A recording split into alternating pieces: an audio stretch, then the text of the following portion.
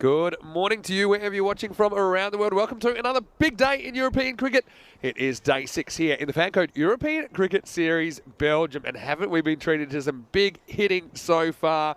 We have Group B. It has been run and done. We have our 4 qualifiers from Group A.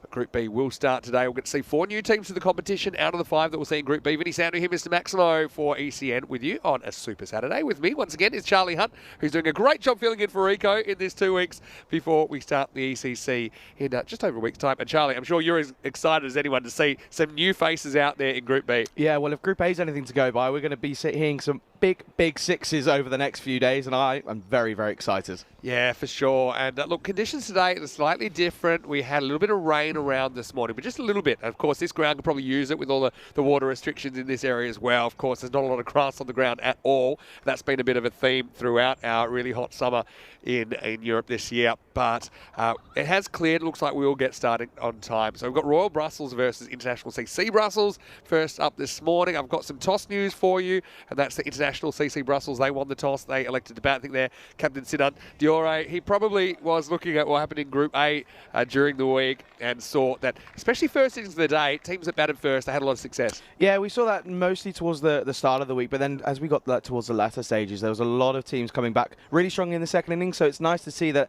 I think we're going to get an aspect of every different outcome in the next couple of games. Yeah, I think so. I think that the batting first or second probably doesn't matter as much here. I think these guys are fearless anyway in their approach. I think sometimes the reason teams batting second fall off a little bit is just because they start to feel the pressure. But these guys seem to be machines, honestly. There's a lot of 6-hitting machines out there. We've got guys that can come out 8, 9, 10 in the order, even 11 in the order. We saw a number 11 score 49 on out of 19 balls the other day. So that was pretty amazing. Zahid Hussain pulled that one out. That's going to be a record I think it's going to stand for a long time. And so, yeah, almost ready to get going here. Of course, we had the last 4 games yesterday in Group A. And, yeah, we saw that one team obviously had to go, and that was Ostend CC, and they were just a bit disappointing, I think, across the board. But this is how it started yesterday, match 17, Ostend CC. Yeah, probably one of the few times we saw teams batting first game in the morning, just not really put a big score on the board. They scored 90, and then the Mechelen Eagles, they got there. It was pretty close, though, in the end, after Saran went late in the piece for 39, but they did get there with 2 balls to spare. And then, well, it's always a special time when you get a golden ball. We had our first one together. It was a special moment, but it was a weird one because Ostend CC, to qualify for the finals, they needed to chase the 119 or 120, the target was, in 6 overs, so that was pretty unlikely. They were on target for a while. They ended up in a golden ball situation after tying the match. Sherez Sheikh unfortunately got to 24 but couldn't get any bat on the golden ball, so they went down, and Mechelen Eagles would finish top of the table with a 7-1 record. Then it was the afternoon session, 2 teams in form as well. Antwerp and 12 Stars CC in match 19. Antwerp, well, Sherry Butt didn't make any runs in that game, went for only 1. They put 101 on the board, probably didn't look like enough, and that proved to be the case as Ronak Jain got them home with 45, 102. They scored in 9 overs, so one with 6 balls to spare. Then the last match of the day, again, this was the battle for second place, wasn't it? And it was super close. To get second place, Antwerp needed to chase the 80 in 9.2 overs, and they did chase the 80 in exactly 9.2 overs. And there was a few controversial moments there. Sherry Butt bowled, but then ruled to be a no ball. So that meant that Antwerp took second place by .003. That could be significant later in the week because they'll have a lower ranked opponent in the quarterfinals. Mechelen Eagles, well, they were the standout team, weren't they? 7-1.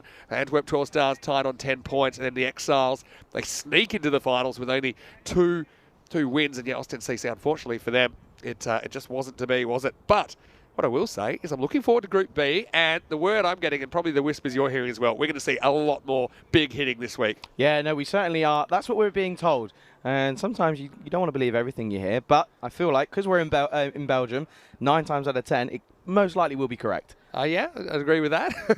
I want to say a quick hello to a few people in the chat as well. To Nate, who's watching from Tennessee, who is super excited to join us, and we're really excited to have you, Nate. And he's already kicked in $4.99 US. Well, thank you. Exchange rate at the moment. That's actually going to take us quite a long way, Nate. Thanks very much. Thanks, Nate. Look, I hope you have a great day. I hope you and the family are well. And we're always really happy to see you. And Rico, if he was here, would send his regards as well, Nate. Joined us for the first time during Barcelona at the start of last year. Anyway, here we go with the first ball of Group B. And it's a no ball, and it's going to be a 6. Wow, worst case scenario, really. It's going to be Maximo. 6 runs. So, well, getting going, getting set, and, well, bang, we're off. Not the start that Rahman Hussain would have been expecting from himself when he woke up this morning thinking, I'm going to be on TV today. Let's go ahead and really put my name out there. And, well, this time it gets this one all wrong. Front foot, no ball. And he gets punished for 6 into the leg side. What a start for Group B. Yeah, well, take that. Rahman Hussain is the bowler here. And, yeah, terrible start, really. So now we'll have a free hit situation. Pretty well put away. It's Teepee who gets a dream start. Now he's got the immunity cloak on. Gets ready to receive the free hit. I think we might have lost the ball. Well, here's ball the thing. We've lost so many balls. That ball's gone too soon. It was only ever hit once. It only ever bounced once on the pitch, and then the next bounce was in the forest. Free hit time. And he does hit it, and he gets it. And how far? Well, it is going to go all the way. Maximal. Well, 13 off the first ball, and if you thought it was going to be high scoring, what about this? If you want to look at the current run rate, it's 78 and over. Well, we could be going at a record pace here. 130 runs now expected off the first 10 overs with that first single legal delivery. And, well, what a start for Teepee. He's 12 off of 2. He's got maximum back-to-back. What a start this is for Group B. I'm excited. Yeah, well, so you should be, because it's going to be fast-paced action. ICCB off to the races. Question is, can Rahman Hussain pull this back? Outswinger goes for it again. Travelling. Out of the ground. Maximal. 3 in a row to start Group B. And this score is climbing. And if you thought you saw some big hit in Group A, well, watch out. Group B, they're showing what they can do. First up on a Saturday morning. Well, I said that I think we're going to see some big sixes. And boy, oh boy, have we delivered. Look at this. Really deep in the crease. And I like to see that from ITP. Really looking promising. Bowling Machine stuff so far, really. This time he misses out. Wanted to go 4 in a row. Good work from Savit Havanur. He's had a bit of a quiet first few deliveries. Gets called upon, straight into action. Yeah, it's... what a way to start a nice Saturday morning here. Yeah, well, it sure is. I mean, you have to wake up. You had Jamil behind the stumps for Royal Brussels. And did well to block that one. I wasn't expecting him to miss one.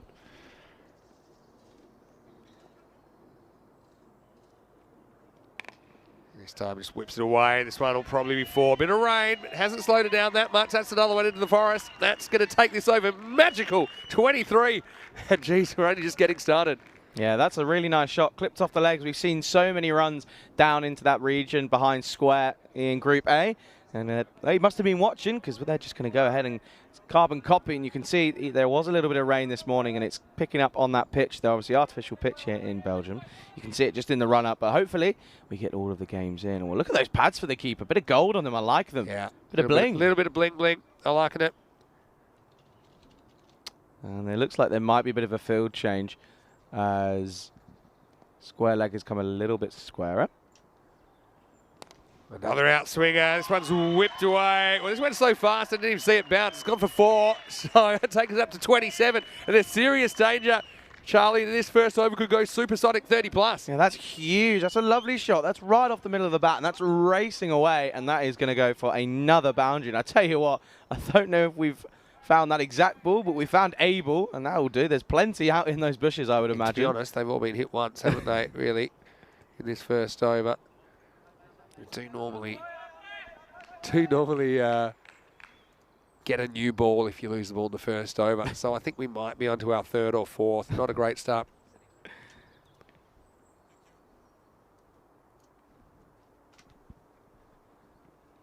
Well, bad, because this is going to be 5 bonus. It's not going to count as a ball either. It will go supersonic 32. We're not even done yet. There's serious danger. This could be more than 36 here. The keeper just doesn't track the line of the ball. He's a bit unsighted because of the batter's body.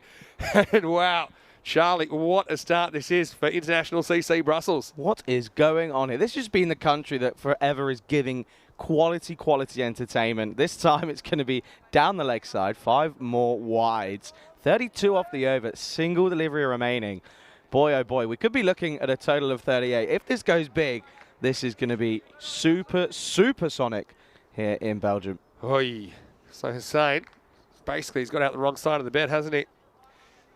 Let's have a look at this last ball. Teepee, he's got 26 to his name. So wait from I somewhere. think the keeper wasn't ready. He's stood back now. Yeah. So he's a bit gun shy after that one. Too early in the morning. Wow. And we're off. Hussein, last ball of the first. And he's going to whack this away. It's going to be the equal second most expensive over ever on ECN to start Group B. 38 come off the first. And, well, ICCB making a big statement after 1 over, 38 without loss. That is ridiculous. He had no right to hit that to where he did. He flicks it. It's a bit of a helicopter shot, but it's so risky, but so strong into that area. And I think we might be looking at 180. Lucky we don't have day 6 on there. You said 880 would be par. Well, maybe in Group B you're right. I mean, if we put day 6 on there at the moment, it would be off the screen. Oh, but, I mean, a lot of chat about run rates. Yesterday, only 10 and over. 11.5 was the overall run rate in Group A. So let's just remember that figure, and maybe we'll see with Group B exactly what they deliver. Yeah, but, 115 is par. Still feel like 115 is a little bit light on this ground. It's a very interesting ground if you're just joining us. There are a few quirks about it. One of them is on the left-hand side of the screen. There's like an adventure playground, and it makes that boundary a bit shorter. You'll see the fence and the netting, which protects the kids that are playing in that area if they're here. Anyway, second over, Sarab Zahid will bowl it. Sandaram gets a chance, and he's going to have to deal with a wide first up. Just pitches on the pitch. Sorry, Jamil has been a little bit busy behind the stumps, hasn't he? Not got it right 9 all the time, but early on this morning, you can see just around the pitch, especially where that rain's sort of taken effect. And that's going to be the issue. If we get a lot of rain, because it's just so dry in the first place, it's just going to turn to mud. Yeah, that's a risk, isn't it? Something we don't want to see. Keanu said he's on 200 watch. Let's see what happens next. And no ball called, so this might be caught, but it won't be out. In fact, it's even worse because he's going to bang it across the line for 4. There's no way that's going for 4 if he doesn't drop that. That one's almost into Adventure Island. Stopped at the border, and right now it's a disastrous start for Royal Brussels. I don't know how that's gone for 4. That was wasn't an easy catch, but I don't how it's just bounced off his hands. Is he got rock hard hands? Is he not trained enough in this season? It's not like we're at the start of the season. That's just run away. Rubber palms Taha Chowdhury has just somehow manufactured a 4 there. So there's now 44 and over run rate happening. 440 pace. Surely it's going to slow down soon. And big swing and a miss, a red dot ball. Is that the first one we've had? I mean, we do work Saturdays, and you'd expect maybe it would be a bit more of a calm start. Never. Hasn't been. Yes, the second dot ball, there was. I mean, here's the funny thing about the first over. There was 38 off it, but there was a dot ball. So, wow. Oh, dear. I wonder if we'll see could have been worse. If If it wasn't for that dot ball, I mean, the biggest over we've ever seen is 39. Yeah. Would have been broken. That's better, though. It's just taking them a little bit of time to find their spots. And Zahid's got another one past Sandaram, who they probably should think about even just getting a single here, but not many Belgian batters think that way. No. Well, this is good to see. This is good character from Royal Brussels. They know that they've been electrified early on. They need to just get back and do the simple bits here. This is going to be no ball again. And this is also going to be 4. Oh, no. So, I mean, just a few bits of indiscipline here. Yeah, so, yeah, Zahid. Let's just have a look here. Did seem to be for the foot. Yeah, mustn't have had anything but behind the line. So that's another 5 bonus runs and an extra delivery. He looks like he's off the wrong foot as well. Yeah. And I think that might be playing an effect here. Just doesn't seem to get that run up or the rhythm in his run up correct. And that's just what's pushing him slightly over that line. This could easily be the quickest 50 ever. If they score off this ball, it'll be in only 9 balls. Oh, they won't get there. So, but I'll tell you something interesting, right? So the time we had, I think 37 off the first over. So that's the biggest run total ever off a first over. It was formerly 37 in Spain, and that team that hit the 37 off first over lost the game. Oh dear. Adelina Shahid. Well, don't tell International Brussels. Yeah. So anyway. Oh wow. I don't know how he's hit this. I mean, if he hadn't hit it, it would have been a really tough one for the keeper. But he's completely lost his grip on this one. And so that will bring up the 50 partnership. And it will be brought up in only 9 balls. So it is the quickest 50 partnership we've ever seen for an opening pair. And now we've got another free hit to deal with. Yeah, this is just going from bad to worse, isn't it, for Royal Brussels? Not the start they would have wished this morning. Free hit. Smacks it. And that's going to be 4. 1 bounce. And this good start just keeps on keeping on. I mean, the way we're going, that power play record of 82 could be in their sights. And ICCB, they have taken no time to get their eyes in. They've had a few gifts as well from Royal Brussels. But what about this? Look at that run rate. That's insane. It's crazy at the moment. And Zahid, he knows he's still got 2 to deliver in this over. And he's actually bowled 2 pretty good seeds that were played and missed that. 16 of his first 4 deliveries. I'm speechless, which is not good for this job. I'm not often speechless, but I'm on my way. Goes after this as well over the offside. This will probably run away for 4 more. It does. So up to 58 now. Let me get out my calculator. Yep, that one's gone magical too. That's 20 off this over. And still a ball to come for Zahid. And ICCB are 58 without loss after 11 balls. Sundaram's just sort of sat at the other end, and he's not going slowly. He's 16 off 8. But when you look at what side Tepe's been doing, he's going really, really slowly. Look at that partnership. 58 off of 15 deliveries. One of the issues here is the reason it's 15 balls is because there's been 4 no balls in here. You know, so it's only 11 legal deliveries. Goes to long on this time. It'll be cleaned up. So the Heat goes for 21. Up and away. The most runs we've ever seen off the first 2 overs of a game is 59 for no loss after 2. Well, that's a single, which I think is the first one we've seen this morning. It's a bit of a rare sight to see. But no, good morning to everyone tuning in. Thank you ever so much for choosing to choose the ECN to watch here on a lovely, bit of a chillier, wetter Saturday morning. Different sort of a morning, isn't it? Yeah. We've had some pretty good weather, been blessed. This is just a look at the teams that we'll see in Group B. So you're looking at Royal Brussels here and International CC Brussels. Later on in the day, we'll get to see Legion Beverin. So yeah, a lot of chat about Beverin as well. They are the defending champions here from 2 years ago, and they're also the team that will represent Belgium in the ECC next year. Also, we'll see Ghent, but we won't see them until Monday after our rest day. Anyway, Oliver Harrington is going to bowl the next over, and he almost gets a wicket first up. This one was probably catchable height, and well, it's nutmegged the fielder as well, and that guy, well, he needs a hug, doesn't he? Saram Zahid just went magical with the ball. This one goes straight between his legs and bangs into the fence of Adventure Island for 4. Well, this is incredible. What has the rain done? Look at that. A bit of a strange attempt. But then this one, little Tortuga nutmegs him, and he's in on goal. He might have scored.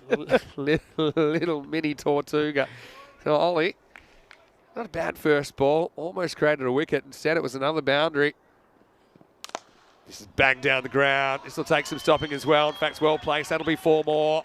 So they're up to 67 now. And Sundaram, he's stolen the thunder a little bit, hasn't he? After TP was so good in the first over, he's taken over. But the boundary's still coming thick and fast. This is incredible from International CC Brussels. What am I witnessing? This is insane. It's just, I'm almost speechless. It's incredible to watch. Short and missed out this time. Rare miss. A rare dot ball as well. This has been incredible. 63 on the board here in the 3rd over. 67 even after that boundary, of course. That one just missing, looking for the uppercut. Unable to cash in was Sundaram. But he won't mind that. 25 off 11. But look at TP, 32 off of just 7. It's an incredible strike rate. 457 strike rate. Well, this is short, and it goes sideways. It's going a long way. Maximo swinging into the 70s. And, well, like I say, that biggest power play ever in ECS cricket is 77, actually. The 82 came during the ECL earlier this year. So, I mean, they're right on target to do that. I'll give you a funny one, though. The highest power plays in the ECS are 77 and 74, and in both of those games, the teams lost the game. No way. No way. It was just like this, and then they turned out. There's a lot of cricket still to go. Harrington, the comeback ball. It doesn't quite get this, and, well, it's hanging towards the fielder who drops it. Well, I know it's not easy conditions. We've seen a couple go down so far. And Sundaram gets a life on 31. Yeah, who would be a player for Royal Brussels right now? It's just not going their way. Being absolutely smacked all around the ground, 360 degrees, and then they put a catch down at the first opportunity of asking. It's just not their morning so far. Single delivery left in the power play. Oh, well, a 6. Forget that. And that's out of here. So it is the highest power play in European Cricket Series history. It's 80 Off the first 3 overs, he leans on this one over that short boundary, and this is a speed we've never seen in the ECS. What a start for ICCB. This is incredible hitting. 80 for none after the power play. And it doesn't matter if the power play is over, because 9 times out of 10 it's going over their head by about 25 meters. So it really doesn't matter, but it is going to be the end of the power play. And this is just incredible to see. I hope people have woken up early on a Saturday morning. Might have gone for a lie, and well, if they have, they've missed out big time here. 80 for none after 3. And I tell you what, I like International CC Brussels. They must have heard me on the first morning going really excited and calling 180 as a par. Yeah, well, I mean, at the moment, they're on 267 pace. Look, here's what I'll say, though.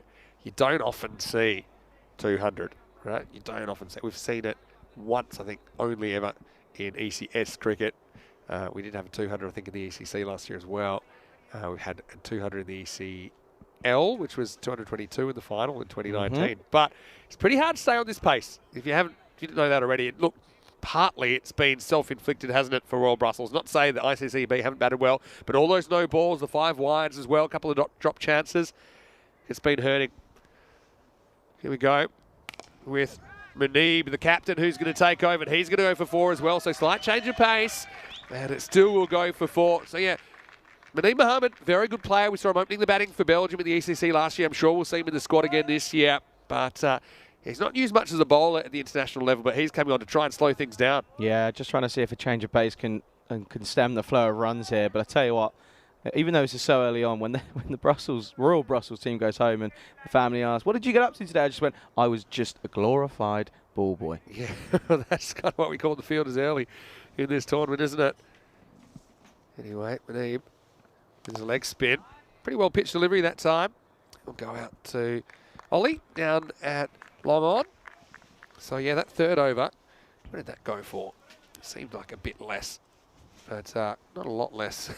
It wasn't exactly in the single figures. I'm going to say 22 off the top of my head. I have to go back to it. 21 actually for Harrington. And this next one is going to be an under edge, and this is probably going to test the fielder. He's after it, and well, does well. And that one probably yesterday goes for 4, but with a little bit of rain, slow things down slightly. And we'll just get the 1. So yeah, good commitment there. But finally, Royal Brussels maybe waking up here. Yeah, this is good. This is always good, promising to see. I like this because they haven't gone down. Their heads haven't dropped straight away. They know that sometimes this is just part of the game. It's going to happen. A little bit short this time, hit hard. It won't be an easy stop. Once again, does well to keep this in the field of play, just a single. Want to say a quick hello to Jack, who apparently is a big fan. Hello to you, Jack. Hope you're well. Also want to say thanks to Nate, who has donated another $5 US for cricket ball fund. We might need that. Might need a bit more. Hello to Kiana as well, saying hard to keep this up. Yeah, sure is. Now, let's see. Full toss. I was asking for trouble. Doesn't quite get all of it, but it still will get to the boundary for 4. So TP's probably upset there. Probably thinks he missed out on 2 runs. But yeah, Manu, it can't be easy for the leg spinner to grip this ball either. And so, yeah, the boundaries just keep on coming. They're overs so far. We've had 38, 21, 21. Incredible. So a super duper sonic and 2 magicals. He goes after this as well, but he might have found trouble. Oh, it's a difficult one, but it's put down by Harrington, who's down there at long on. They hustle back for a couple. So in the end, that's a pretty cheap over because it only goes for 14. So 4 overs in, the score is 94 without loss. Have a look at this. I mean, it's not an easy catch at all coming in, especially in slippery conditions. Not easy, but it's a really good effort, though. But I tell you what, 12 boundaries already, and it's only been 4 overs. Well, good morning to you, wherever you're watching from around the world. Vinny Sandu here, Mr. Maximo. Alongside me is Charlie Hunt. And, well, we've seen a lot of action and excitement in Group A. We've seen so much in 4 overs already, but thank you so much. I'm going to keep coming back to that chat, ECN European Cricket Network. Sure. One thing we're excited about, and you're excited about, I think everyone's excited about, is that the ECC is coming up. And now there's only 9 days to go. It'll be just over a week's time. Then we'll have T10 international cricket back on ECN. It's a pretty good first up ball from the new bowler.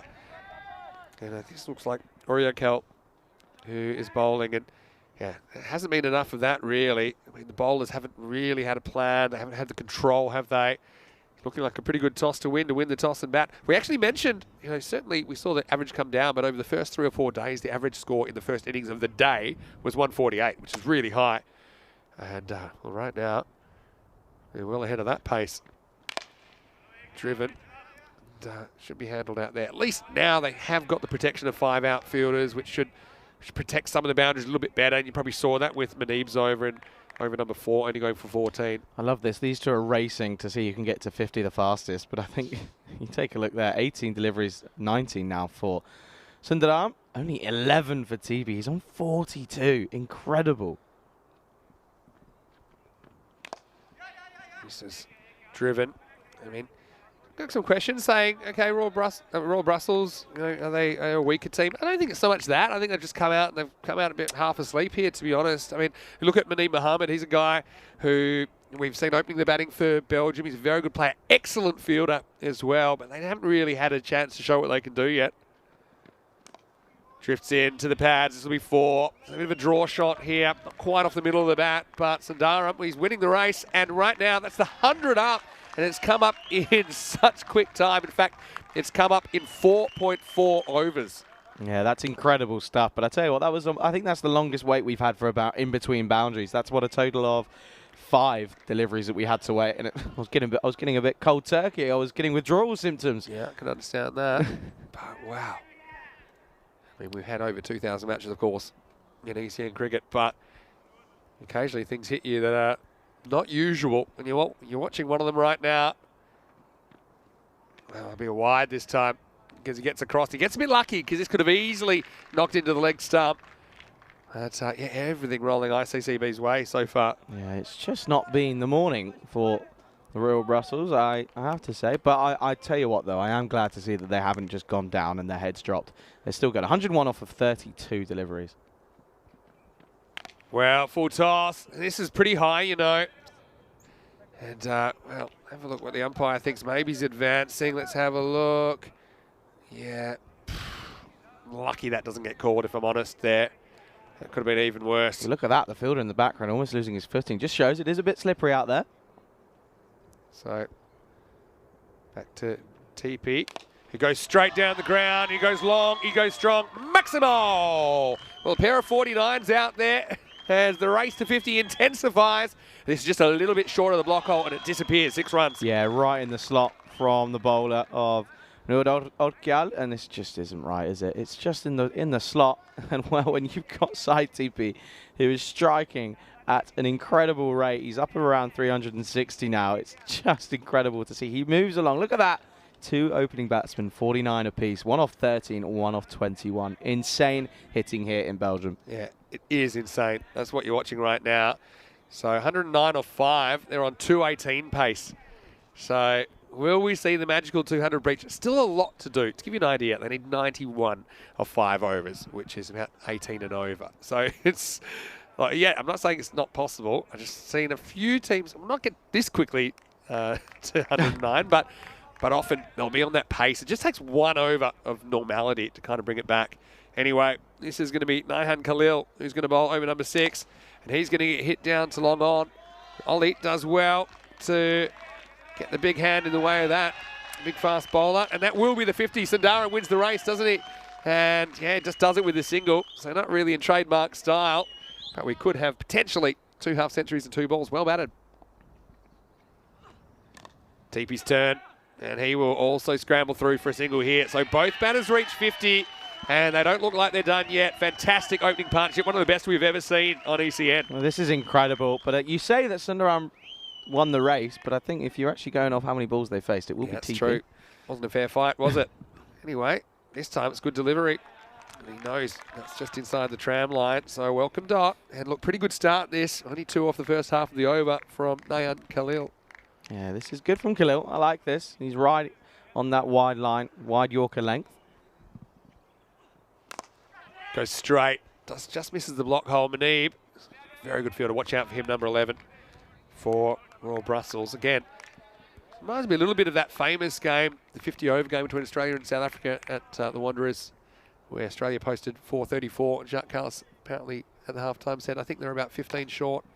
Anyway, this is going to be another testing one out there to Oryakel, just a single.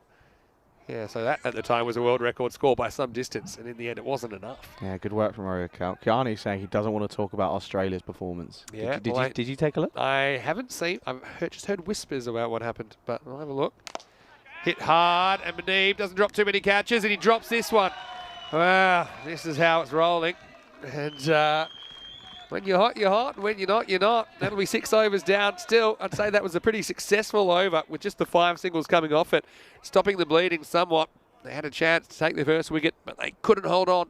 114 for no loss after 6. How many hats has he got on his head there? We'll take a look at this. Who would want to be a bowler? Look at Hussain. He's not going to want to take a look at the highlights reel at the end of this game. Is he 38 off of his single over? No surprise, we haven't seen him back yet, but do you reckon we'll see him again? Not sure. Probably not. But, I mean, sometimes he needs another over just to, otherwise, to let that hang on your mind for too long, probably... It's not great for the confidence, is it? Anyway, Manib's going to come up with his leg spin, over number 7. Remember, his over in the 4th went for 14. He gets hit down the ground. It gets hit pretty well. This is all the way. Maximal! Well, take that. I mean, there's nothing too wrong with the delivery, but these batters, they've got absolutely zero fear at the moment. Another 6 to start and over. Well, I told you, even though it was the end of the power play, I don't think we were going to see any stoppage in the flow of boundaries, because it's just normally sailing over their heads, and that is another one that's gone a long way. Worst thing is he just drops Sundaram, right? The very last ball, and the next ball he gets banged for 6. Shorter this time. Doesn't quite get out of the middle of the bat. Be disappointed. That one could have disappeared as well, but just a single. Yeah, no, this is a good over, really, apart from that 6 starting on. But that's a good comeback. He knows that he darted in a little bit more, but it was a shorter delivery. But obviously the change in pace just got Sundaram a little bit. TP's turn. Gets a full toss, and he smacks it. Really should travel, and it does. That is aerial and out of the ground. Maximal! And I think this is going to be a free hit because it's too high as well. So that's a 7. That one was on its way to heaven, and right now, well, it's quite the opposite for Royal Brussels. It's getting pretty hot where they are. Yeah, they're looking to really get in towards the 200 there. They know it's within play, and I tell you what, how many batsmen have got pad rash? They would have thought, well, 10 overs, we're going to get a chance surely at some point. But they're still 6.3 overs in, and they're not ready to get going yet. But incredible stuff from TP yet again. Drop below the 200 pace, but I mean, with a free hit, they could get back on it before you know it. And he hits this one pretty hard as well, and that one's going to be out of the ground. Maximal! TP, well, he lost the race to 50, but he wins the race to 60. He moves to 63, and he cashes in this free hit for a Maximo. Oh, this is just incredible hitting. It wasn't a terrible delivery, but look how deep he is in his crease. I've been asking this from batsmen for the last 6 days now. Everyone's been trying to go out of the crease, which of course does work, but TP goes deep, and it gives him more time to get underneath the ball. Manib, still 3 to spend. Bit of length on this one as well, but this one could be a catch. He's totally misjudged this, and it's gone for 6 as well. Maximal! Well, this will be an interesting replay, because I thought the fielder comes in a couple of metres here first up. You see, if he's right back on the rope, he might catch that. Well, maybe not. But Mustafa couldn't do anything about it in the end, so put that one with the rest. Oh, they're back up to that 200 pace now, looking at 210. 140 now on the board. What an opening partnership this is, by the way. No wicket down yet. Pace is back up to 210 now. And he's gone. So Manib finally gets a wicket. Well, it was love 40, wasn't it, for him? But he does break through. He slips a quicker ball. Actually, pretty good delivery to get TP. He goes for a breakneck 69 off 19. And finally, we have a wicket. Breaks the opening partnership at 140. 140 for 1 in the 7th over. Yeah, he darts that one in quicker. And I tell you what, well, that man can walk off with his head held high. Side TP finishes on 69 off of 19 deliveries. 2 4s, 9 6s. That's just incredible hitting. He races off. He knows his job is done. But I tell you what, I wouldn't want to be the man coming into number 3, because you've got to carry on where he left off. It's a lot of pressure, isn't it? Really? But yeah, it's a good ball. It went straight between his legs, I think, in the end. And, well, let's just say, look at that. He's the belle of the ball in there, isn't he? He's very, very popular. Apparently, I put the commentator's curse on. I didn't even realise that. Yeah, thanks very much, Charlie. Shock. Anyway, Manib gets 1 ball at the new batter. It's another quicker one. And, yeah, they're going to turn down a single. Don't know if it was there anyway, but I think that's all about Sundaram wanting to face. So, a new batter out there is Gangadhar Bari. And after 7 overs, the score is 140 for 1. If you want to know what's coming up in season 22, it's going to be big because we have 5 weeks in Khartoum. We'll have the ECC, which is T10 international cricket, including the Belgian side. Looking forward to seeing them. We'll see that Monday to Friday for 5 weeks. And on the weekends in between the 5 weeks, we'll have the FanCode European Cricket T10 Spain. So there'll be 9 domestic teams there coming up. And then we'll go to Croatia for a week, Malta for 2, and Spain and Barcelona for 5. Malta. To finish the week. Love Malta. If you play your cards right, I might get you on the Malta one next year for ECS. All right. Ooh. Anyway, just try and keep up with this for now. Here's Khalil. Comes back, bowls a full toss. And this will be Harrington down there, who will keep it to a single. Yeah, again, so look, they're right on that 20 and over pace after 7 overs. So they're going to have 20 and over from here to get the 200. This is thick edge, and it's probably going to run away for 4. It will. So that's handy. And so it's the first boundary for Barry. You see, it's just all about the placement there. But you can see how hard it is to get this 200, right? I mean, you would have sworn, okay, they've got a bit as good a chance as anyone, but they still need to go at 20s from here to do it. Yeah, no, this is true. 200 is a big, big score in any form of the game, apart from Test cricket and ODI cricket. But in the shorter formats, it's not easy to go ahead and get to, but they're on par here. This is hit hard as well, straight at the fielder. So that'll just be a single. And just that's a single, but that's a single is gold dust, really. I know Rico always says that a dot's gold dust, but I think a single, you'll take a single at this point as well. Silver dust. Well, it goes after this slot, up, away, Maximo. Well, another one, Sundaram into the 60s now, and they are not slowing down. Belgian cricket at its best. The Belgian method alive and well here in Group B. Yeah, the Belgian DNA flowing in the stems of the international CC Brussels, and this is excellent hitting from Sundaram again. He races on to 66 now. It's just insane hitting. Candy's got a good question about Tim David. That's a very interesting one that you pose. Rare dot ball. He's asking, does he think that he gets anything out of coming back to Australia to play longer forms of the game, try and get to ODI and Test cricket, or just stay a T20 specialist? Interesting. I'd probably say, logically, he probably gets more out of playing short form cricket around the world against the best players. Just saying. Well, this one could be a chance. Muneeb, he won't drop 2 in a row, and he's not dropping this. So Sundaram's going to go. Muneeb looks frustrated. You can understand why. He's wearing many hats, and they're weighing him down at the moment, really. Both openers now removed from the equation. Maybe we'll see some normality for a couple of overs, but maybe not. It's 152 for 2. Yeah, and that will bring us to the end of the 8th as well. So this is interesting. So he will have to make the long... He's jogging off. It's not the long walk, it's the long jog. But again, he's done exceptionally well. 66 off of 31. Incredible strike rate. But again, 2 fresh batsmen at the crease now, and that's exactly what Royal Brussels have been waiting for. They know that if they can just break that partnership, which they did, and now they've got both of them, it'll make life easier. Yeah, you can see, once again, how hard it is to keep up that 200 pace. I mean, they're ahead of it at one point. Anyway, back to live action. The next ball is played out to point for a dot. So, a new batter out there. Here's Rajaseka. So, he starts with a dot. Golly. So, yeah, you know, credit some of the bowlers that have had to come on and bowl in these difficult situations. They have at least removed the destructive performers. This is hit pretty hard into the ground. They'll take off. Pretty much the singles conceded that time from Royal Brussels. Yeah, just a single. Again, the single is silver dust, as we've worked out. Yeah, I think so. But, look, here's the thing. They got some pretty good hitters of their own, Royal Brussels. That's the thing. International talent. You know, if you're ever going to see a big chase, this is one of the things I thought. I thought we'll see the biggest chase ever in ECS during this series. They'd have to beat 159. I think they'll have to here. So yeah, don't count them out just yet. They'll know exactly what they have to do. And Harrington's been pretty good down the ground there. A lot of work to do. We saw it in the first group 8. There was a lot of work in the field, mostly at square leg and also long on, but no surprise there really if you're a loyal viewer. Yeah, that's the kind of ball that was disappearing earlier, wasn't it? Kind of slot delivery. Look at where that required, or that projected score has dropped to now. Yeah, it's dropping. Yep, sure is. Much to the delight of I suppose even if they walked off right now, you got 154. It's above average. We know that.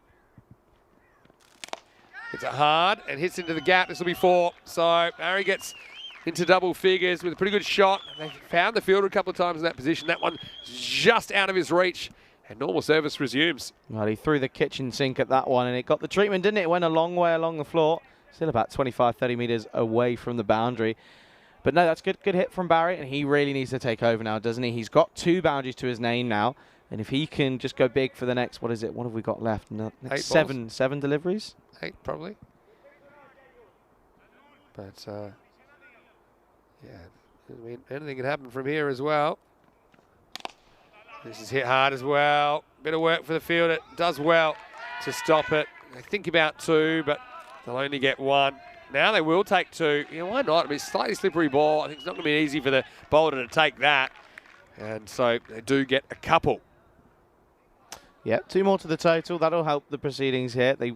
I reckon now they're currently looking at around 180. As genuinely, and I'm not taking the mick. I'm with you. Genuinely looking about 180 as a total here after their 10 overs. Well, they're 160 off 9.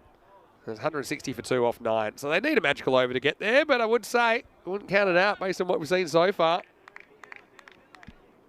So, well, hopefully everyone is enjoying their morning coffee.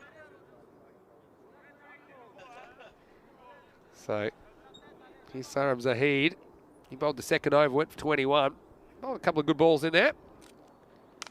And this is going to be close. Even though he's tall, he's not getting this one. Ollie, watch it sail over his head. Maximo, 166 and counting. ICCB, what a score this is in the first innings of Group B. Well, I'll tell you what, they will be so proud of the way that they've come out and attacked the Royal Brussels here. They know that they've got to go big. They know it's T10. It's got to be rapid pace, and, well, they're above that at the moment. 5 to come now. And this one is a false shot. It hangs up in the air. It's catching opportunity, and it will be taken. So it's going to be 6 and out for Golly. And so a rare wicket. Zahid gets his first of the series, and now the score 166 for 3. Yeah, but I'll just check out Golly. Just trying to go big again. It's the last over. Plenty of wickets in hand. He's got the license to do so. Just a bit of a leading edge, outside edge. So it's a pretty easy catch in the end for that man there, for Wasuk Butt. And he will go 166 for 3. New man coming in. Well, he's got to just swing, hasn't he? Yeah, I'll tell you what makes this quite interesting is that I think these are probably the least friendly batting conditions we've had this week. Yep. Because with a bit of moisture around, I think the ball gets a little bit heavier. I think the outfield, not that it's been used that much, is a bit slower. I suppose the counter to that is that the bowlers are having a bit more trouble controlling where they're putting the ball. So, I mean, you're looking at the average run rate so far, 11.5. So, I mean, it's the same field we've been using all week. Yeah, no change in the playing conditions. Just the weather is a little bit different. All right, here we go. 4 to come, and sneak away for 1. Bowler doesn't gather it first time, so it's Konduru who's out there, gets off the mark. Over to Barry now, who's got 3 to play with, and well, maybe with a few boundaries, you could get you 180. Charlie, I will be so happy. Famously on the first morning when we saw something, well, not quite as destructive as this, but not far off. You said you thought 180 would be an average score at this ground.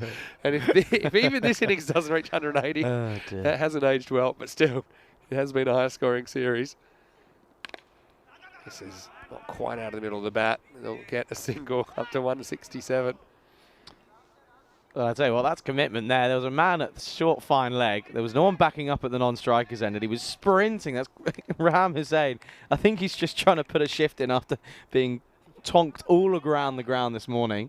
He's just trying to put a shift in. Yep, got to try and do something. 2 to come. Gone. Sour bowled by Zahid.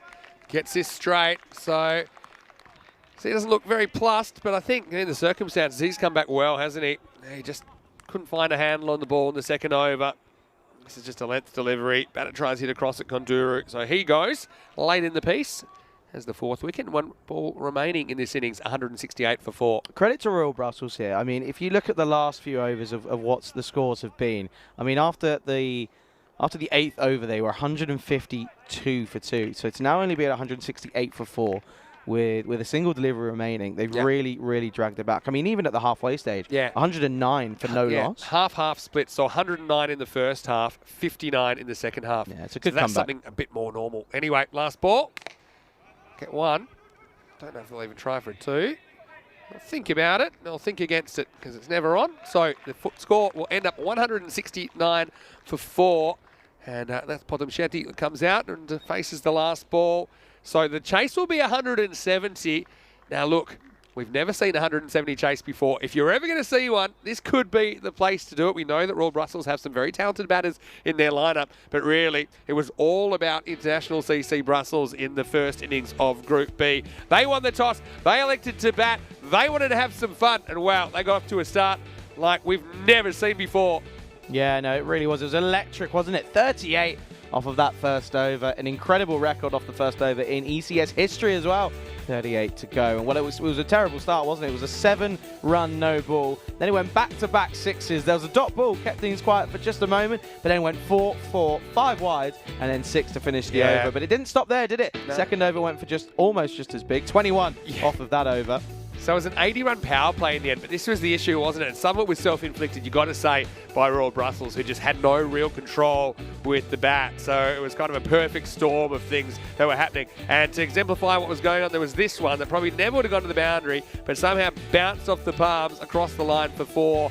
And they just never looked like slowing down. And we thought for sure perhaps that 200 was on, but you know, we've got to give credit to the guys that went out there, TP and Sundaram. I thought they batted very, very well. They really cashed in. They were fearless, weren't they? And nobody was safe. It's another one that was a half chance, really. It ended up copping a bit of a Tortuga through the legs for 4. There's Harrington, who tried his hardest, but I mean, not much that he could do about it with some of these shots. Again, look, they'll learn from that, I'm sure. I suppose the positive would be they only conceded 60 off the second half, which is more of a regular kind of a half an innings. But that first half, well, we feel like it's made life really tough for Royal Brussels in the second half of this game. Yeah, no, it certainly did. But again, credit where credit's due, you know. And also, I think that International CC Brussels, they might be a little bit disappointed after that exceptional first half of the innings. 109 for none after that 5th over, and then to only go on to make 60 off the last 5 just shows I think they may have missed a bit of an opportunity there. But they will be proud of the way that they've come out here on a lovely bit of a chilly Saturday morning here in Mechelen. And again, looking at the rest of the highlights, most of these highlights coming in that first half. Again, 69 on the board for TP, striking at an incredible 363 pace. 2 4s, 9 6s in his innings. Exceptional work. But then he was also backed up. But it was that partnership, wasn't it? Anand Sundaram, 66 off of 31. 9 4s and 3 6s, striking at a mere 212 compared to his opening partnership. But that partnership was worth 140, going eventually at the end of the 7th over. And, well, after that, they ended up losing, what was it, 28 for just 4 runs. So, for 4 wickets even. So that'll just show that there was a good comeback from Royal Brussels in the field. And you take a look at the rest of these highlights. But it certainly was self-inflicted from Royal Brussels. And they'll know what happened in that first 3 overs. Of course, only being 80 for none after that first 3 overs of the power play. And, well, that was a good catch in the end from that man, Muneeb Mohammed. Again, he's a player that's been singled out as an incredible fielder. He dropped one early on, but he got a good comeback. But not even Ollie Harrington could go ahead and cut that one off. He's one of the tallest men I've seen on a cricket field, but that one wasn't able to be cut off. But that was a good catch in the end by Wasuk Butt coming to his left, and then I think there was just some wild swings. But they walk off with their heads held high. 169 for 4 after their 10 overs, setting 170 for victory. It'll be a record chase if the Royal Brussels can go ahead and do so, but it's all to tell here on the European Cricket Network. And there we go, take another look. 69 off of 19 deliveries for Sai TP. Incredible work from him. Just goes to show Belgium is the country that keeps on giving. And then Sundaram as well, quietly really, 66 off of 31. And then Barry came in at number 3. It's not easy coming in at number 3 when you're replacing an opener who's striking at over 300. And he ended up with 13 off of 9 with a couple of boundaries to his name as well. Ended up with that 2 boundaries, the 2 4s for him. But then also, Golly, he came out 7 off 3 for him, and eventually he was gone after hitting the single boundary. But look at that one there, Raham Hussain, 38 runs off of his single over. He won't want to look back on this one, but he'll be back again in the second game. That all comes later on, but don't forget, we'll be back in around about 5 or 6 minutes or so as the Royal Brussels, they've been set a record total of 170 for victory here And we'll be back in 7 minutes or so as you're watching the FanCode European Cricket Series here in Belgium. Match number 21. It's all to do here on the European Cricket Network.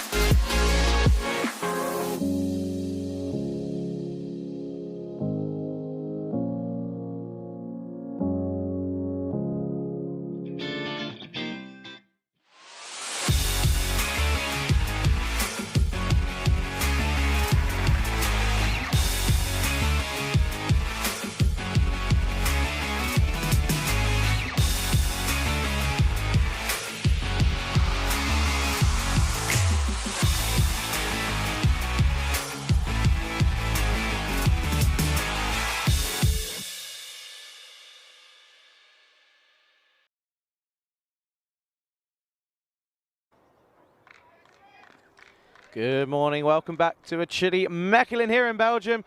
And we are just coming off the back of an incredible first innings in match number 21. The first match of Group B action here in Belgium.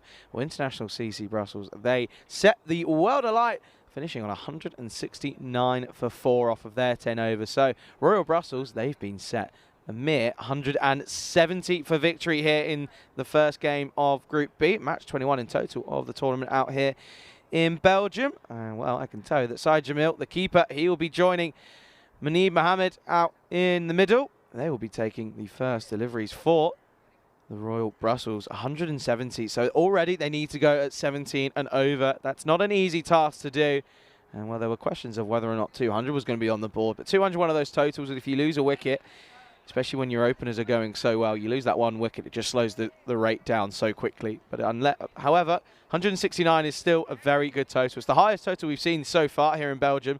What a way to get Group B underway. And well, Royal Brussels, they will be questioning a few things after that first 3 overs. The first power play going for 80 for none. Just shows you're slightly off the target with the ball in hand. You will get punished. But we are going to see for the International CC, it's going to be Mandapati is going to be opening the bowling, I believe. Change it over so it won't be. In fact, it'll be Sanjit Kumar.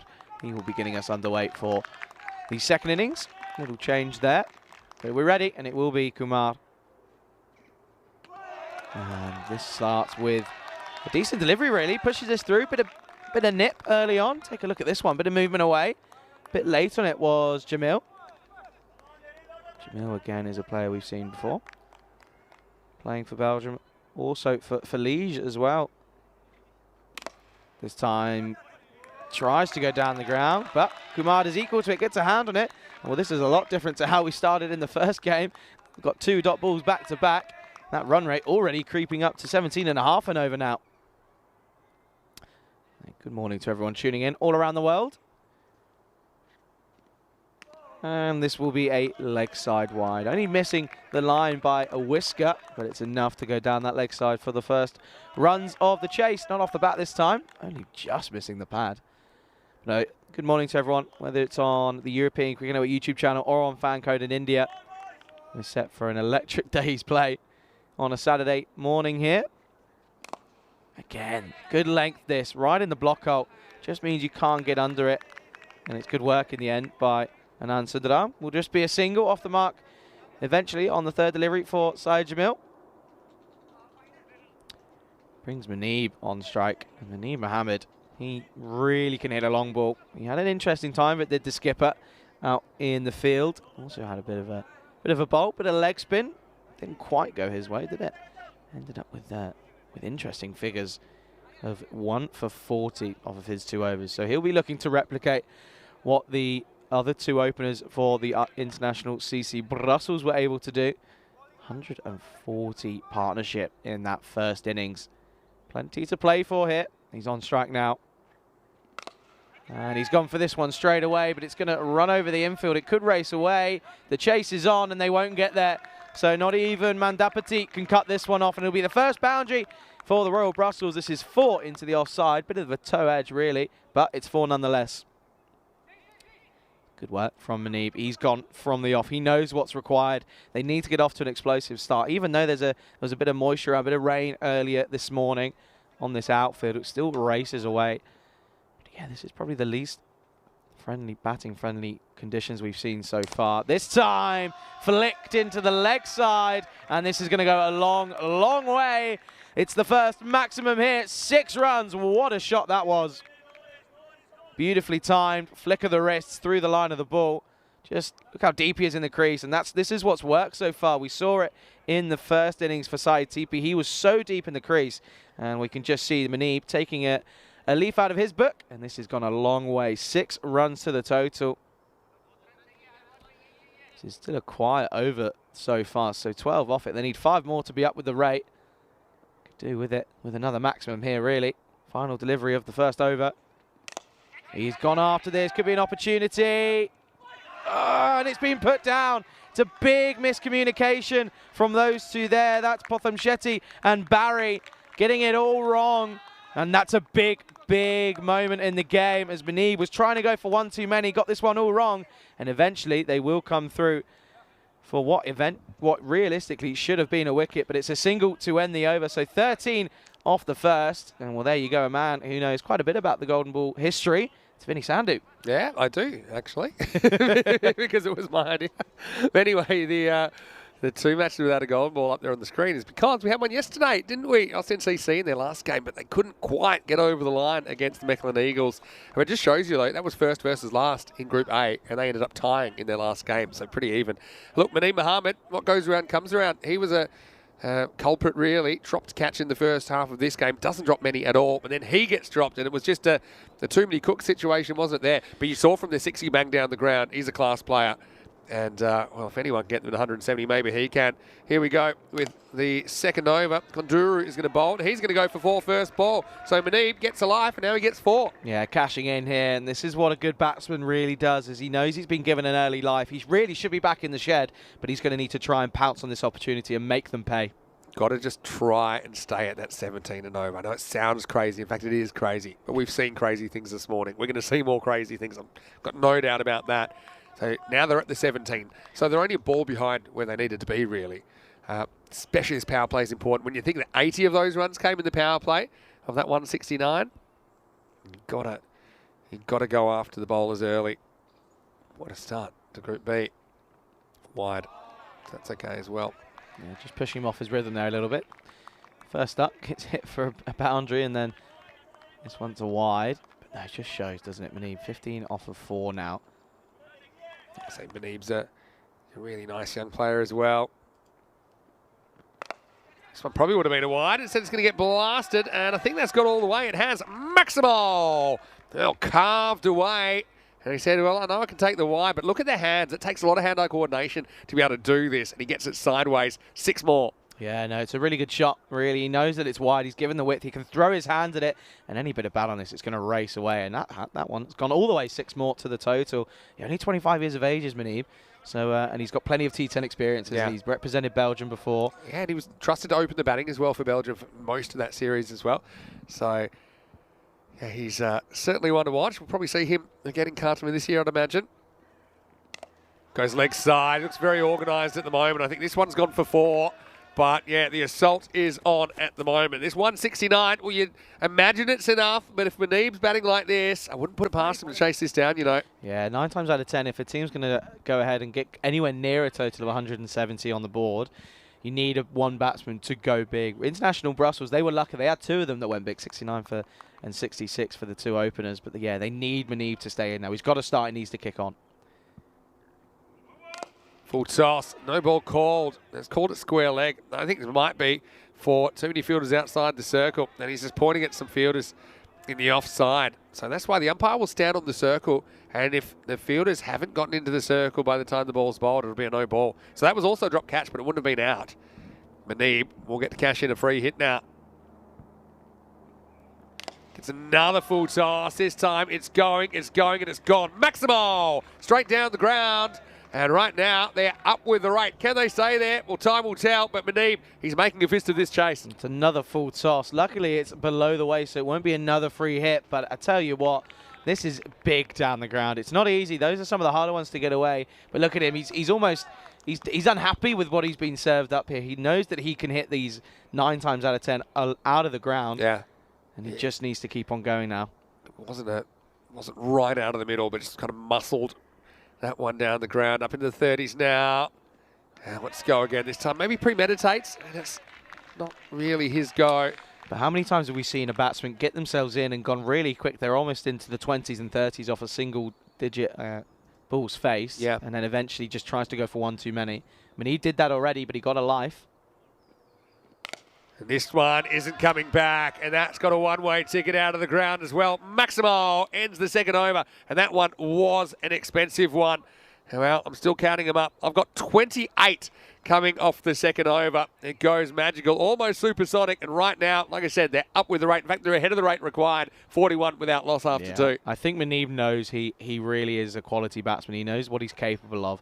Because you could just see there, even that he didn't middle that again. That's 2 maximums that weren't middled, and I think he knows it because his head goes down straight away, and he just expects greatness from himself. Let's have a look at this group. It's going to be an interesting one, no doubt about it. Get to the team we won't see today. We'll see them on Monday for the first time. Obviously, you're watching Royal Brussels and ICCB.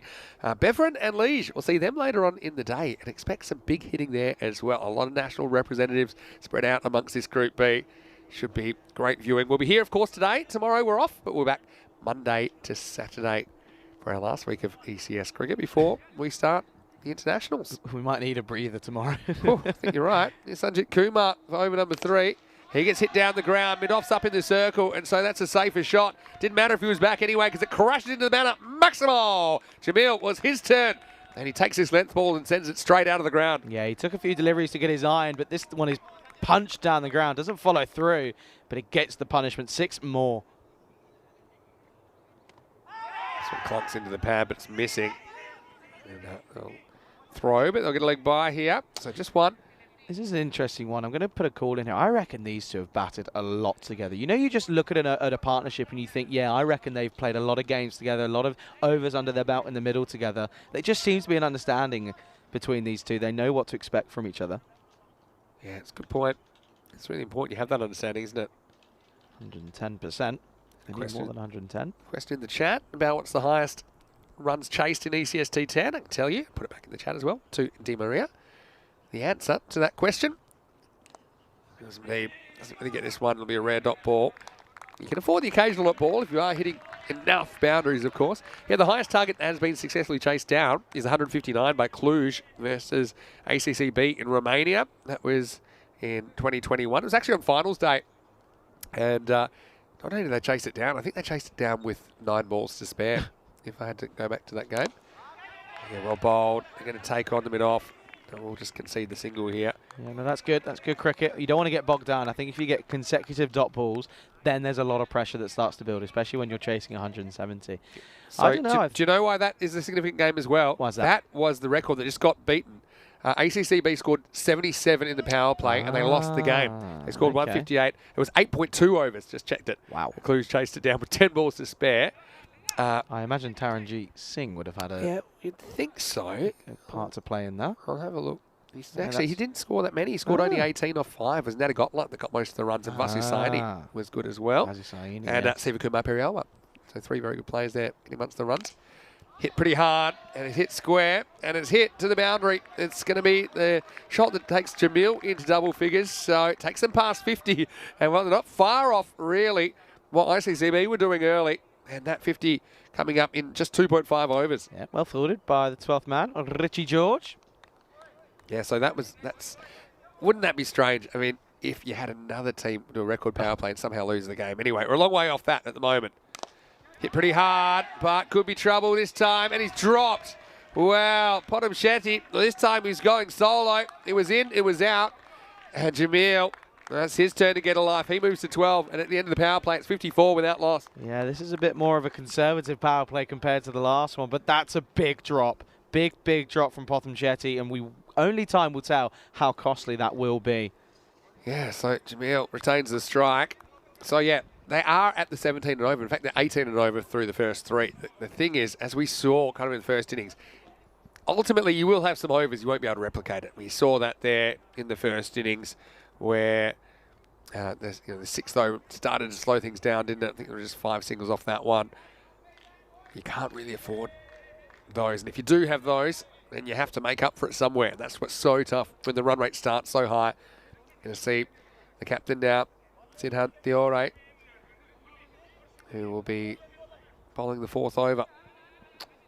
Yeah, taking matters into his own hands here. I think they know they need a wicket. This has been a good partnership so far, just 54 off of 3. Yeah, a wicket just changes the game. We saw it in the first innings, just stem the flow of runs. They could do with that here. Wow, high-ish. Comes down a bit. Yeah, it's no ball. Felt like it probably was. Just you see Sid struggling to maybe grip that. That's definitely at the waist. Should be called. Is called. And so free hit coming up now. Umpires out there.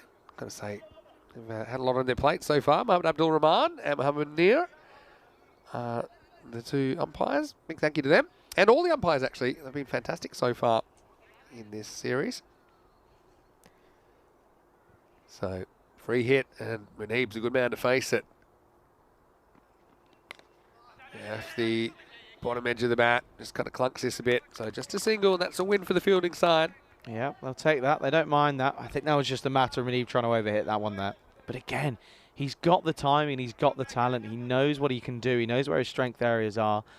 But no, this is good. This is really good from Royal Bosses. They're going at the pace. They don't need to take any unnecessary risks. They've had a couple of opportunities. Yeah, this one comes back at him a little bit, and he can't get it back past the bowler. So we saw this a little bit in the first innings as well. When the fielders went back, they didn't find it as easy to score those boundaries as frequently. No, for sure. I think this is just a crucial over. We've seen it time and time again that the 4th and 5th overs are really important in any game, especially in the chase. Goes after it this time, and I feel like this one is in the gap. Well, the fielder did get a hand on it in the end. Oh, well, there's more social distancing issues there between those two. This time it's Mandapati. Gets close, doesn't get close enough to prevent the boundary, 4 runs. Yeah, just doesn't cut this off, does he? Gets a hand on it, then there's a bit of an embrace. And unfortunately, Shrikant Mandapati doesn't quite get enough on this one. So it's another 4, and they're not terribly behind 68. where ICCB were. Yeah, well, yeah, that's the thing. It's more you just have to try and keep up that 17 and over, which would be 68 after 4. That'll help. That's a wide. But I mean, like I say, you're walking a tightrope, aren't you? You can fall off so easily. New batter. It's not easy at all for them to come up and keep this pace on, even by Belgian standards. What I would say is I had a lot of questions about, will we see big hitting in Group B like Group A? And I said yes, and said next question. That's what I said yesterday. You're seeing it right here. It's another attempt, but it's probably going to run away to the boundary as well. It's a long chase for the fielder. He's not getting there. So it's going to be another boundary to Jamil, who moves into the 20s. Yeah, it's again not the most convincing of shots from Jamil, but it's enough bat on this one, and we know that this outfield is electric. Anything through the infield will race away. Not as quick as we've seen it, bit of moisture, but it still goes all the way 4 runs. Yeah, not as quick, but still quick enough, isn't it? Mm-hmm. And you can't protect all the boundaries. I think often you're setting your boundary riders pretty straight. But then those ones that squeeze off the edge of the bat a little bit, still running away for 4. So, well, Sid, he's got a few issues, doesn't he? So he's not the worst performer. 12 of his first 4 balls. What's in store? Another slot one. This time it should just be 1. So Muneeb has a lot of the strike of late. He'll be on to Diore. So captain to captain. Last ball of the 4th over. Yeah, no, just looks like a bit of a comfortable customer at the moment, these two. Not really taking any risks. Don't need to go for any rash decisions, rash shots, but they're still up with the rate, aren't they? Still wants to go for this, though, doesn't he? But, yeah, all right. Trying to get his field right. He's got 3 back on the leg side. And he wants to go to the leg side anyway, and he might have picked one of them out. It's kind of into the gap, and it will just be, well, a 2, I think, in the end. Throw flies miles over the keeper. So he gets lucky there, because like I said, there were 3 men guarding that boundary, just happened to fall in between them. I don't think the fielder quite gets a hand on this in the end. Yeah, no, well, a better throw, and it would have been very close. You see here, he doesn't get a hand on this one, and does well, keeps it in the field of play. But yeah, it isn't able to get to the boundary. But I think a better throw would have been close. It flew over the head of Habinard. Well, that one was called a no ball as well. Oh, dear. Not quite sure what it was for. So this will be a free hit. So, what's going on here? Well, we'll get a single here. They'll probably come to keep the strike. Bowler elects not to throw. So, well, at the end of that, it's 4 overs down, and the score is 71 without loss. So, look, already we've seen 240 runs in just 14 overs here in Group B. Vinny Sando here, Mr. Maximo. Alongside me is Charlie Hunt. Well, haven't we seen a lot of action so far? No doubt about it, of course. It is Group B, and we're following on from Group A action. Of course, if you just joined us and maybe just new to the tournament, we can let you know maybe where we are in this tournament. And look, we do now know our Group A qualifiers. Yeah, no, so there we go. There you can see Ostend CC eliminated. And to be honest with you, no discredit to Austin CC. I think that's probably what was deserved for the other 4 teams. They played the better cricket. Austin CC, they were a bit unlucky at times. Don't get me wrong. Obviously, again, losing that golden ball as well. But credit to them. They came out. They gave it their all, but it just wasn't meant to be. Yeah, last look, week. and the Exiles probably the story as well. They scrape into 4th. I mean, a lot of their players looked a bit tired after a long season and some of the other commitments that they had. Mechelen Eagles, who were runners-up last time, finishing top. Antwerp and the 12 Stars in their middle 2 qualifying spots, and that was their first tournament. Exiles probably a little bit disappointing, but they'll have their opportunity on quarterfinals day on Friday. Yeah, 12-star CC with a surprise package, weren't they? There was some big hitting from one man, especially Paranjit Singh, finishing on 120 not out, 200 runs in a single day. Yeah, that was crazy.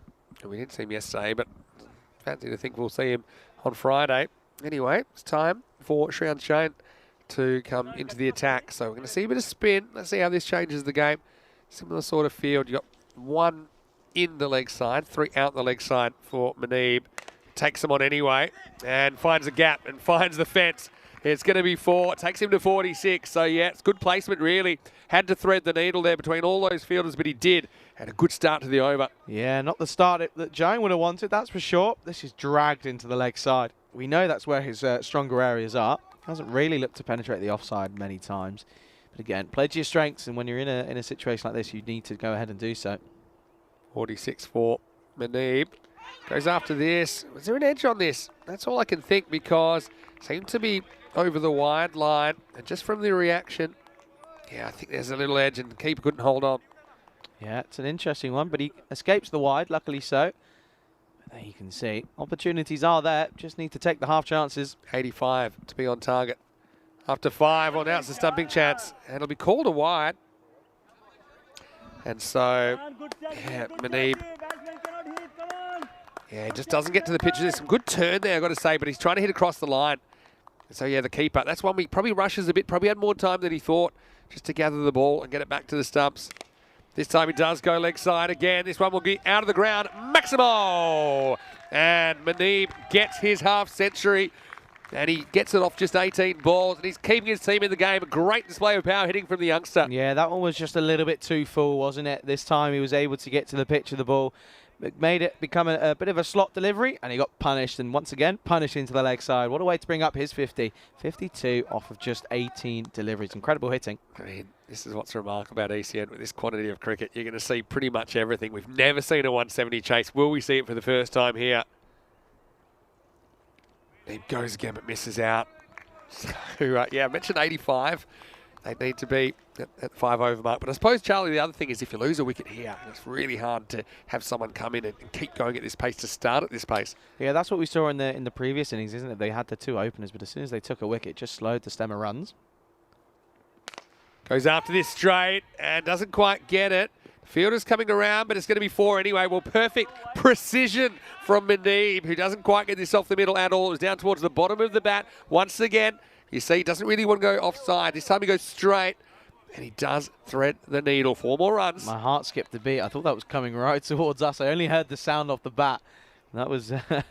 Nope, didn't quite time it again. He's not really timed many of the shots he's played, but he's got enough on it. Yeah, if he does, watch out, hey. Jones gone for 15. Last ball of his over. And Muneeb wants to control the strike now. He's happy just to knock a 1 here. So 16 come off it in the end. The score is 87 for no loss after 5. They're on target at the moment, but still a lot of cricket to play.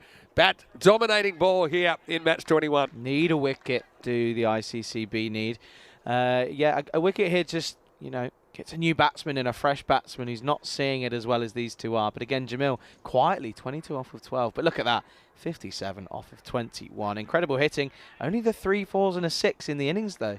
Correction, I'm looking at the wrong one. 5 4s, 5 6s. It's early right. morning. Jamil with 3 4s and a 6. No, you're exactly right. 5 and 5 for Muneeb. And look, they're on 174 pace. They're sneaking up. They might be going the other way. Maybe they can put in a bigger second half. But right now, they've done what they needed to do in the first half. They're still in the game.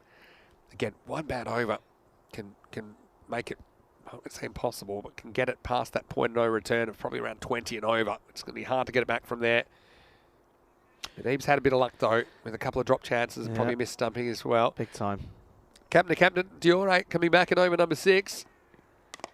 Pretty well bowled. And Jamil's hustling, but with a clean pick up, they're never going to get 2 here. I think it could have been on if they pushed that one a little bit harder and turned and went pretty much straight away, but eventually good call, just a single. But yeah, no, look at that. 17 off of that first over for Diori, which in hindsight was a bit of a quieter over, if anything, but he's got an opportunity now, and he needs to get a breakthrough for his team. He'll lead from the front. But yeah, no, keeper just having an interest in David, isn't he? A couple of missed chances. Yeah, I mean, he's not the only one. We saw some of the keepers struggling, even with some of the second bounces off slower balls, getting some buys yesterday. Tell you what, you want entertainment, though, you come to the right place on Sunday morning. And so now over the wicket to Saeed Jamil. Walks at him, hits it back past the bowler. Can probably just one. And so we had a couple of these overs, didn't we? I think it was the sixth in the first half of the game that only went for 5. Yeah. With 5 singles, if I'm not mistaken. That was Nayan Khalil on that occasion. That was the only over that didn't contain any boundaries, not surprisingly, considering they did score 169. Now Muneeb.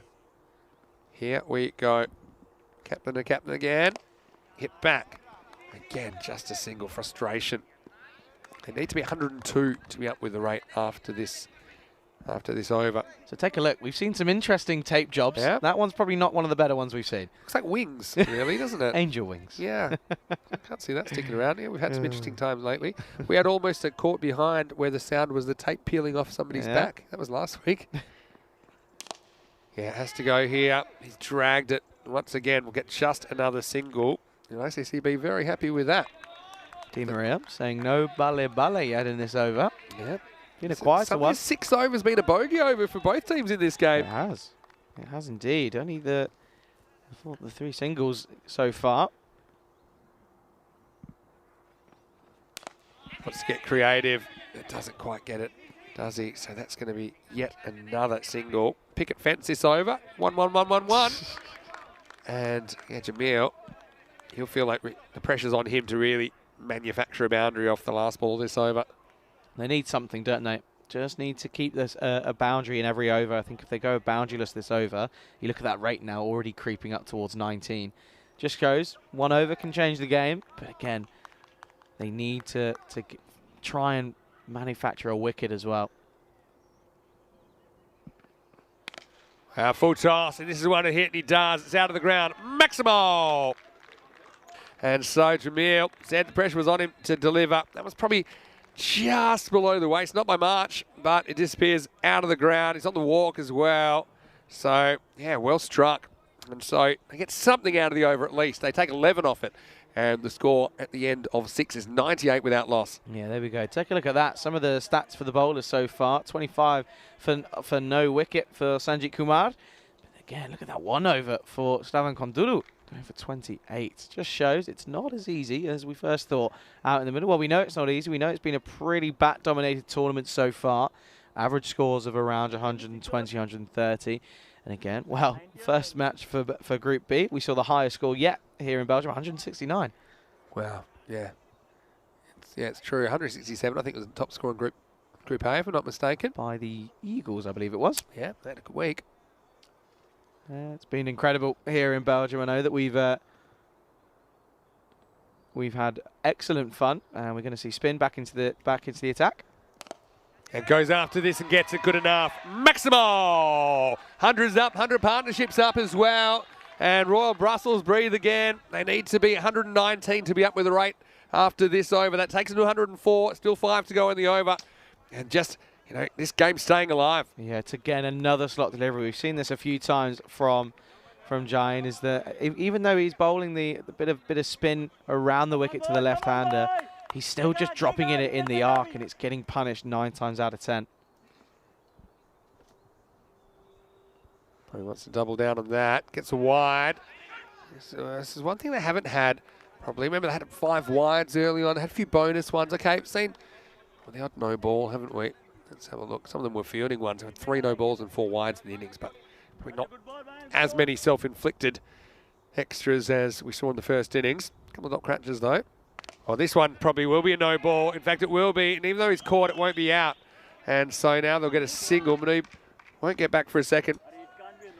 Yeah, it was called pretty much straight away, wasn't it? I think Muneeb knows it as well. Yeah, it's high. And it's at his waist. If it's waist or above, it's called now. The umpire's pretty harsh on those. Reaching for that one as well. So it was arguably a wide if he didn't hit it, but also a no ball. Probably so, knew he was going to get the call, so Yeah. it's worth trying to get a bonus run out of it.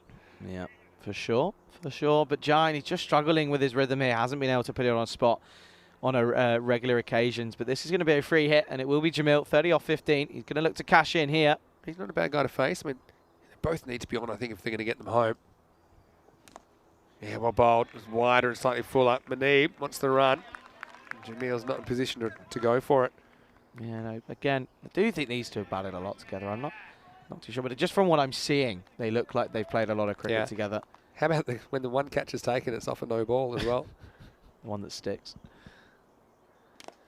Once again, can't quite get under this one, can he? So it'll be just a single. Because that rate is just crept back up above what it was originally. They kind of were ahead of it for a little bit. Been there and thereabouts, but like I say, 119 is where they want to be at the end of this over. There's still half the over to go. They need 11 to be on pace. Number 11, Manib Mohammed on 67 and climbing. Oh, he'll be disappointed with that. That's the kind of length he might have got. He tried to go across the line, hunting that short boundary instead of going straight. A valuable dot ball for ICCB. I'd like to see him go down the ground here. Take a bit of an advance down the track. He's targeting that leg side one or two many times. This time he does go. A bit of a one-hand job, but it'll do. Maximo into the 70s for Manib, who's just getting his team close. He's getting him close, but can he get him over the line? That'll help. Well, that one certainly went over the line. That went a long way over the line, but this is again a full toss. And you can see there, even though he doesn't middle it, he just has a bit of a sigh there. He goes, well, I just can't middle it. He's got along to 73 now, but he's just not struggling, is he? But he's not what he quite expects from himself. Needs a response now, does Giant. Maiden Waters enjoying the entertainment. How could you not? Last ball of the over. Well, this is in the air. Now, who wants it? Keeper's taking the helmet off, but it's nowhere near him. It'll be caught. And finally, Manib's luck runs out on 73. That's the first wicket down. 7 overs down as well. 114 for 1. And Manib, he's played his team into the game. Had a few chances along the way. Once again, trying to go across the line. Well, it works every time but once. That time, the catch is taken. And so, finally, we have a wicket here in the second innings. The first wicket for ICCB in the series, 114 for 1 after 7. Just a reminder, Frederic Constant, our official timekeeper, on board just in time for the ECC as well. And so, yes, it's certainly great to have them as part of it. Might have a look at what's coming up as well in the second match of the day. And, well, if we're going to say anything like this, you better be ready. Now, what I noticed is there's something interesting going on. There's a bit of a promotion at the moment where you can get every player in fantasy cricket for 1 point. Oh, wow. So you can get whoever you want. Ah. So think of the bargains you've got this morning as well. The TP and Sundaram and Manib costing you 3 points. Oh, well, all players must go. So that's what's coming up in match 22. News from the toss, so ICCB, they won the toss. They're going to bat again. So get ready for more action. TP and Sundaram, who will be obviously on a few more points than that one, so I think you take into account what we've seen this morning. So Manib goes. End of the over as well. yeah, so at least Jamil's on strike, who's the established batter, but he's going to need some help, isn't he, out there? Swing and a miss. I'll tell you what, did anyone notice how quick the keeper took his helmet off when that went sky high? Yeah, I know, that's true. That's very baseball catcher style. That's what you're taught to do. And actually, it's not a bad... If you can do it, that's good, because I actually say it's quite difficult to track the ball in the helmet when you have to look straight up, straight away. You lose your bearings. It certainly isn't easy. Does get a bit about on this one. Should just be a single.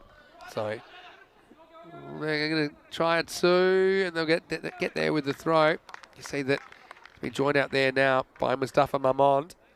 But yeah, you can see how difficult it is to chase down these scores. Just like we saw how difficult it was to crack the 200 in the first innings. I feel like a wicket has really come at the right time, right at the end of the seventh. Just shows that, you know, now the batsman comes in, he hasn't got a lot of time to face a few deliveries. He's got to go from ball one. Well bowled though. Hard to go from ball one when you get that. It's a great delivery. Yeah, you can't get the middle of the bat on that. I suppose he yorks himself a little bit by coming at it, but still, it's well executed by the bowler. Yeah. All he has to do really is try and get it nice and full. But again, if he was deep in his crease that time, that would have been a slot delivery, and it would have gone a long way, I would have imagined. Slow ball, hit, and, well, it's into the gap. It's going to be 4. So Jamil fighting on, takes him up to 120. Again, we've seen a lot of full tosses. The bowlers, really from both sides, in a lot of this game haven't got their lengths right. The batters have cashed in. And Jamil keeps that faint hope alive. They'll need 50 off 14. So, yeah, pretty much maxing out what you can probably do. But he's there, and he's very capable of finding the boundaries. And he's going to do it this time in an unusual fashion. He gets a little French cut, needs a bit of luck as well, I think, if they're going to do this. 4 more. 4 carreras más. It's gone into the bushes again, so it might be a delay trying to find that one. That's one of the thicker ones around the ground as well. Look at this one, just runs away. How many times have we seen that? Little Nick's just running away towards that boundary. It's not easy. You can't put fielders everywhere, and that's one of the ones that tends to get sacrificed. 136 would be to be on pace. So you can see they've just fallen a little bit behind. 10 behind where they need to be. Not much chance for the keeper there. With that little, it wasn't that little edge really, it's quite a thick edge. Jamil up to 41. Last ball of the over coming up. Big swing on this. They may try 2 here. Keeper's got it. They're taking it on. And well, keeper has a crack at him. Good bit of work in the end. Yeah, it does well. There's no one took his place, so that no one was there to receive the throw. It was a bit wide in the end. Mandapati was like threatening to be a keeper, but kind of stood back saying, well, I'm not that keen on it, if I'm honest. Anyway, they get 2. They're so 126 for 1 after 8. So they're just 10 runs behind the kind of required rate. So it's very hard to make those up for the last 2 overs because you need 17 and over. So by trying to make those 10 runs up, you need 5 extra and over. So 22 and over required. Now, what I will say is it's been pretty good entertainment for the neutrals, and the sun peeking through for the first time today as well. That's always nice. Nice to get a bit warmer. I know the forecast for the rest of the day is a bit of an interesting one, topsy-turvy. Imagine a magical over now. But here's the thing, Mamon's out there, and he hasn't faced the ball yet, Mustafa. So, another left-hander though. So obviously they love that mid-wicket boundary here at Rybroke. Oh, well, that's asking for trouble, and he's going to get it. In fact, it's tapped over the bar into the adventure playground. Maximal! Mamon gets the gift first up and cashes it in. I mean, this is pretty high as well. Yeah. Was this called? Because this was high, I reckon, even though it's a no ball. Oh. Well, it's one that could have gone either way. He hits it at the waist, maybe because it's a slow ball and it's coming down. It may just be dipping at the crease, so probably fair enough still. 6 to get him going. Now, probably get a 1 here. They're thinking about 2. Fielder backs off. Now, they would have got it, but instead, look, it's probably one of those things. For the cost of 1 run, it's probably worth trying to get Jamil on strike. He's been there, longer. But I suppose the issue is, he's not quite going at that 2 a ball, which is kind of the minimum you'd imagine you need someone to go. Not far off. Yeah, not far off. Yeah, no, that's a good comeback from Mandapati after a bit of a rank full toss. Gets it right in the block hole, just a single. He needs to keep them quiet for the rest of the over, though. Goes straight, doesn't quite get it. Fielder's underneath it and takes the catch and maybe puts this game to bed. I won't call it too early, but Rajaseka Goli is the man that takes the catch, and Jamil goes for 43. It's been a spirited chase, hasn't it? In fact, we've seen over 300 runs in this match so far. But this is the end of the final opener as he goes, and the score now 133 for 2. Yeah, it's a big wicket again at a crucial time. He was just looking to try and motor along and just swing for every single delivery he was going to face. But he has to go, and it brings in Oliver Harrington. He's averaging around 28 in domestic cricket this year. Well, he needs to go, but needs a few more than that to get to this total, yeah, but still on. That's a pretty good average, though. I mean, it's hard to compare, obviously, with different formats, but he's getting an opportunity here at number 4. What do they need, though? 37 off 9. So you need something definitely magical, but potentially supersonic in the last over. I mean, at least these 2 teams, they will play again, don't forget. So gives Royal Brussels a chance to steady a little bit as well in the next game coming up. Well, straight away, nice looking drive down the ground, but probably will only get 1. In fact, he might get more. Well, they don't go for it. I'm not sure at this stage. It's worth turning that one down. That's the difference, I think. This is now showing, I don't know how much these two have batted together, because I think realistically there was easily a second there. Yeah. But no one was really looking for it, and it wasn't just that general understanding of how they expect, what they expect from each other. But I mean, Harrington only needs to take about 4 paces and he's down the other end anyway. That's true. I mean, Mustafa obviously maybe he wants to face. He feels he's already hit a 6 off this bowler. So takes that responsibility and he'll get something. It's going to come off the bat and flicks the keeper's glove, so it slows it down a bit, but not enough to stop it going for 4. So it will be 4 runs to Mamon, who does get the boundary. And yeah, little bottom edge. May have gone straight into the ground, but you can see that Hovner, the keeper, couldn't quite get enough glove on that to stop it from travelling. So up to 138 now. Well, this game's had everything. It started with a 38 run over. If it finishes with a 38 run over, then Royal Brussels will get home. Last ball of the 9th. Goes for it. Only get 1 here, I imagine. And so it will be 139 on the board after 9. 139 for 2. 30 runs to tie. 31 runs to win the last over. It would be a record, but we've seen pretty much everything else, haven't we, here in match 21. Let's see what happens. And, well, if you need to keep time, and we need to, because we are feeling like this is running away from us a little bit this morning, you can have a look at Frederick Constant, our official timekeeper. And, yeah, there are some plans for some kind of facilities for people to keep an eye on the time as well at the ECC. So we'll keep you informed with that. If not for the ECC, certainly for the ECL next year, thanks to our partners at Frederick Constant. All right. So let's go. 30 to force a golden ball. 31 for the win. But not the greatest start, is it? As Mamond only gets 1 here. So now it's over to Harrington, who has to clear the boundary 5 times. But what I will say is at least they haven't capitulated here in the chase. I mean, they've certainly shown that they fought hard. They probably had the better of the game since the 5 over mark of the first innings, Royal Brussels. You see the Harrington can't elevate this one. They'll just get 1. So, I mean, that gives them something, I suppose, to look to. And, you know, they'd be fairly ambitious, I think. They'll be fairly confident they can get some points this morning, Royal Brussels. But they will have to chase again because ICCB won the toss and they're batting again. Yeah, for sure. Big game coming up as well. Tries to launch this one. Yeah, just an issue of trying to overhit this one, really. Well, eventually.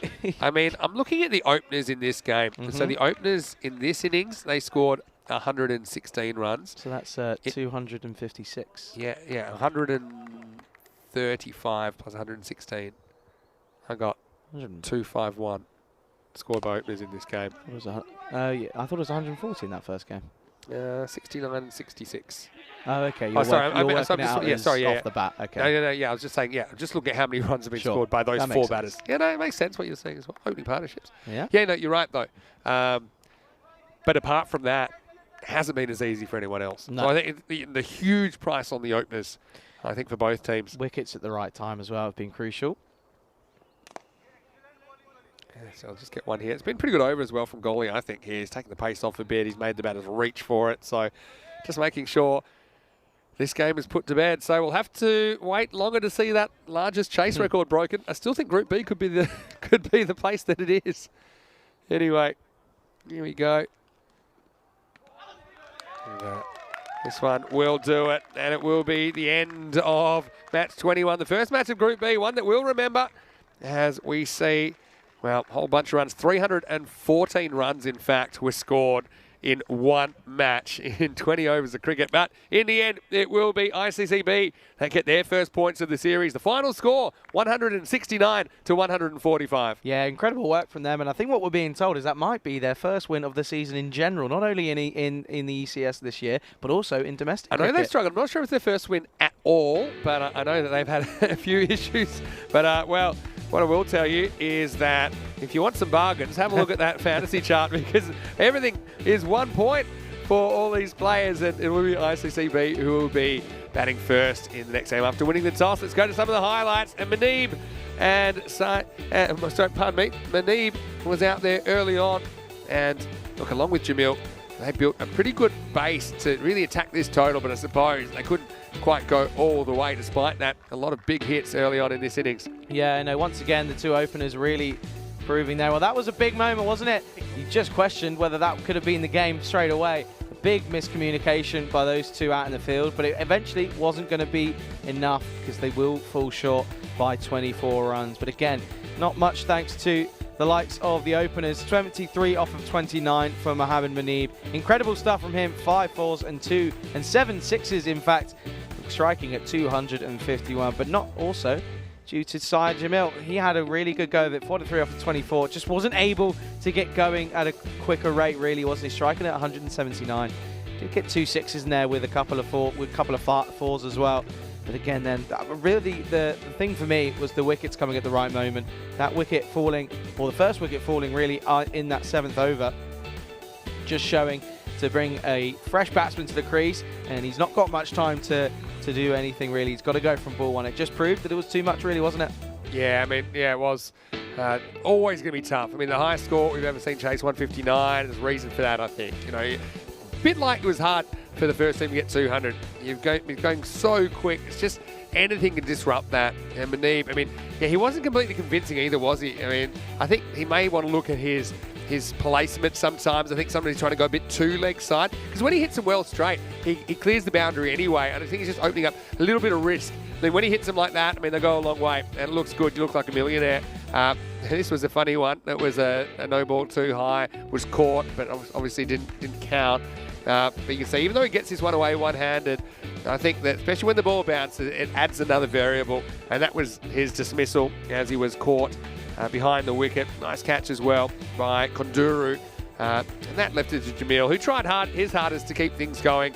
But again, even though he had a little bit of luck there, just wasn't quite able to get them home in the end. Yeah, really. And the thing for me for the Royal Brussels, you take a look at when they were bowling, 12 extras for them, and you think about how many runs came off of free hits in that first innings as well. Just goes to show that the game really could have been changed with their effort with the ball, but unfortunately it will be a short run, as they ended up 24 runs short, didn't they? But unfortunately, they'll have to go again. They will be chasing as we look towards match number 22.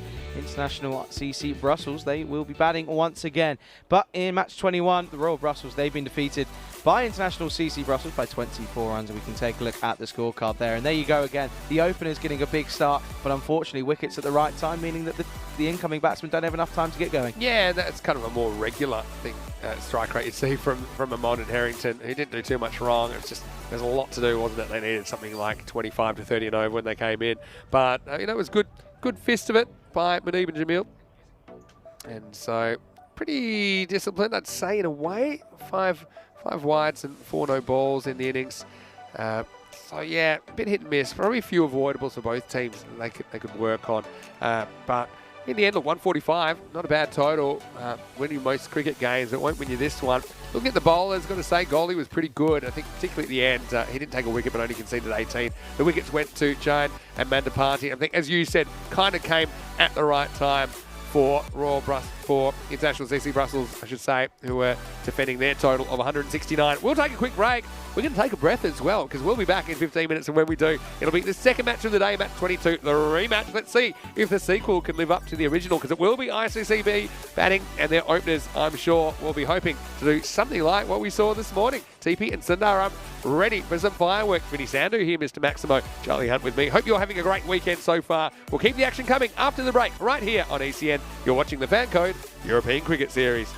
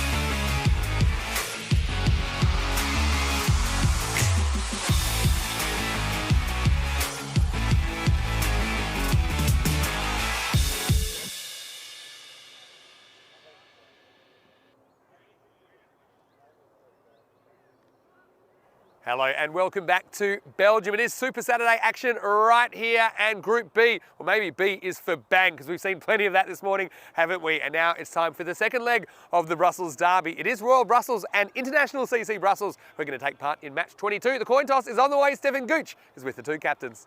Okay, Royal Brussels to call. Head. Head's the call. It's tails. We're going to bat first. You're going to have a bat? Yeah. Okay. Good luck, guys. Have a good game. All the best. Good luck.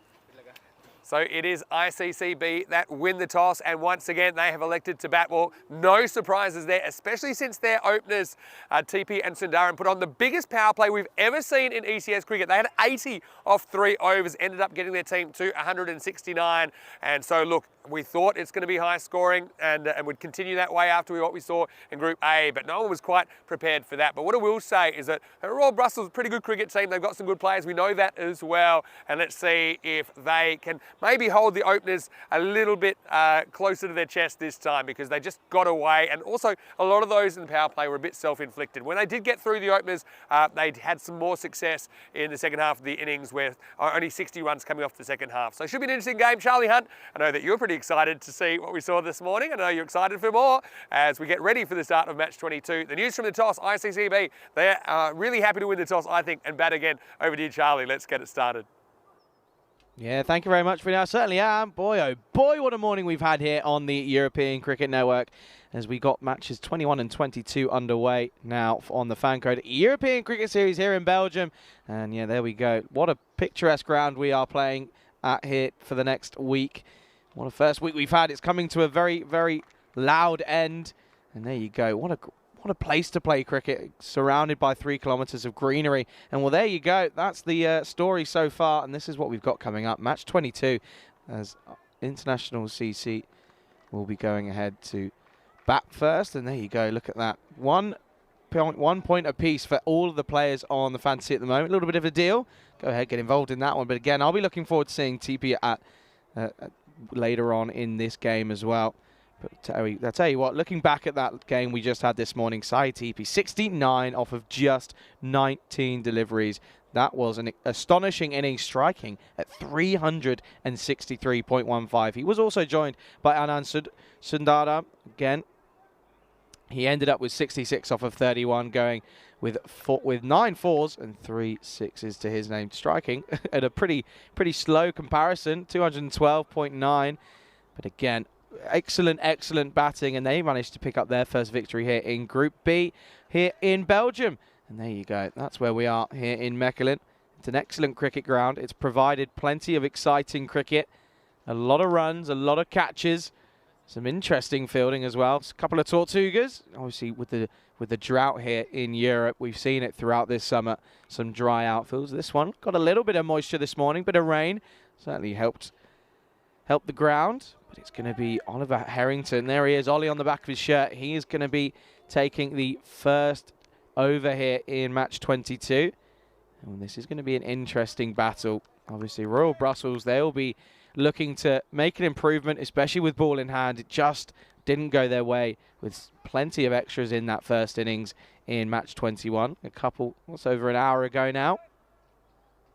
But yeah, looking back at that innings, 12 extras with 7 wides, 5 no balls, and also those 5 no balls led to quite a lot of free hits, which is where many runs came from in that first innings. They ended up on 169 off of 4 overs. But as Vinny mentioned, the biggest opening power play that we've ever seen of 80 here on the European Cricket Series. We're just waiting for that clock to tick over to the half an hour mark, and we'll be able to get things underway here in Belgium. Match 22. I'm looking forward to an astonishing display of cricket here in Belgium. The countdown could be on. We're not far away. It will be TP who will be facing the first delivery here in match 22, and it is going to be Harrington to get us underway in match 22 of the FanCode European Cricket Series in Belgium. And we start with a bang into the offside, and this is going to go all the way. Adventure Island, look out! This is 6 into the offside. That's a lovely cut shot from TP. Well, he's seeing it like a balloon, isn't he? Striking at 360 in the first game. Well, that's going to help things. He's currently striking at 600, 6 off the first ball. Not the start Harrington would have wanted. He's in again. Needs a response. This time Fuller, but yet again it's pulled, this time into the leg side, and it's going to sail over the boundary, and it's back to back. He goes boom, boom, baby, 6 more. It's a really nice shot. Just waits on it a little bit. It just digs into the pitch a bit, and this time flicks those wrists, and it goes a long, long way into the leg side. Pressure on that man now, Harrington, 12 off the first 2 deliveries.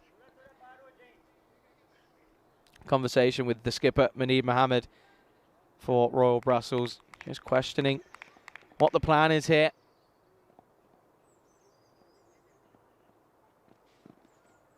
And he's gone again, looking to penetrate the leg side. Isn't able to do so. Good comeback from Harrington. Just trying to bowl that top of the off-stump line, which in traditional cricket, you'd say is exactly where you want to be as an opening bowler. However, especially on this ground, we've seen that you need to go full right in the block hole. Yorker length, toe crunchers are what are going to be asked of you. And this is going to be interesting to see how he learns that lesson. And this time it is short, it's up in the air. There is a man out there, could be an opportunity. And it's being put down, and it's going to go for a boundary as well. Not what we would like to expect from Kondodu there. It's an interesting one, really. But Nayan Khalil gets this one all wrong. And it gets put down and it sails over the boundary. 4 more to the total. Harrington will not be happy to watch that. So there you go. Over 300 runs in that first innings. Incredible hitting from both teams, both openers, all 4 of them.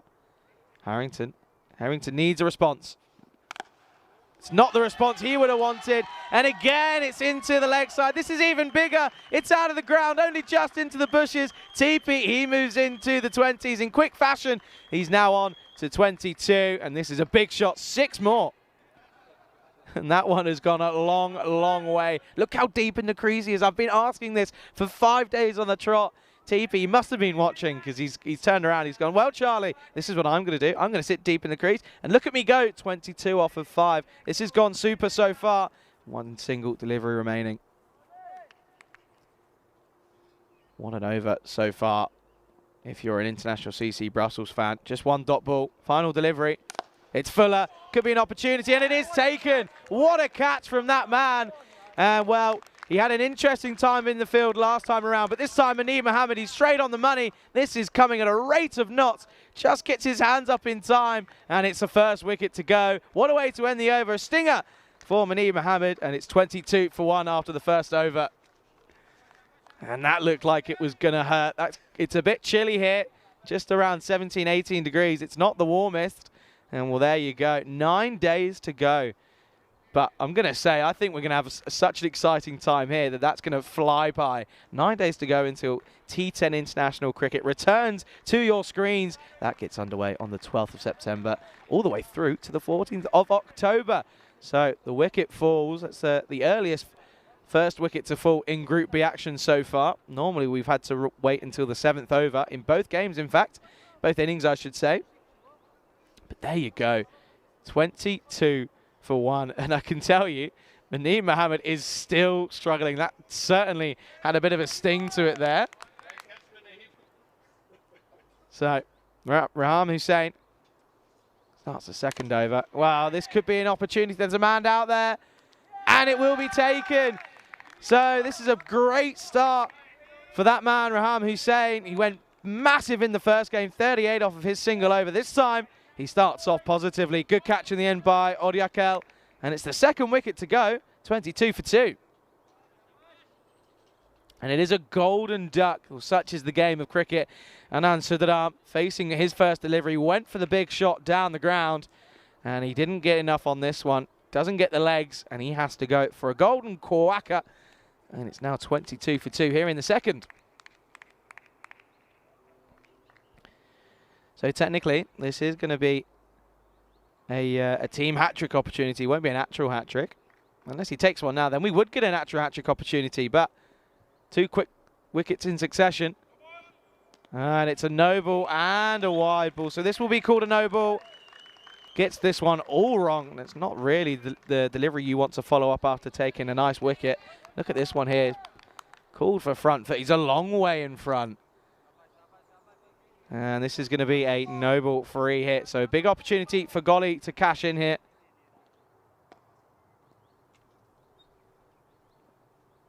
Free hit time. Golly on strike. And this will be into the leg side. So my golly gosh, this has gone into the leg side. And it's 4 more. He cashes in on the free hit. Almost could have been a back-to-back because it's just under the waist. But this goes all the way. And it's another boundary off the mark with 4 runs. Hussein, he had a really positive start, but then he's got it all wrong, hasn't he? A no ball and a full toss for the free hit. And well, the man who's just taken a screamer with a bit of a stinger. The ball's been thrown in after retrieving from the boundary. Is Muneeb Mohammed. He's taken it one-handed and he's still shaking his hand. Needs a response now, does Hussein? And, well, this is going to go over the head of Muneeb Mohammed, and it will be all the way. Golly getting in on the action now. This has gone a long, long way. 6 more runs. Just gets over the boundary. Not even Muneeb Mohammed can chase that one off. And Hussein, well, it was a good start, wasn't it? However, now he's going big, isn't he? A no ball, 4 off the free hit, and then he gets punished down the ground. This time, 6 runs more to the total. Racing along. Losing 2 early wickets, however.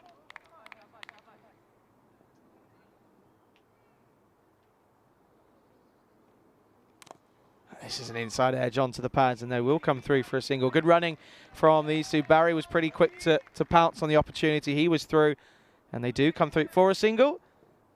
It's the first 1 run off of the bat in this innings so far. It's taken us 10 deliveries, what we've got there.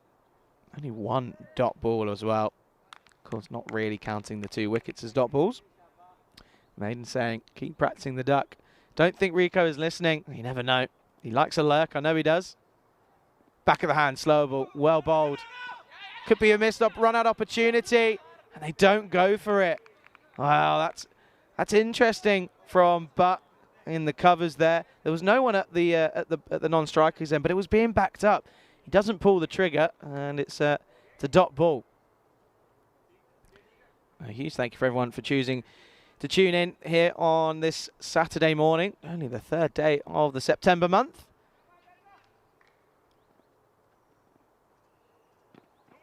That's another no ball.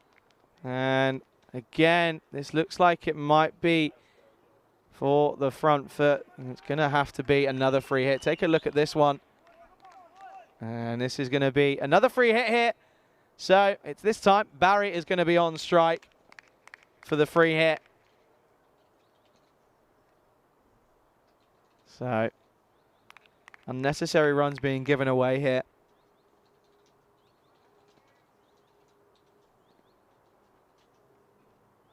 And he will punish them. This is into the leg side. This has gone all the way. And what a way to cash in, and what a way to get off the mark for Barry.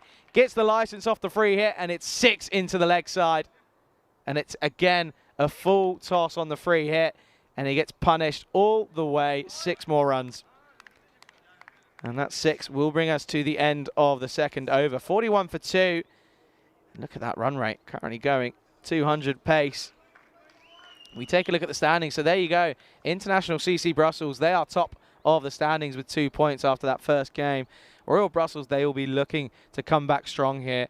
Not really the start they would have wanted. They do pick up 2 wickets early on, but they've been punished, haven't they? And 9 times out of 10, it's been off of a free hit. So Ollie Harrington, he's going to come in and bowl the final over of the power play. Good start. Back of a length. Misses out on this one, does Golly. Trying to push this into the offside. It's a good start, just a dot ball.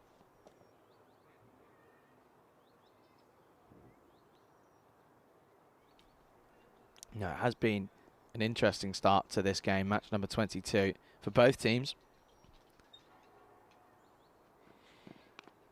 And this is going to find an edge, and this is going to race away. Just not going the way of Harrington. In fact, it will be 4-leg buys. Flicks off the pad.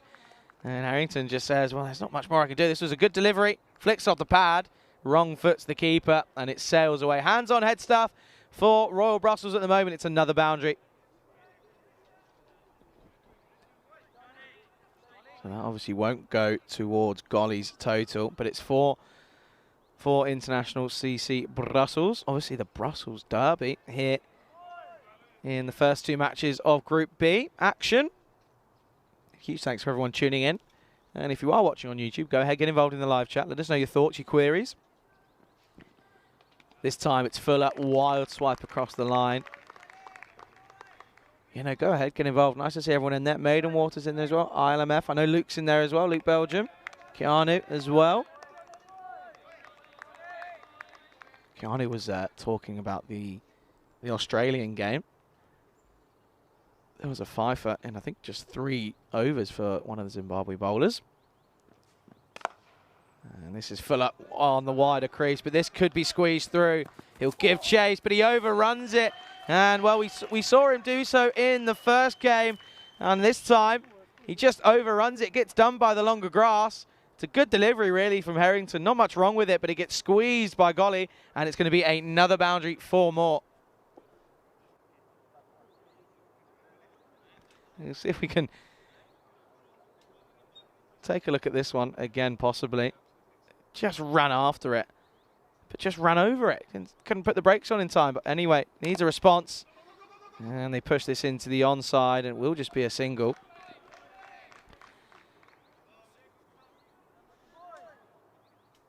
Yeah, take a look at this one again. So it squeezed. It was right on the money, but it just squeezed through. And then, well, Zahid just couldn't put the brakes on. And eventually it was another boundary. But a good comeback, though, from Harrington. Just a single to follow that up. Well, this won't be more than a single. This has gone a long, long way. What a way to finish the over. What a way to finish the power play. 6 powerfully struck into the offside.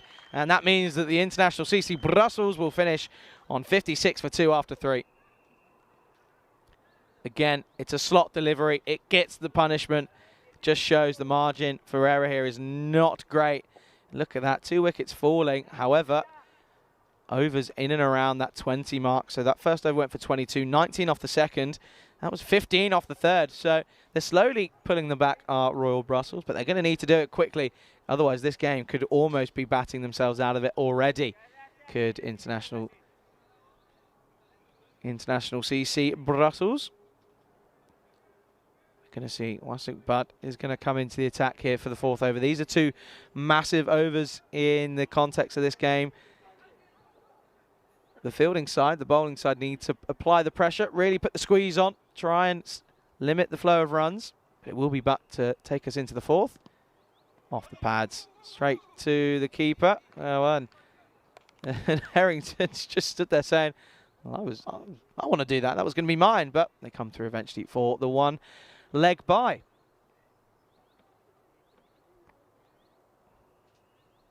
So 3 overs gone into the 4th. Already on 57 now. Looking at around that 140, 150, I think is where they'll be happy. Sensibly played into the offside, drop and ran. Good bit of batting. You know, we saw, obviously, we got excited in that last game, didn't we? They were 80 for none off after the power play. They were, well, at the halfway stage of that first innings, they were 109 for no loss. We were expecting to see somewhere around 180, 190. But ended up being dragged back to 169. So I think here, looking at the start, they've got 140, 150 is certainly in their sights. And, well, shots like that will help them get there. That's huge into the leg side. That's right into the 10. And it will be another boundary. This time, it's a maximum. 6 more to Golly. Again, it's bowling machine bowling, really. It's not pushing him for pace, but it's not asking any questions. He's deep in the crease as well, so it becomes even easier. Just swings through the line, and it goes a long, long way. Needs a response now, does Butt. And this time he holds back the pace, but it's going to run away yet again, and it will be 1 bounce, 4 more to the total. So 10 off of 2. Look at this one, slower ball, but again, back of a length, not asking any questions, and it races away, 1 bounce, 4 runs. And look at this one. Slower delivery, rolls the fingers down the side of the ball, but it goes high in the air. And just see this one. That question there, that looks like it might have gone all the way, but doesn't look like it's going to be changed. This could be an opportunity. There's a man out there, but it's going to sail over his head. And it doesn't matter where you put your fielders if they're hitting it around 60 meters long. This has been punished again into the onside, and it's another 6 more to the total. 6-4-6 here for Golly. He races into the 30s. 32 off of 13 now. But this has gone 17 off the over. A single delivery remaining. Need to try and keep this down to a minimum. Well, this has gone high in the air, and it's gone long, and it's handsome. And this is going to be another maximum here. And they already move into the 80s at the end of the 4th over. And, well, that was a big, big over. 24 coming off it. And at the end of the 4th, International CC Brussels at 80 for 2. And there we go. There was a lot of conversation about it yesterday. Really exciting stuff. I know a lot of people are looking forward to this. The ECC, and there you go. That's coming on the 12th of September. Group A getting us underway from the 12th to the 16th. Ireland, Spain, Austria, Czech Republic, and Portugal. That will be an exciting group for sure. But do remember as well, not only will we have 5 days of back-to-back international T10 cricket, we'll also have some domestic cricket on the Saturday, Sunday, Spanish European Cricket T10, that's on Saturday and Sunday. So 7 days of cricket for 5 weeks on the trot. Just goes to show, expect the unexpected here on the European Cricket Network. Zahid into the attack, pushed round the corner. There is a man at deep square leg, so it will just be a single collected by Khalil. And I know there's a lot of excitement about the ECC. I, for one, am looking forward to that one. I'll be watching that one from the comfort of my own home. I know that Vinny is looking forward to that. He'll be alongside Rico and Corey throughout the 5 weeks. And he gets the breakthrough. A big wicket. And Zahid this time gets the early breakthrough in his first over. Golly has to go for 38. It's the 3rd wicket to fall. International CC Brussels 81 for 3. That's a great delivery from Zahid. Right in the block hole. And when you're trying to go from every single delivery, look at this. Gets that front leg out of the way. Might have just clipped that back pad on its way through, but he will have to go. So it's the 3rd wicket to fall. 81 for 3. And the new man, he's got to go pretty much from the off, hasn't he? He's got to carry on where Golly left off.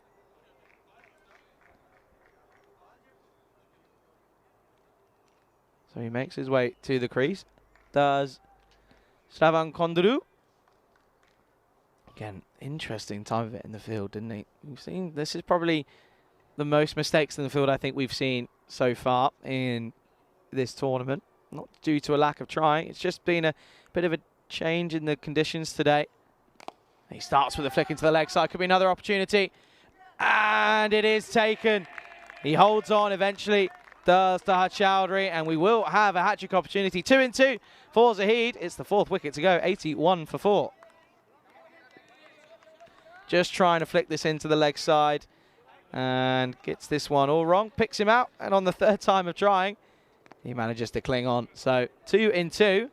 Gets us an opportunity. We could have another hat-trick. And, well, take a look at the Hall of Fame. We've had many a hat-trick starting all the way back on the 4th of March with Adil Diwan Ali, a man who we saw in Group A, of course, here in Belgium. And the latest one was just a couple of days ago. Manpreet Sandhu, he took 3 for 22. Excellent bit of work from him. But he did that team did go eventually on to lose that game. But it's going to be Zahid with the opportunity. Hat-trick ball time. And it will be just clipped into the leg side. So we won't get that hat-trick. We've had many opportunities for a hat-trick. Loads of 2 wickets in 2 balls. But then that last wicket just isn't able to pull the magic. We've only had one instance where we did. Obviously, Manpreet Sandhu. This has been a good tidy over from Zadab Zahid. 2 for 2 so far. This is hit down the ground. Could be an opportunity. And again, stings the hands of that man, Muneeb Mohammed. And I think that one is still stinging. His hands are still ringing after that first catch. But this one also came in a rate of a knot. And this is the 3rd wicket in the over. This time, it's Barry who has to go. It's the 5th wicket to go. International CC. Almost getting a bit of a halt in the freight train, 82 for 5. And that expression just tells you everything you need to know from Muneeb Mohammed. This one certainly stung, but again, excellent work for him. We're going to get a look at some different batsmen now, as Siddhant Diodi, the skipper, coming out at number 7. Probably didn't think he was going to be coming in at this over, but 3 in 5 deliveries. Single delivery left. And into the pads. Tries to get a run off it, but they won't do. So excellent over from Zahid. Just 2 runs off it, but 3 wickets coming out of the 5th over, halfway stage. 82 for 5. Look at that run rate. It's getting up there, isn't it? But it's just been put on hold, if anything, after an excellent over from Zaidab Zahid. Different story for him this time with the ball in hand after that first attempt in game number 21. Match number 1 here on Saturday. And well, there you go. That's the story so far. Good start for TP. He ended up going 22 off of 6. And then Golly came out, put a bit of destruction down. 38 off of 15. He was bowled, and he was 1 of 3 wickets in that over for Zaidab Zahid. He finished with 2 for 30 in that first game this morning. So a complete change for him. But the skipper, he's got the ball in hand now. And he's taken an excellent cordon bowled. This time, well, those hands, he's going to need to soak them in warm water after today, because he is going to have bruises all over. This is just flicked back to him. And he takes an outstanding grab right in the air. And it's the 6th wicket to fall. And that's the 4th in quick succession, 82 for 6.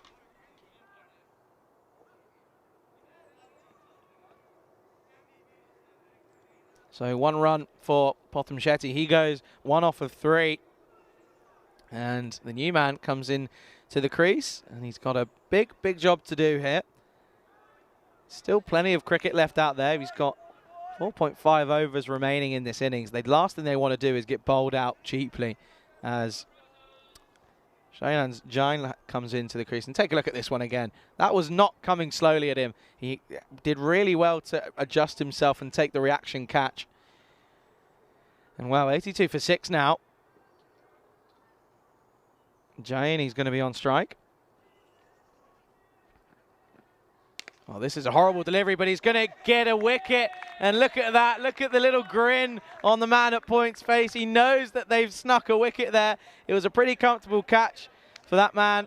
And it's another wicket to go. And yet again, it's another hat-trick opportunity now. A rank leg spinner delivery. How many times have we seen those get wickets in cricket? And it's the 7th wicket to fall. 82 for 7. And this time, I don't even need to tell our director, he knows what's coming up. It's another hat-trick opportunity. So that last one we saw was on the 1st of September. That was Manpreet Sandhu, as I mentioned, only a couple of deliveries ago. But there you go. The last 8 deliveries, we've had 5 wickets. What a spell of bowling this has been for Royal Brussels. But here we go. A hat-trick opportunity. It's going to be Gunnar on strike. It's a full toss, and it's going to be a no ball. And this will race away down to the boundary. And it's going to not quite be the hat-trick delivery he would have wished, but it's 4 runs for the wide. So 5 wides in total. And it's going to be a free hit as well. So not quite the delivery that he was expecting, but it's going to be a free hit for International CC. Shrug asking a question. What are my plans for my day off tomorrow? To be perfectly honest, I haven't thought about it yet. Can't really think about much when you've got this exciting cricket going on right in front of me so far. Free hit. And just turns this around the corner. And it will just be a single, so it doesn't cost them too much. Isn't too costly. But yeah, look at that. In that 8 overs spell, 8 delivery spell of cricket, we had 5 wickets. Incredible scenes. Again, an excellent over so far. Short, slap down the ground. Should just be 1. It's collected by Harrington. Oh dear. Well, there's buzzers. Well, you were almost asking. There could be more here. Eventually, it's actually well done by the man at point. But this one goes through Muneeb. He's normally bang on in the field, but this one getting it all wrong, and they come through for the second. So off the mark for Diori, 2 to the total. And again, a big swing into the leg side. He's trying to elevate this over the boundary, but it will be collected by Chowdhury, and it will be a single to the total. Yeah, the skipper needs to stay in now and really just tick along here. If they can get up towards, well, the projected score is still saying they're going to get to 161 here at this rate, but again, with those loss of many wickets, this is the quicker one. Really tries to dart this one in. He's able to get a glove on this is Saeed Jamil, but they will come through. And yet again, it's another buzzer. Manee, that's 2 in 2 where he's got it all wrong. And, well, there could be more here.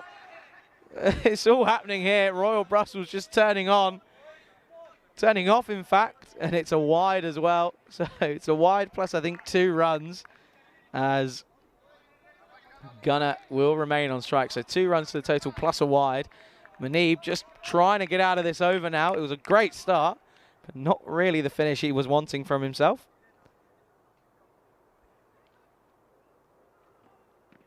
Well, it's still not going to be over. It's another wide. So struggling here, and I think this is interesting from his character. I think he's just getting on top of himself. He's taken 3 excellent catches in this game so far, but he's just letting his bowling get on top of him here. Just needs to let the ball do the work. Final delivery. It's a full toss. It hasn't been called, but it will just be a single. And, well, there could be buzzers. There won't be. Take a look at this one. How do we do? Oh, that's interesting. It's a close one.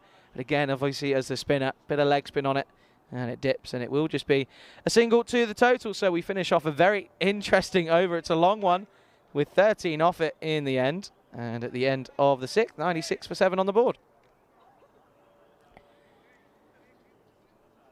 So there you go, that's the story. What a first over that was for Sairab Zahid, who's not going to continue here, but he finishes with 3 for 2 off of his first over. Incredible work from him. And Manib, 10 off of his over that goes to against his figures. Finishes with 2 for 10 off of his first over. And well, this is going to be a no ball again for a full toss, and the throw's even more wayward.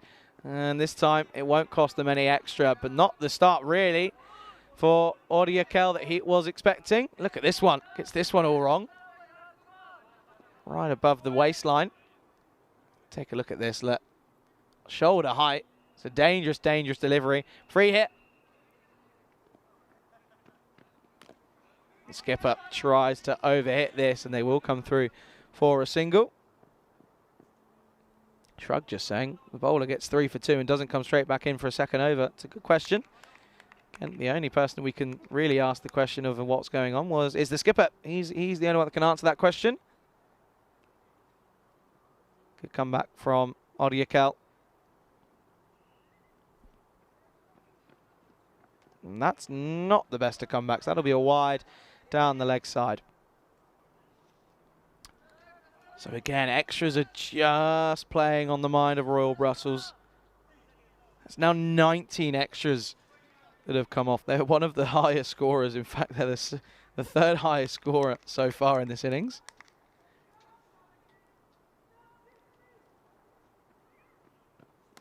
Flicked into the leg side, and again, straight to Tara Chowdhury, who will collect it for just a single. Well, Gunnar wants the second, but gets sent back. Diori wasn't really paying any attention.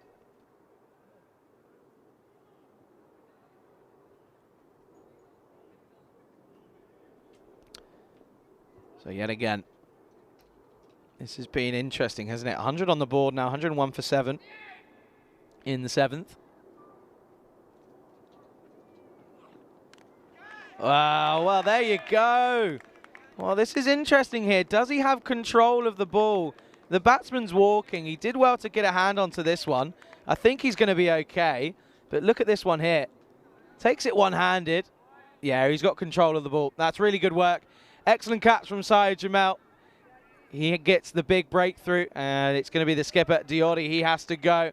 Look at that one-handed grab out of thin air. We saw a couple of those in Group A. Group B, it's proving to be just as exciting. The 8th wicket goes, 101 for 8 on the board.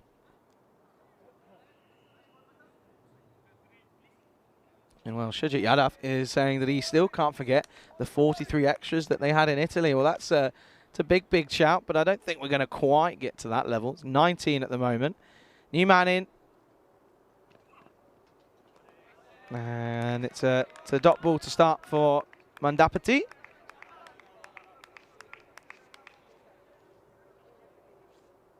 Yeah, there's a bit of appreciation for that catch. My only question was if he had it under control for long enough, but he certainly did. He had it in his glove and then flicked it away. So a good catch in the end from Jamil.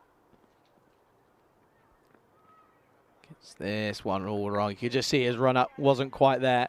He was stumbling over his own feet before he got to the crease. So obviously this is the final game in this little mini series between these two, the head-to-head back-to-back. 2 more games this afternoon. And again, a dot ball. This has been a good over. Good comeback after not the start really that Odiko would have wanted. Been a good comeback getting that wicket. Yeah, plenty of games still to come here on the European Cricket Network. We have the previous champions of ECS here in Belgium. That was 2 years ago now. Beveren, they take on Legion. Matches 23 and 24. We've still got this game to go until we get even close to that one. And, well, this is going to be given as a wide. So not quite ending the over yet. But Mandapati is currently still on none. Look at this one. Just swings away. Also a bit of swing movement. Bit of a wobble behind the stumps there. Does the keeper, Jamil, after taking an excellent grab. One-handed. Might have been a bit of a camera catch, really. Could have got 2 hands there, but it still counts. Advances down, and this is going to be another wicket, and it is. Good catch by Chanigiani. Was going straight at him, really. Didn't need to move. And it's another wicket, so 2 falls in the over. And, well, they're now 9 down and running the risk of not batting out their overs. 102 for 9. Good catch in the end. And that will be the end of the over. So at the end of the 7th, 102 for 9. Number 11 walks out to the middle. It's going to be Richie George. Comes into the game. His first appearance here. And we can let you know. Stay up to date with all of our latest news, especially with the ECC coming up. There'll be a lot of content being pushed out on all of our social channels. So do get involved. Also, go ahead and get involved in the Telegram channel. There you go. That's on your screen right now. Go ahead, get involved. TikTok, it's also getting going as well. And Josh, of course, a massive short form video platform out in India. I know we've got loads of viewers that like to get involved there. And, well, we are going to see it. It's going to be the man who took 3 for 2 off of his first over.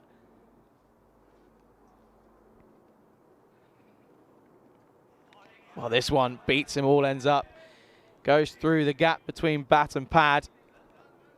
Good start for Zaid Zahid. Look at that one. Just missing by a whisker. That is Gunnar on strike, who's 3 off of 6 now. And only a wicket needed to bowl them out. Well, this has been a complete different story to the first game, hasn't it? Run rate hasn't really been an issue. It's just the wickets that have been tumbling. And they will drop and run. This is good. Gets Richie George on strike for his first delivery. But yeah, that's just been the issue. I mean, again, losing 5 wickets in 8 deliveries is a huge collapse in that middle order. It was that over. It was those overs of the 5th and 6th. We haven't had a boundary off the bat, that is, since the 4th over. So it just goes to show. Complete stemming the flow of runs. George faces the first delivery, just pushes this. Meets it with a straight bat to dot ball. Yeah, no. So what a first week this is turning out to be. Plenty of runs over the first 5 days. And here on the 6th, starting with 300 runs in one game. This time it's a complete different story, isn't it? 103 for 9 now. 1 wicket is all that Royal Brussels need. And George will just push this into the onside for a single. He gets off the mark.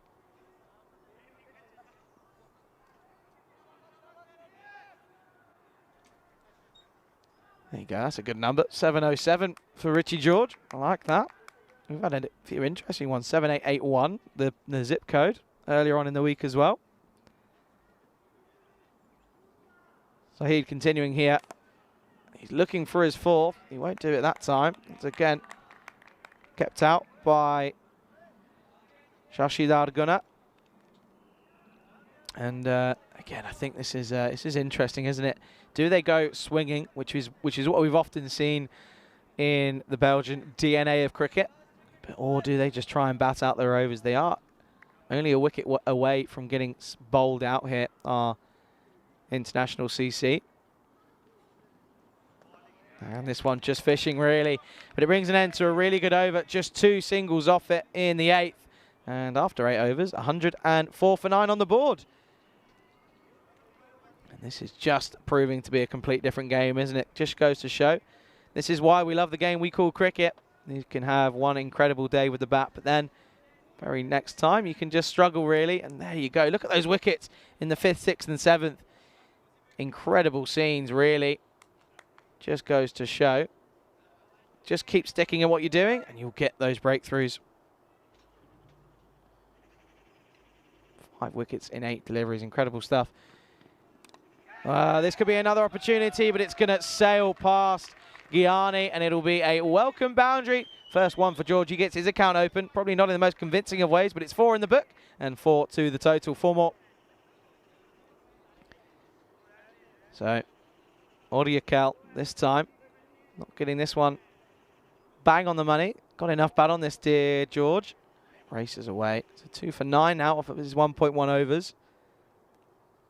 Going to need a few more if they can get up to a par score here. 108 on the board. They're not. We've seen lower totals for sure. But just goes to show this game can be flipped on its head entirely. And this is long into the leg side. How many times have we seen the number 11 come out and hit some big bombs? Well, this time it's George getting in on the action. This is 6 into the leg side. It's a slot delivery from Audiacal. And just missing out on his length, this one. Stand and deliver stuff from Ricky George. And this is going to be 6 more to the total.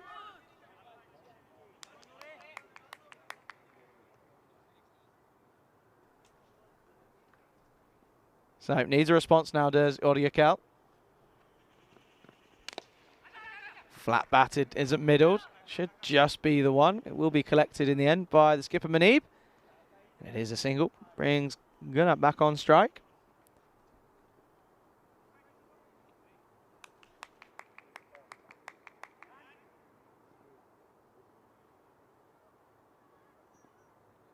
So, Audiacal, he's going to continue here. He's halfway through his last over here in the 9th.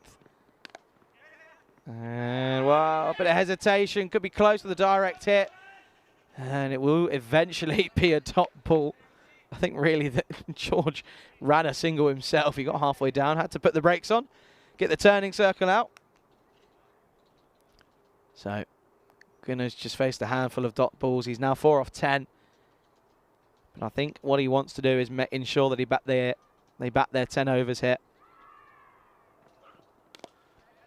And again, just blocks this one back to the bowler. So a bit of respect really from Gunnar. Now 4 off of 11. Yeah, no, so Gunnar is yet to get a boundary under his name. They could really do with one here to end the over. 115 for 9. Single delivery left here in the 9th.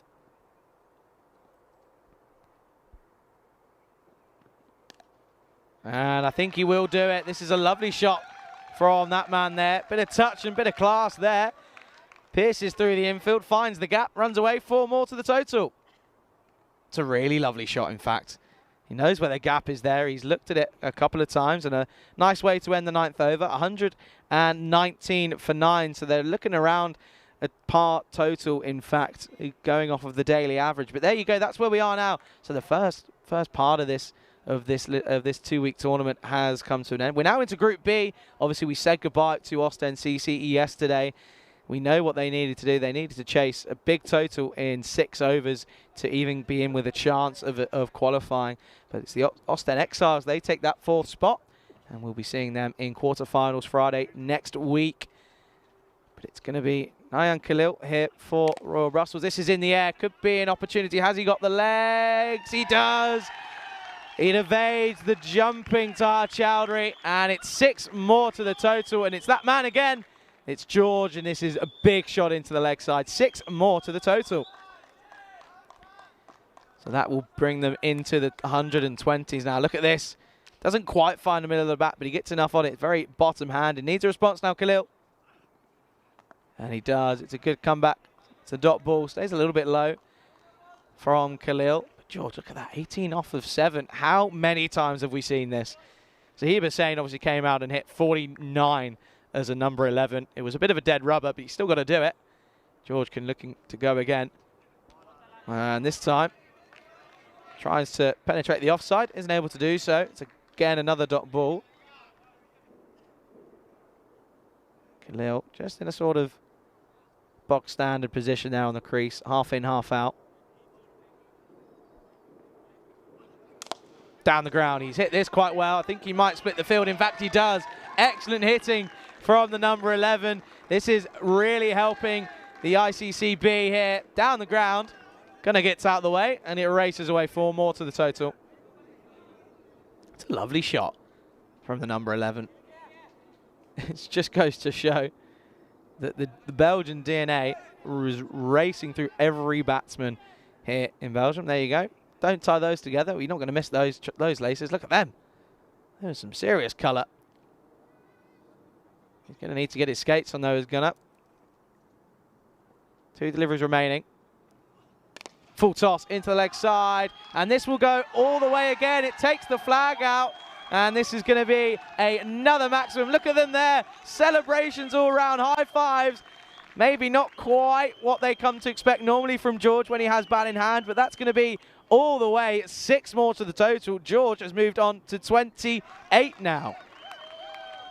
And listen to that. You can hear him. You can hear how happy they are to see George go big here. They've raced along to 135. Last delivery here.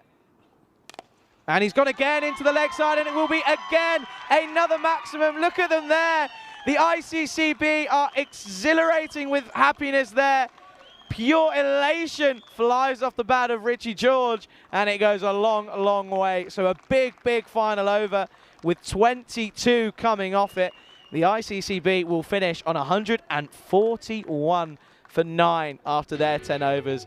And we get to take a look at the highlights. It was an interesting first innings of play here. It started off exceptionally well with Sai TP again going large, going 22 off of 6 deliveries, 3 sixes for him. That was one of them into the leg side, and then yet again this one went high, high and high. It was an opportunity, but it was put down, and eventually it skittled away for 4 runs, and then this time into the leg side. That was the biggest one of the lot, clearing the net there, and it raced away for another boundary. And then, well, this time it was flat, it was hard, it was an excellent catch, and well, Muneeb Mohammed setting the standards for Royal Brussels in this innings. 3 excellent catches, all 3 of them coming at him at a rate of knots as well. But again, there was some really nice hit into that leg side. As that man, number 4, came out, Rajashekar Goli, he went big. 38 off of 15, 3 fours, 4 sixes, striking 253. Lovely shots all around the park. It was a little bit unlucky for a couple of the bowlers. I thought Harrington actually bowled quite well, but he ends up with figures of 1 for 33. Look at this one. Just forgot to put the brakes on, didn't he? And, well, it ended up just going over the boundary, but he ended up coming back and putting a really good shift in with bowling hand. Did Sairab Zahid, and we take a look at the rest of the highlights. Some lovely hitting into that leg side. And well, this was a slower delivery, tried to change it up, but it was the same result. This one went for another boundary. And then there was a couple of mishits, and they were pounced on, really. That one was a mishit, but still had the legs to go. But again, really thought that the fielding was pretty excellent. But unfortunately, when it's over the boundary, there's not much you can do. Good bowling there. That was that man, wasn't it? That was the period of play. Sairab Zahid, he finishes with excellent figures, 3 for 4 off of his 2 overs. But then Muneeb Mohammed, he came into the attack after there was one more opportunity. There you go, look at that. Almost breaking through the fans. And look at that face. And it was a bit of a stinger for that right hand, but he ended up coming on for a bit of a bowl. And look at this. Pops up, takes the catch, and he takes the return. Really good work from him. He's led really well out in the field, although this was probably not the best of deliveries, but he gets the wicket. And there was 2 hat-trick opportunities, but we didn't get any of them. And then that was the hat-trick ball. It was a no ball down the leg side, and it was 5 more to the total. And then, well, that was a really good catch from the keeper, Syed Jamil.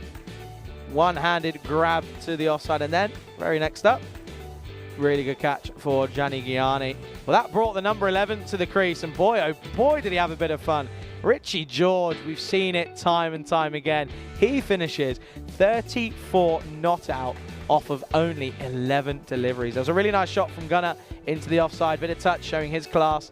He was there just as a backup really for George. 34 off of 11, 2 4s, 4 6s, and a lot of those coming in that last over. That last over went 6.466, finishing 22 off the over, and they finished on 141 for 9. Look at the celebrations there, just signaling, well, if you didn't know, that went all the way, 6 runs, and this was the last one. Hit big into the leg side. Doesn't matter where you put your fielders, because that is out of here. 6 runs again, and there you go. Look, they run off, and he's got a bit of a smile on his face. So they will finish 141 for 9, setting 142 for victory. But there we go. Look at that. Middle order collapsing completely. Complete golden ball for Sundaram. Golden duck also for Kondu, another golden duck as well. But also Trias James. He wanted to get involved in the action. So 3 golden ducks and also just a regular duck for Mandapati. But he won't mind that as he gave way for Richie George. He came in 34 off of 11. Excellent hitting. But looking at the bowlers, it was a weird time of it really, wasn't it? Only one bowler really making a huge contribution. That was Zaidab Zahid, 3 up for 4 off of his 2 overs. But also Rahman Hussain coming back, getting a wicket after going for 38 in that first over in match 21. He'll be happy to see that he gets his wickets column underway. But also Mohammad Manib, 2 for 10 off of his single over. Good work from him. And then also Khalil at the end. He went big, didn't he? 22 off of his single over. He won't want to look at that one back. But yeah, there you go. 142 required for victory for Royal Brussels. They'll be back in around about 10-15 minutes or so. So don't go anywhere as you're watching match 22 of the FanCode European Cricket Series here in Belgium with myself, Charlie Hunt, alongside Vinny Sandu, Mr. Maximo on the European Cricket Network.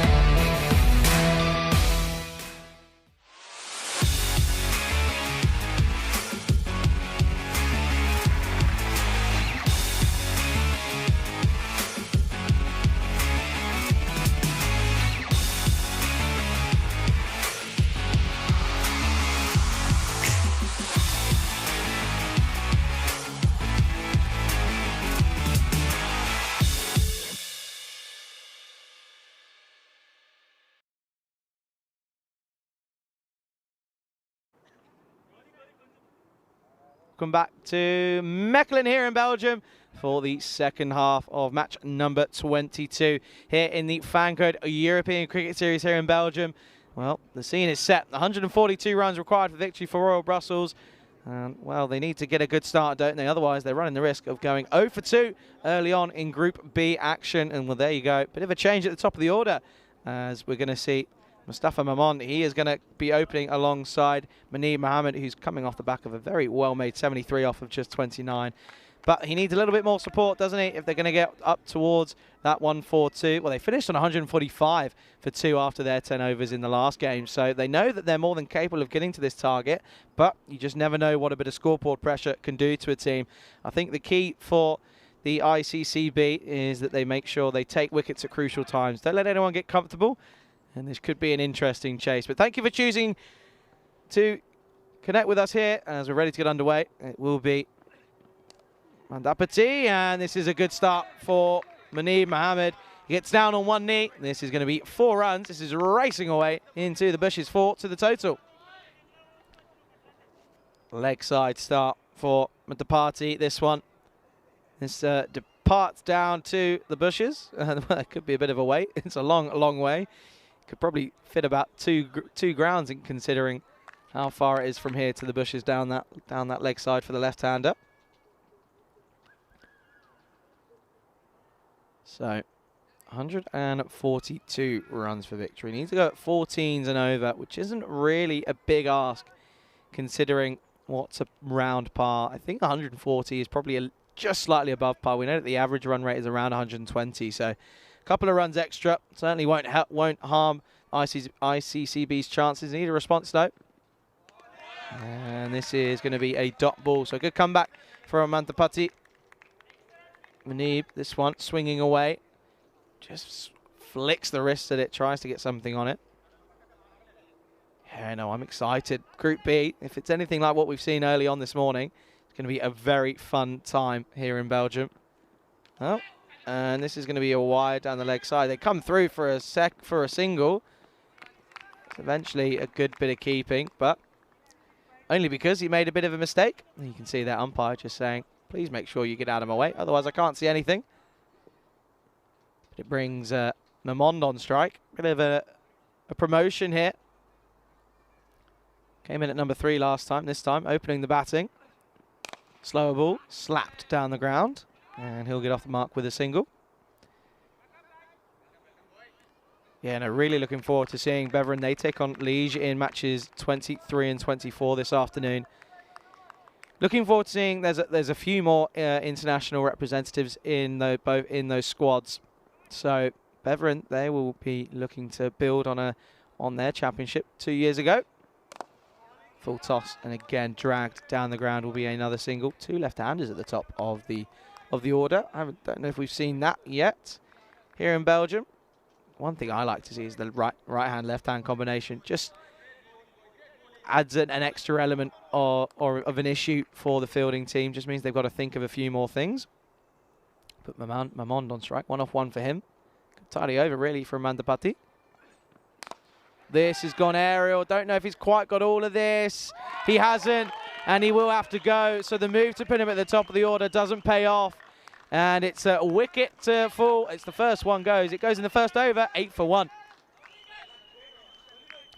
So Mamon, he has to go. Good catch down the ground by Anand Sundaram. Didn't quite come off for him with the bat, did he? But unfortunately, Mustafa Mamon, he has to go. Good catch, really, but it's the first wicket. Mandapati gets his first.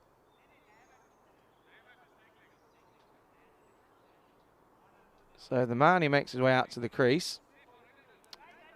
He's got a big job to do coming in at number 3. Doesn't look like that's Saeed Jamil. It's not. It's Taha Chowdhury. So again, a change in the lineup completely. We didn't even see Taha Chowdhury in that first game with bat in hands. But this is, I do quite like this from Munib Mohammed. As much as you need to get a victory on the board, you also want to ensure, because it's such a long group stage, it's 5 days of group action. You really do want to ensure that a lot of your players go ahead and get a go of it with bat in hand, because you never know when you might call upon them. So Taha Chowdhury coming in at number 3. He's got an opportunity. He's got a single delivery to negotiate here in the first over. Flicked into the leg side. It will fall safely. So it's a single to end the over. Good over for ICCB. Starts off with 9 from the first over, 9 for 1. And that's tidy start from ICCB. But there you go. We're now 3 matches without a golden ball. And obviously we had one yesterday. It was a bit of a dead rubber though, wasn't it, really? It came out of nowhere, but that just goes to show the talent that's on display here in Belgium. We know that there's a lot here already. We saw that last time around in the ECC with Belgium coming second. But just shows that even though the top place team in Group A and the bottom place team in Group A, they ended up having a really close match. 2 close matches, in fact. So that certainly shows what's on offer here in Belgium. And it's going to be Gangadhar Bari is going to take the second over here.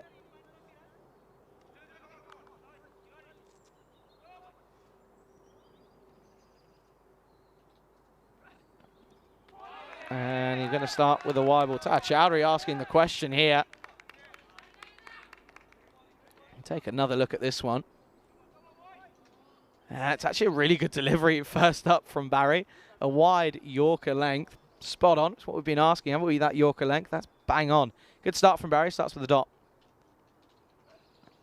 And again down the ground. Should just be a single, and is. Good work from Sundaram again. So Munib Mohammed, the skipper. It's 5 off 3. Well, he only faced that half of that first over.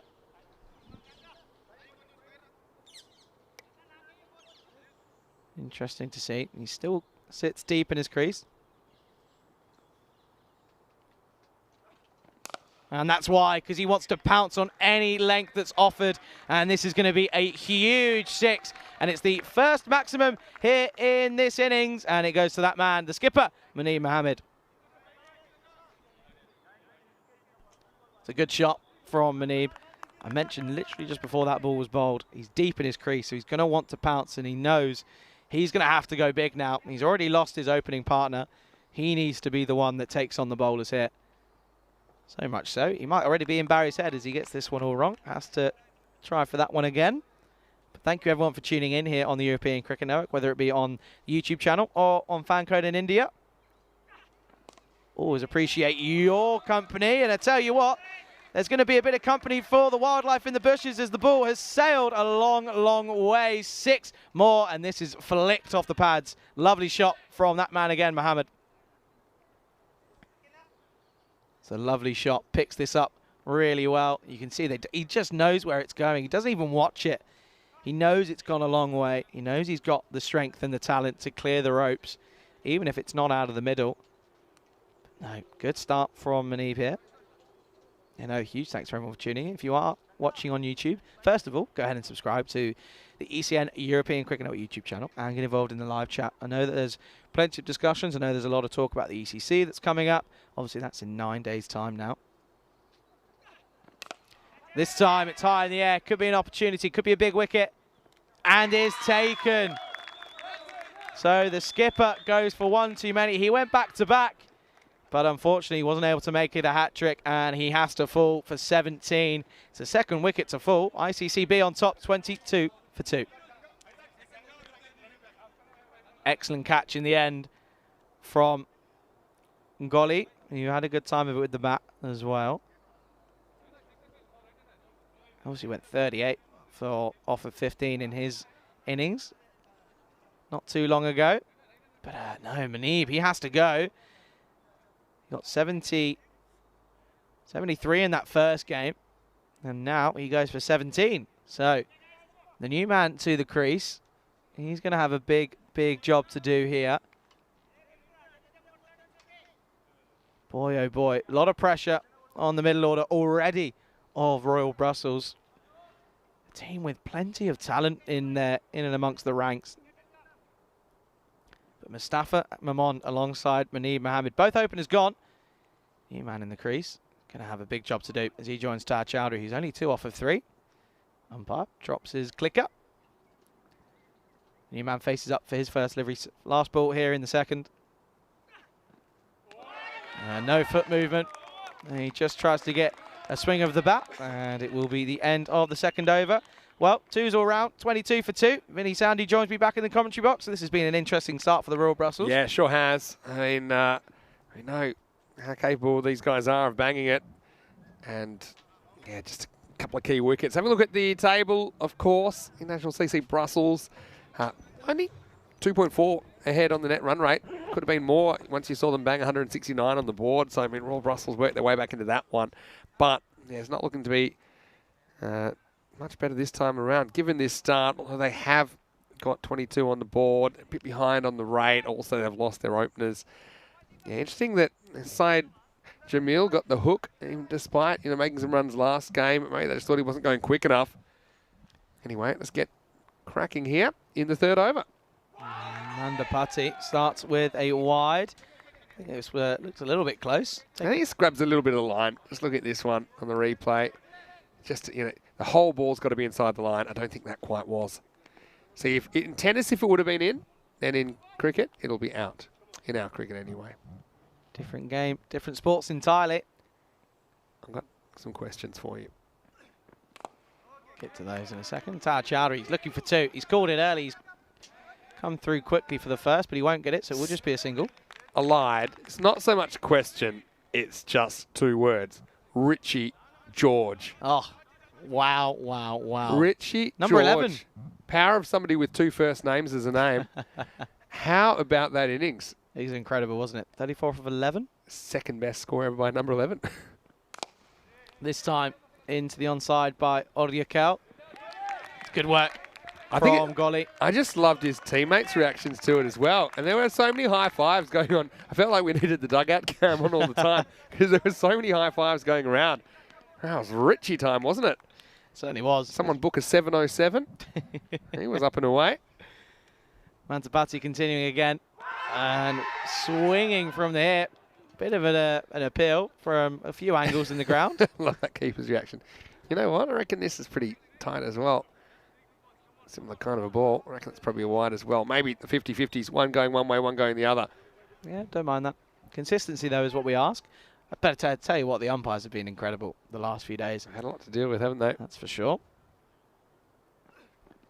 This time, just gets big on him. It will fall safely, so there will be a single. But good bowling from Mandapati there. Just getting a bit of a leg cutter, really. And Tar Chowdhury feels he's missed out on a shorter ball there. Yeah, he probably does. Yeah, so 14 over is what you need. And now, yeah, they've fallen about an over behind in the runs. So they want to be around about 42 after this over. Can't see that happening at the moment. Mandapati keeping things pretty tight. Well, this time big into the leg side. Could be an opportunity. It won't fall to the hand. So it will be another maximum. And what a way to open up your account for Oryakel. 6 into the leg side. Yeah, just picks it up. It's that length, isn't it, I suppose. Well, these guys are pretty comfortable on this kind of a length. See, they set their front foot. They swing through that arc. So Oryakel will grab a 6 there, and that helps. Yeah, certainly does. Single delivery remaining here in the power play. Going to look to try and pounce on the opportunity. It's Fuller again, slapped, and it will pierce through the infield. So a really good finish to the power play for that man, Oryakel. Just releases a bit of pressure. Nice fought down the ground. Yeah, it's a good shot through the line of the ball. That goes for 4 into the over. Into the power play as well, 36 for 2. Yeah, I think they'll look back and they'll really rue, though, that 10th wicket partnership there between Richie George in the first innings and Gunnar, because they came together at 102 for 9. So, yeah, they end up putting on 39. But the thing was, 37 of them came in the last 2 overs. So you have 37 runs, extra runs, which just take this score from 104. Like, sure, with 9 out, you're thinking they might squeeze to, like, even, look, 120 is probably a lot. The fact they got to 141 is crazy. But anyway, we've seen crazy cricket so far in Group B. Let's see if we see a big chase. Yeah, well, you never know what we're going to see. It's going to be Barry. He's going to come into the attack now. Again, obviously continuing after a good first over, taking a wicket, only going for 13 off of that second over. He's in now. This has gone high. Don't think it's quite got the legs, and it will be an opportunity. And again, is taken. That's 2 and 2 for Sundaram. It's another wicket to go. This time it's Taha Chowdhury. Didn't quite get going that he really felt like he wanted to. And it's the third wicket to fall, 36 for 3. Yeah, so another one goes. And once again, off the middle, not off the middle of the bat. Sundaram takes the catch. So the middle overs start with a wicket, and it's 36 for 3. I'm still just trying to see if it's going to be Syed Jamil who comes out. He made a well-made 43 in that last game. It looks like it will. Is that? I think that is possibly going to be Syed Jamil making his way out to the middle.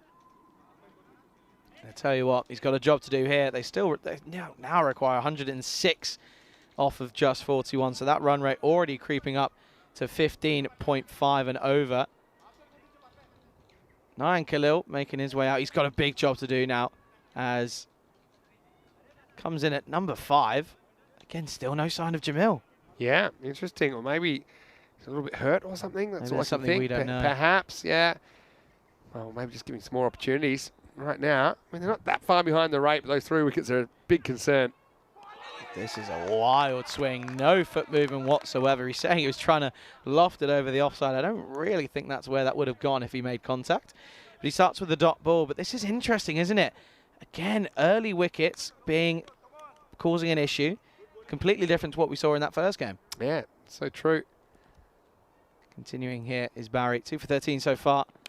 This could be another opportunity. Oh, and it's just over the man. It was Potham Shetty who was jumping over his shoulder. Doesn't able to get anything on this one. And again, it will just be a single, so off the mark. Yeah, it kind of hits his inside out. Clears that front leg. And yeah, just squeeze it out and gets just enough on it to survive. And this one does him all ends up. He has no idea about this one, does Odiakel. Just going over the top of the stumps. Look at this one, only just missing the top of off. Excellent bowling again. Yeah, it's good pressure, isn't it? Yes, so ICCB have had a few issues this season getting the results, but right now, they're all over Royal Brussels like a rash here. Not a nice one. Barry continuing again. Off the toe of the bat. Will just be a single. They're looking to push for 2. Eventually it is just going to be a single to the total. Yeah, and have a look at that run rate required, creeping out to kind of something eerily familiar for Royal Brussels, who were chasing 17s in the first game. Actually ahead of it for a lot of the time. I mean, Jamil and Muneeb were there, but yeah, it's going to be a long way home here. Eyeing off the leg side here. Last ball of the over. Tries to go big, and once again, no real foot movement. There's a shot at the stumps. They're asking the question. Looked pretty good to me, really. So, welcome to the commentary. Ask you, Vinny Sander here, Mr. Maximo, Charlie Hunt. And as you can probably see from behind us, the sun has made an appearance, which is really nice on a Saturday. We're feeling the heat a little bit here. I think some of the bowlers have been feeling the heat this morning as well. There was some forecast of rain in the afternoon, though, so hopefully that stays away because we've got Legion Beverin, who will be in the afternoon session today, and I'm looking forward to a lot more fireworks. But yeah, we had these constant questions, haven't we, about Group B? Will we see the same kind of big hitting we've seen in Group A? And I think the signs are it's a resounding yes, Charlie. I'd go ahead and say I think we're going to see pretty much the same thing. Again, it just goes to show it's just flowing through the DNA of Belgian cricket. We've seen it time and time again. Just goes to show number 11, Richie George, coming out, hitting 34 off of 11 deliveries. Yeah, exactly. So yeah, the highest 10th wicket partnership was made the other day. It was actually 61 by the Austin Exiles. Anyway. Skipper Diori into the attack. Could have an early chance for a wicket here. And it's been put down again. And he's furious with himself. Mandapati just off the back of his own bowling. This time gets this one all wrong. It had some serious airtime. I think he's just saying he doesn't really know what's gone wrong there. Yeah, this miles in the air. Actually gets a fair bit of this, I think. And towards the middle of the hands, maybe not. It's kind of clunks off the pinkies. Out it comes. So an early life, but I tell you what, this is again into the leg side, and it won't matter where you are. This will be a boundary, and well, that's certainly going to release a bit of pressure, but it's once again off the bat of that man, Odiakel. Yeah, so this is again the length. A lot of players seem pretty comfortable just picking up, depositing over the leg side. Odiakel, no exception, moves up to 20.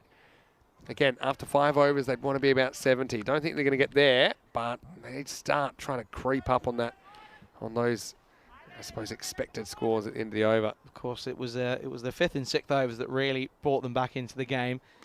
To left, and it will be a wide ball called by the umpire. Yeah, no, it was those those 8 deliveries in the middle of the innings last time around. Yeah. 8 deliveries, 5 wickets. Yeah, that was a crazy kind of collapse, wasn't it?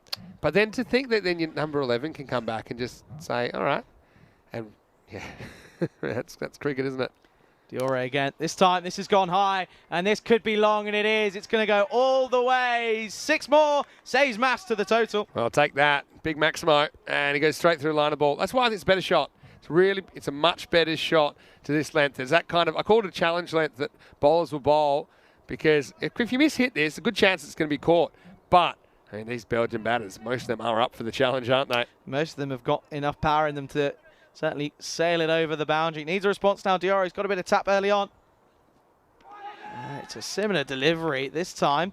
This is the difference here. He was looking to go into the leg side rather than down the ground, which is interesting. Just a bit of a rush of blood there, really. But yeah, no, interesting, isn't it? We know that they've got the power to go down the ground and clear the boundary, but they just seem to go for the more ordinary shot into the leg side. Yeah, true. Diore, 15 off of his first four deliveries. This is good. Slower ball, reaching for this one. Audiakel probably could have played about 5 different shots. Look at this one. Proper slow delivery. Yeah, so good variation. I think you need to do that. The bowlers have done that, have had a bit more success. Of course, it's not going to work all the time, but yeah, you can't be 2-1 pace, no doubt.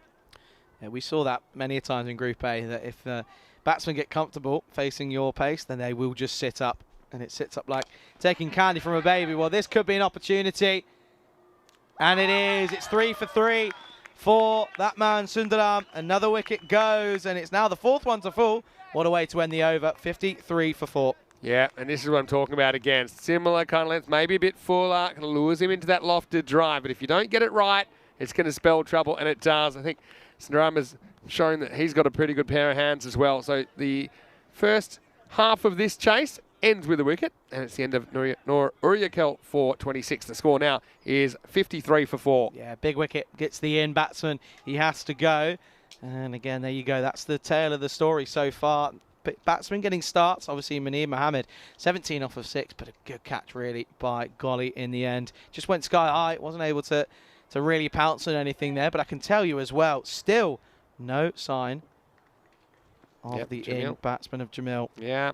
This is interesting. It's a big question that I'd love to know the answer to. This is why I wish we could just sort of get in the head of Munir Mohammed and just see what he's thinking. Obviously, there is going to be thoughts behind his madness, we'll call it. Yeah. You never know.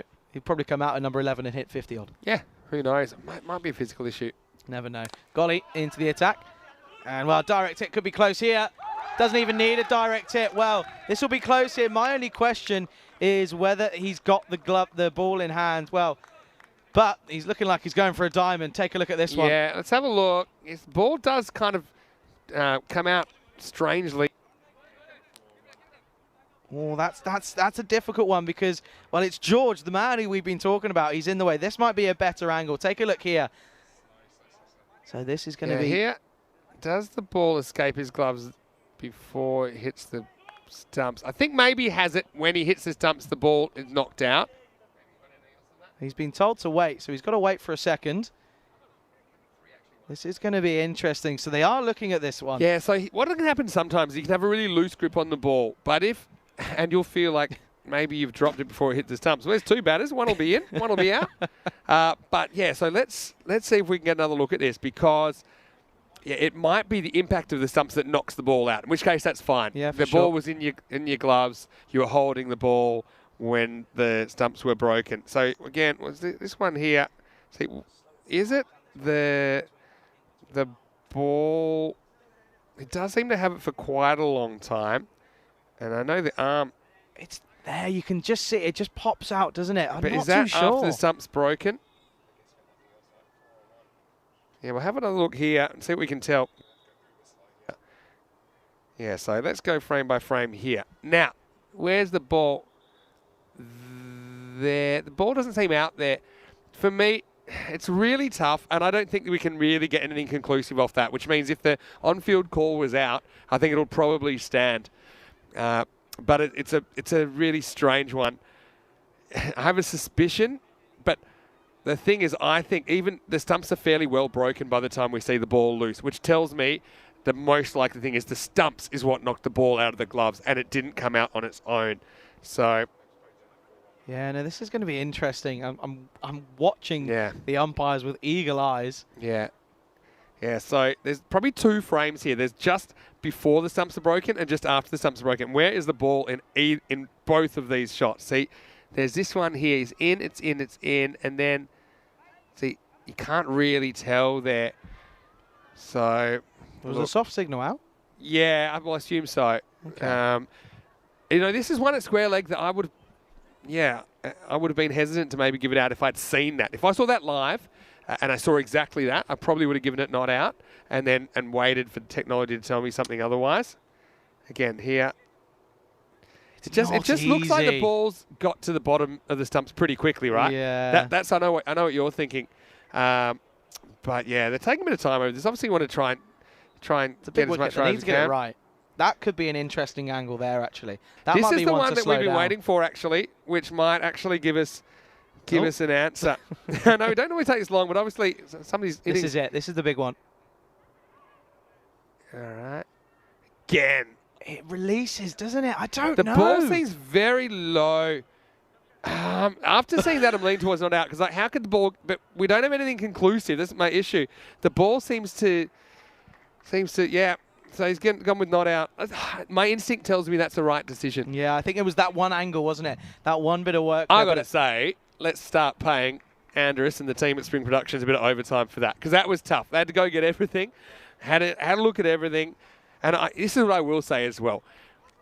If you haven't held on to the ball after breaking the wickets, I think the benefit of the doubt normally should go to the batter in that situation. I mean, it's keeper, it's untidy work, let's say, if you haven't got a grip of the ball, and so I think that's fair enough, that one. So it'll be it'll be 1 to the total. So we'll bring Brutt on strike. So he will get to face his first delivery. I'll tell you what, it might not be worth much. And it isn't so. All of that work doesn't really go so much as we will eventually get the wicket. He doesn't get the diamond duck, but he gets the golden packer. Well, he's getting his steps in, isn't he? So there's that, because he's had to walk on, walk off, walk on, walk off. And after all of that, well, maybe that's the universe telling me that the ball did hit the stumps, because it's even now, I suppose, Sundaram gets another catch, and it's pretty familiar for Wazik Butt, because he was there just a second ago. He goes without scoring now, 54 for 5. Didn't quite middle it, and it just went high in the air. It's a really good catch, I tell you, from Anand Sundaram. That's 3 from 3 now. He's having a good time of it. This is, I think they just took a bit of time to get into all of the fielding action. So eventually, Ollie Harrington will get out to the middle, so he will be able to face some deliveries here. Yeah. Look, what I will say about that, as a keeper, you can't, if it's not given out, you've only got yourself to blame. You haven't taken the ball cleanly enough to take the stumps without a huge element of doubt. Well, there you go. There's the no ball. That's a good way to get off the mark. Poor Diana. Well, she had to go ducking, didn't she? She was in the deep dark forest. And, well, this one's gone all the way. Maximo. And, well, what a good start this is. Looks like Harrington out there. He's a tall guy. Not easy to get above his waist. And that's what happened, and he put it away. Yeah, it's a nice shot, really. Just want to see how close it is. Oh, yeah. That's great. That's really good from Dan. I'm glad she wasn't looking down the lens of a camera there, because that could have been close. But it's 6 to start for Harrington, and he's also going to face a free hit. Look at this. Take a look once again. Yeah. Look how close this is. Yep, it's pretty close. And not often she actually moves at all, so that's how you know it's close to her. What I will say is, if it was given out in the field, to me, and not to heap on the umpires there, if you're seeing that live, you should be spotting that. I don't think out on the field was a very good decision in the first place. Just being constructive, obviously. Not easy. It all happened very fast. Not easy. But I mean, we saw it several times in slow-mo and couldn't tell. Exactly. So I think it only creates more doubt if you see it in real time. Yeah, it just was that one angle that we needed. But anyway, free hit time. Learn from that. Wow, and he will get a boundary. It's probably not where he was expecting it to go, but it will be 4 nonetheless. 4 more runs. Again, down towards fine leg. Yeah, well, this will do. And probably Ollie feels like he's owed a couple back, because he didn't bowl that badly this morning, but went the journey a few times. Anyway, a man originally from Britain is getting a few away. 10 off 2. Of course, that was a free hit as well. Mm. It wasn't quite out of the middle, but it will be another boundary.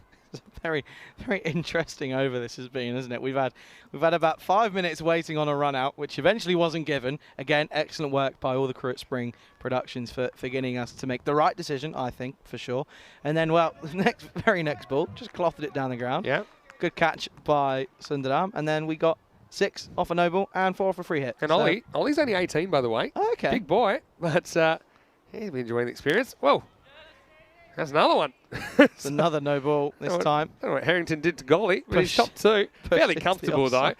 This will be a second and final warning for Golly. This is waist higher above, I think. Just, yep, 100%. So, Yeah, good call again. It's on his last warning now. Got to make him bounce or close to. He's still got a lot of deliveries left in his spell for sure, but it's another free hit, but this time it's going to be killer on strike. Not yet. Not yet. We're not ready. Too eager. It's been a while since I've seen the old bowler clothesline from the umpire. Sometimes happens. Free hit. Advances down the track, hits this down the ground. Should just be a single. It will be collected again. He's been busy, Sundaram. And yes, it is just going to be a single to the total. So 2 more deliveries in the over here for Golly. Your maiden waters. Appreciating the work of Spring Productions as well.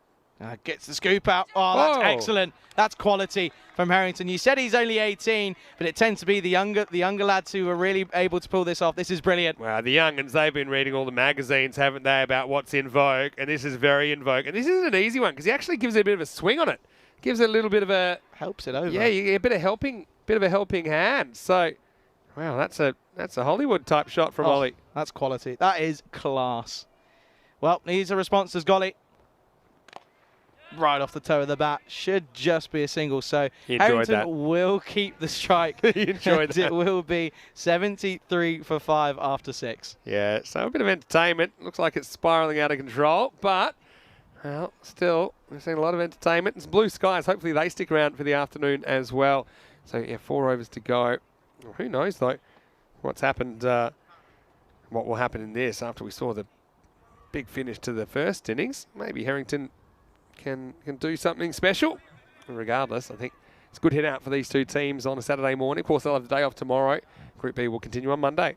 Of course. And again, this is interesting, isn't it? So we get an early look at Group B, and we get to take a break, take a breather, recap on what we've seen over the last 5 or 6 days. I'll tell you what, the first word that comes to my mind is just excellence. It's been incredible hitting, powerful stuff all the way around the ground. But we're going to see Potham Shetty coming into the attack. And, well, Harrington tries to go big into the leg side. Big step across. Yeah, wide called. Bit of a better weather forecast now, which is a good thing. Changed. Yeah.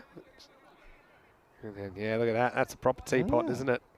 Cool. It's the line, though. I mean, it takes a bit of time for the bowlers to adjust, but they'll understand. It'll be pretty consistent. So, extra delivery.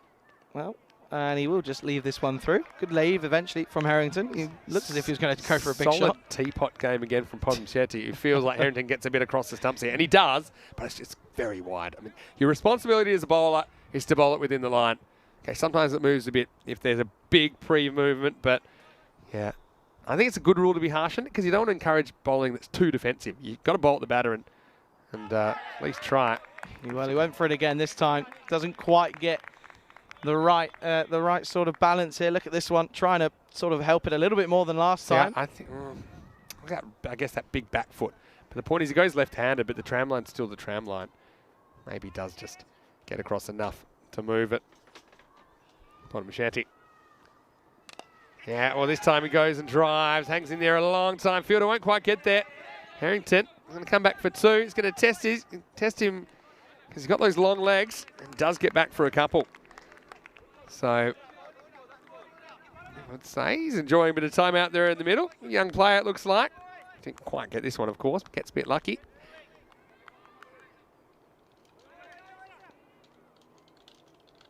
So let's see if Potham Shetty can break through here. Got to say, ICCB been pretty impressive, haven't they, in this form of the game so far this morning? This time, nice shot. He sweeps it, and he will get a boundary. So Harrington really turning it on now, showing a lot of attacking flair And who knows, maybe this is an opening partner for Manib, especially because he's shown he's not afraid to take on the bowlers and play some quite audacious strokes. And that was just a beautiful sweep off a faster bowler. Gets another boundary. Moves to 22 off 8 now.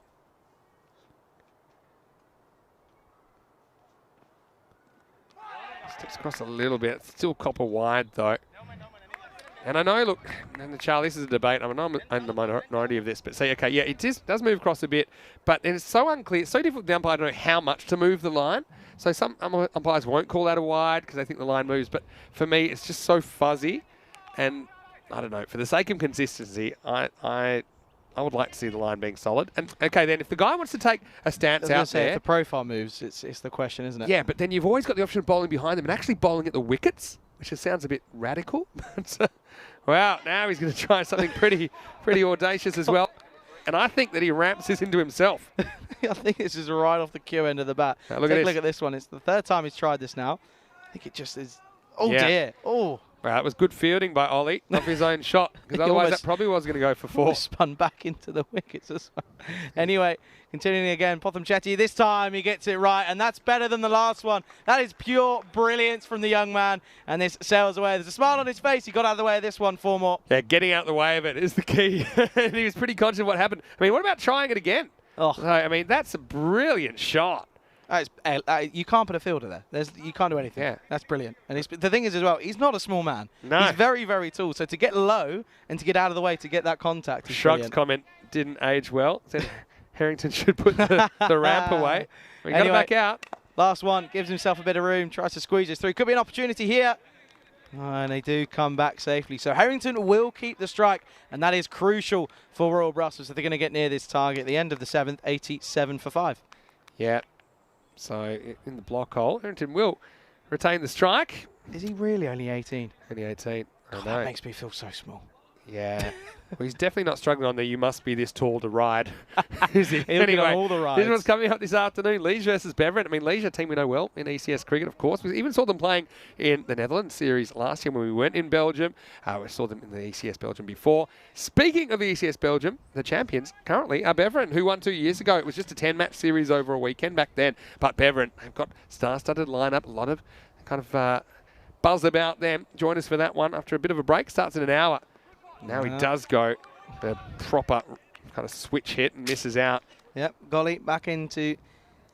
Shrug sticking to his guns, saying 3 attempts for 4 runs. I think he's hit 2 boundaries, is that right? 2 boundaries off of that boundaries shot. with it. Yeah. But, I mean... They look really good. So, It's, for a highlights package. I suppose it's the time to try all these things, right? Don't have much to lose. Golly continuing. Expensive first over. Steps a wild across. And this time stays well within the lines. Yeah, bit of a comment, I think, from Matt about the Irish squad for the ECC. And, yeah, look, it is a pretty young squad. I think we've got a 25-year-old in there, but he's an old man in there. Mostly 22, 21 even. I wonder how they'll go. It's going to be super interesting. I don't think they would have played any team in that's cricket, what I was pretty going to much. say. Not a lot of T10 A lot of under-19 experience. World Cup representatives in there for Ireland. But, I mean, how will that experience be? Will it be useful? I mean... Yeah, against Spain, Austria, and even Czech Republic and Portugal, a lot of experience in the format. A lot of people saying I think it's Group D was one of the group of death. I think Group A is going to be in a very interesting group. Well, Group D is the only one you don't have a quote-unquote traditional cricket country. But that makes it more even in a way, right? Yeah, for sure. Good slow delivery. He does eventually pick it. He adjusts himself. But they turn and go for 2. This could be really good running. And he's got to get the strides in, and he will. Excellent running from Harrington. 2 more to the total. Yeah. Yeah, he has run well as well. Yeah, so you've got kind of Ireland, Netherlands, Scotland. England, help me out. England, of course, as well. Yes. That's the 4, isn't it? So, so that's Group D is the one without one of those. Yeah. Italy and Germany, though, obviously pretty competitive. Up there for sure. Well, this is big into the leg side. Goes for the more traditional cricket shots, and this is going to be 6 more. Harrington moves into the 30s. Yeah, and I think he needs to do this more. I mean, he just stands still. I know he's got all the tricks. He's like a puppy in a box, really. He just can't wait to get out and show all the tricks and show what he can do. But this is just playing the ball that's bowled to him, and he can probably afford to do that more often. Stand and deliver stuff from Harrington. And well, he came in, didn't he, into this game? Came in all the way down. at number 6. So it just shows. Could bat anywhere. I mean, I'd be curious to see him in the power play. I think with only two outfielders for 3 overs. I suppose what makes him useful, if he can nail that ramp shot, is even with the 5 outfielders, you're getting a boundary for it if you get it right. For sure, for sure.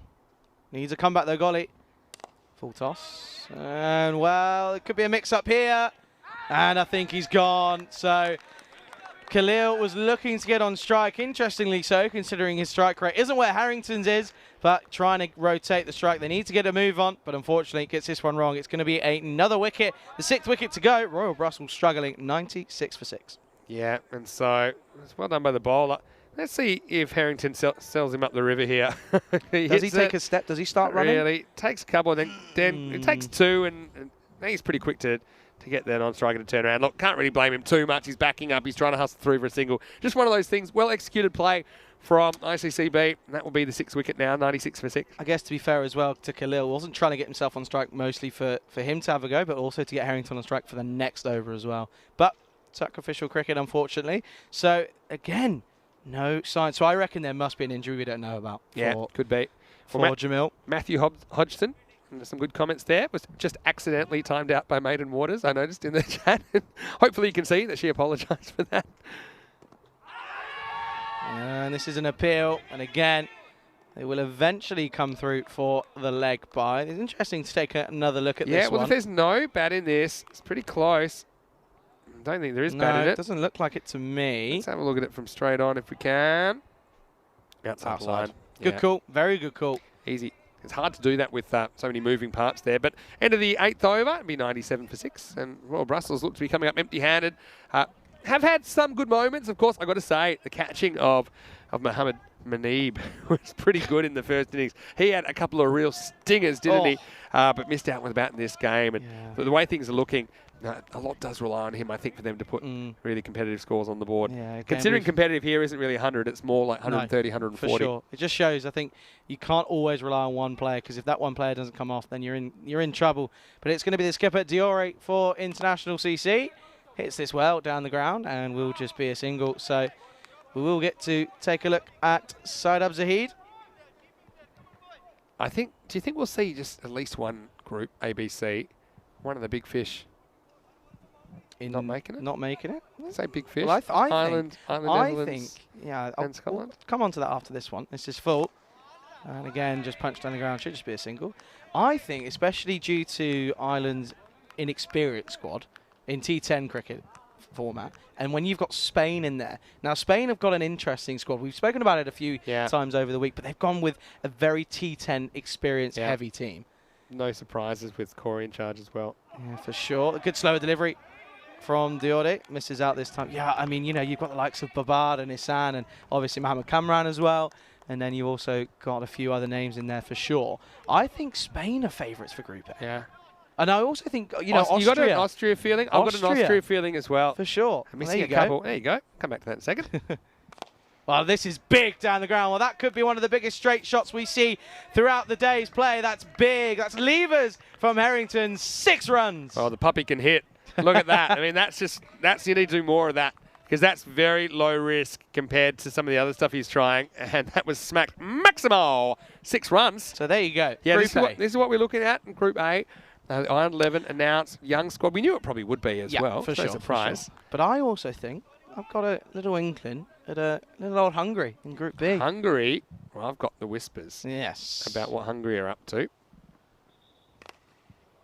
This will be hit square of the wicket, and it will get to the boundary. So, Harrington, he hasn't had a lot to celebrate this morning, but he's within reach of a half century, and this is a nice one. I think it's a slightly slower ball, but he picks it, and he just smacks it away. Leg side, goes and fetches it, and he'll get 4 more. Yeah, no, this is good. This is really good to see, and I think this is good for Harrington because obviously, again, only 18, right? So I'd like to know, I want to find out his qualification status for Belgium. Obviously, not saying he gets in the squad straight away. We'll finish off this over. We won't. It'll be a slower wide. Pretty poor delivery in the end.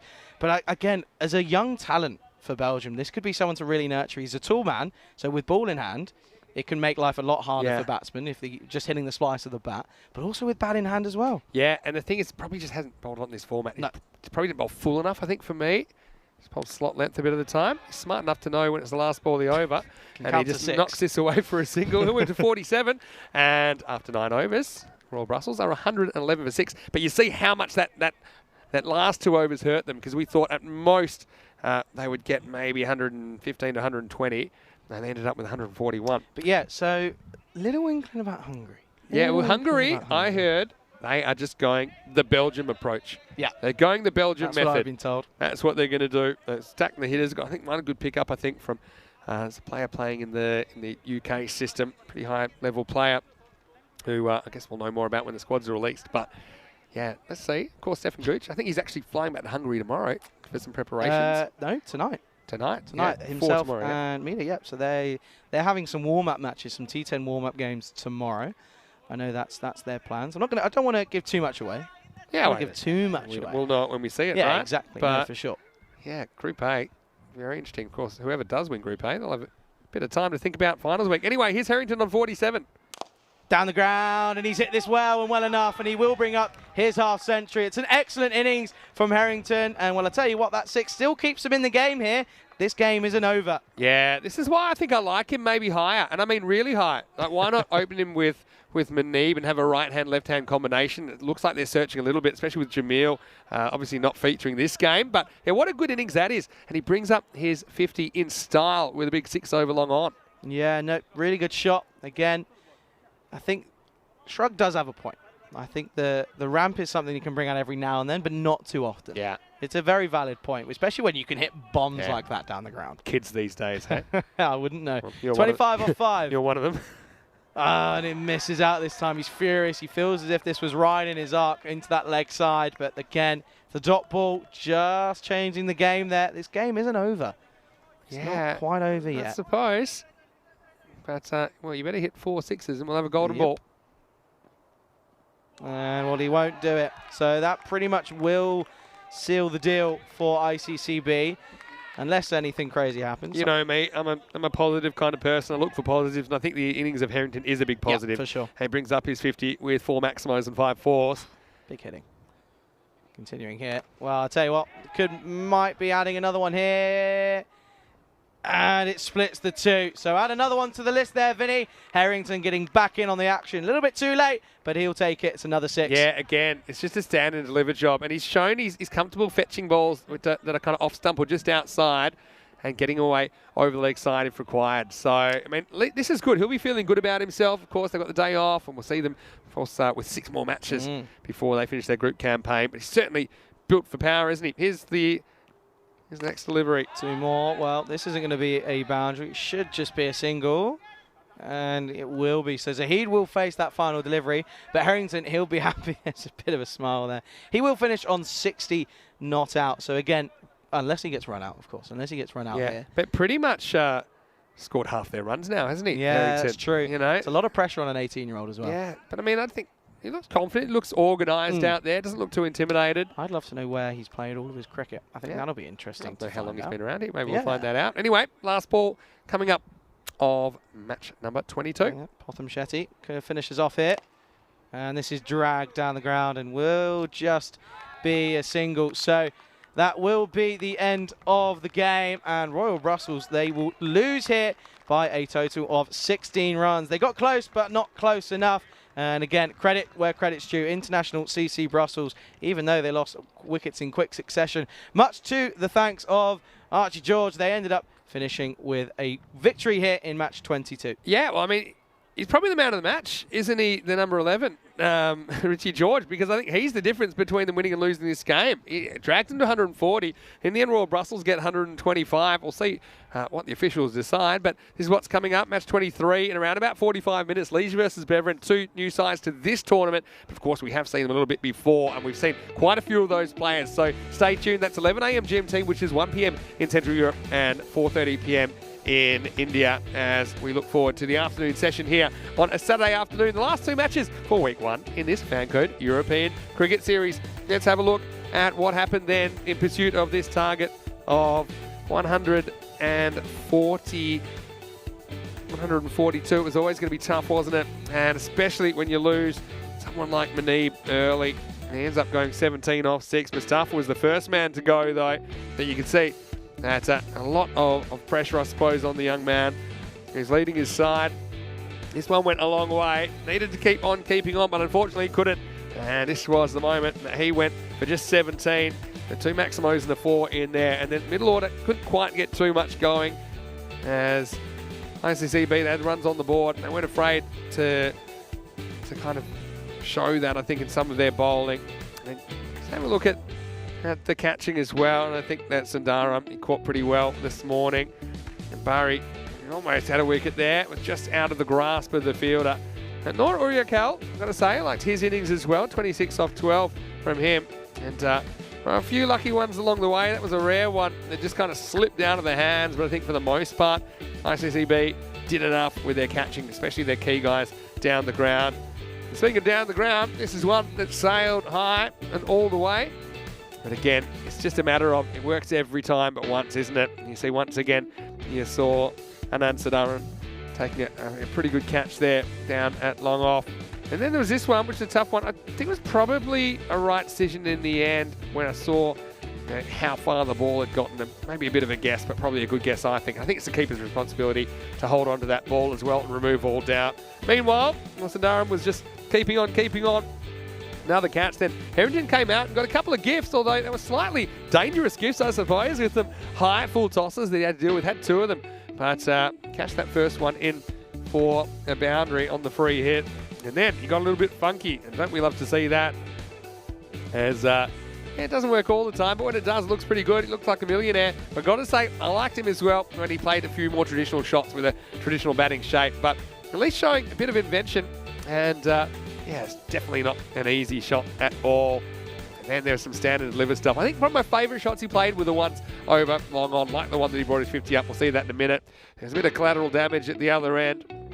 There's a little bit of a slight miscommunication, ended up in a run out. Yeah, that for me was probably my favourite shot. That's what I'd be saying. Look at that one. Look at what you did right there.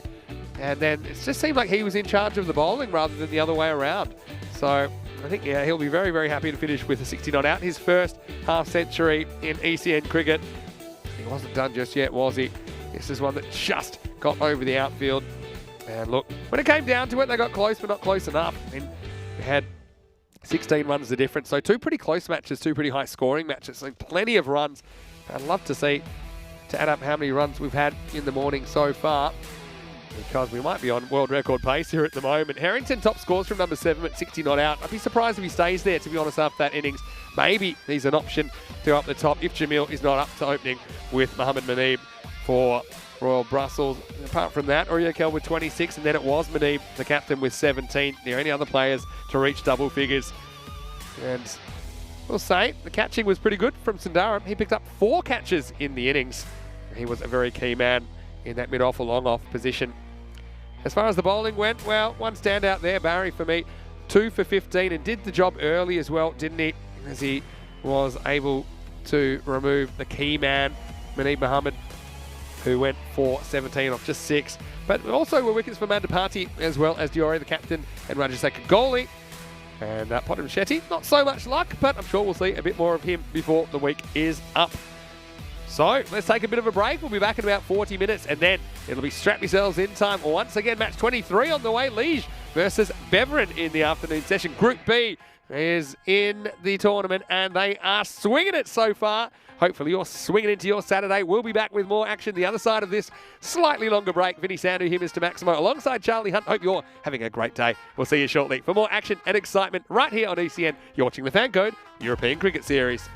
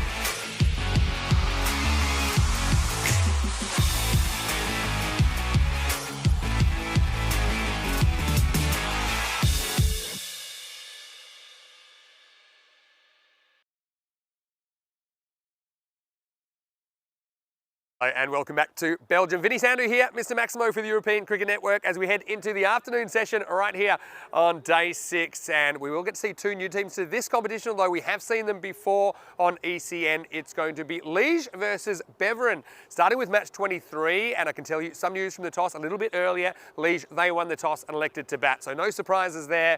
And well, we've seen most captains wanting to bat first, putting runs on the board. And often we've seen big runs put on the board. And then Razak, I think he is a pretty impressive performer for Liège. Watch out, he's a very good death bowler and I'm looking forward to seeing him employ his skills. He might have his hands full though with a couple of the batters from Beveren. They've got a fair few big hitters, and look, I was going to say one person I'm really looking forward to is Saber Zakil. He was a magician in the ECC last year for Belgium. He's got these magic wrists. He seems to be able to manoeuvre the ball all around the ground with power. Of course, it'll be the second innings when Beveren will bat for the first time. As far as the ball for Beveren, I'm looking forward to seeing Ashikula Saeed. He's a bit of an ECN favourite. He's someone that we saw all the way back in 2019 win the ECL with VOC Rotterdam. He's a great story. He's a guy that always gives everything for his team. We'll see him first up because Liège, they will be batting first here in match number 23. Don't forget, Beveren, they did win this series back in 2020, but it's a long time ago, but they have had some success winning the T20 this year.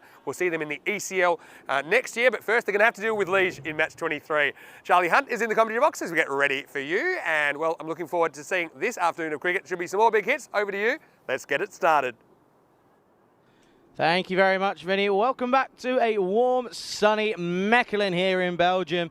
And well, we've had a little bit of a break in play, but we're ready to get underway yet again. And it's going to have some electrifying cricket here on the European Cricket Network. 2 teams up here in matches 23 and 24. Liège taking on Beveren. Of course, Beveren, they are the reigning champions of the ECS here in Belgium. Of course, it was over 2 years ago now. Well, there you go. And we told you a little bit earlier about the little deal that's on the fancy at the moment. Every player is still only 1 point. So go ahead, get involved in that. And I can tell you that, obviously, Liège winning the toss and electing to bat first. No surprise there. That is the trend that we've seen time and time again here in Mechelen. And there's a few familiar names, of course, that I'm looking forward to seeing over the next few days here in Group B, of course. 2 more games this afternoon. Then we take a little break tomorrow, and then we're back straight into the action on Monday morning. And look at that, the sun is shining. A few clouds about, but hopefully they stay away as we're looking forward to 2 excellent games of some exciting T10 cricket. And of course, there's a few familiar names. The likes of Amar Khalid is one that really sticks out for me for those luscious locks. We've already got Prince Charming, of course. Raheem Zaiza, he's not playing. Of course, he was knocked out with Ostend CC. But again, credit to those who took part in Group A for sure. They really were some excellent batsmen, excellent bowlers, and also really good fielders. So not easy on this outfield as it is dry. It is very, very dry out there. There's not been a lot of moisture. We had a little bit of rain this morning. It was actually quite nice to see, quite refreshing. It's a bit chillier in the morning's play, but obviously as soon as we get towards that 10 o'clock, that sun peers through. And it starts getting very, very hot here in Belgium. Of course, not as warm as what we saw. Temperatures in Italy into the 40s. Nothing like that here, but still warm enough to get people's heart rates going. And I tell you what's been getting people's heart rates going is the cricket that we saw earlier this morning. Incredible from the 2 Brussels teams here in Belgium. And, well, Royal Brussels alongside International CC Brussels put on some excellent hitting here in Belgium with scores of 169, 145, 141 and 125. So all of those scores really are above par. We expect a par score to be around 120, around there. Of course, ICC Brussels did take 2 out of 2, so they will be sitting top of the standings on 4 points.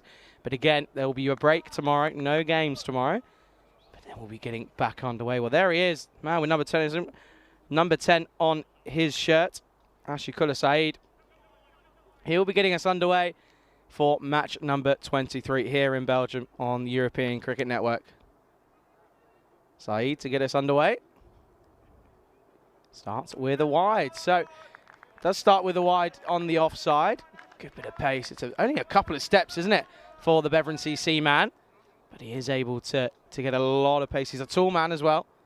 That's Just going to help the angle really get through, but I want to see him up in the block hole. That's where it needs to be, as Singh is on strike. How does it Singh?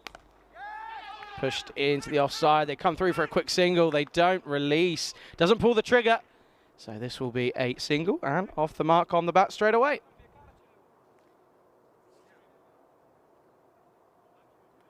So there's a few questions going off the last few innings about the ECL. Of course, that will be next year now. So that will be the next edition of that will be the 2023 edition. But in 9 days' time, of course, the ECC will be getting underway. It's international T10 cricket. I am buzzing for this one. I can't wait. But we've got plenty of cricket still to come here in Belgium. And again, it hits the splice of the bat. That's where it's got to be. Good work from that man there. Khalid keeps it to a dot ball. This is where it needs to be, doesn't it? It either needs to be really full right in the block hole, or it needs to be a shorter delivery, and that's exactly where Saeed has been for the first two deliveries. The first two legal deliveries, of course.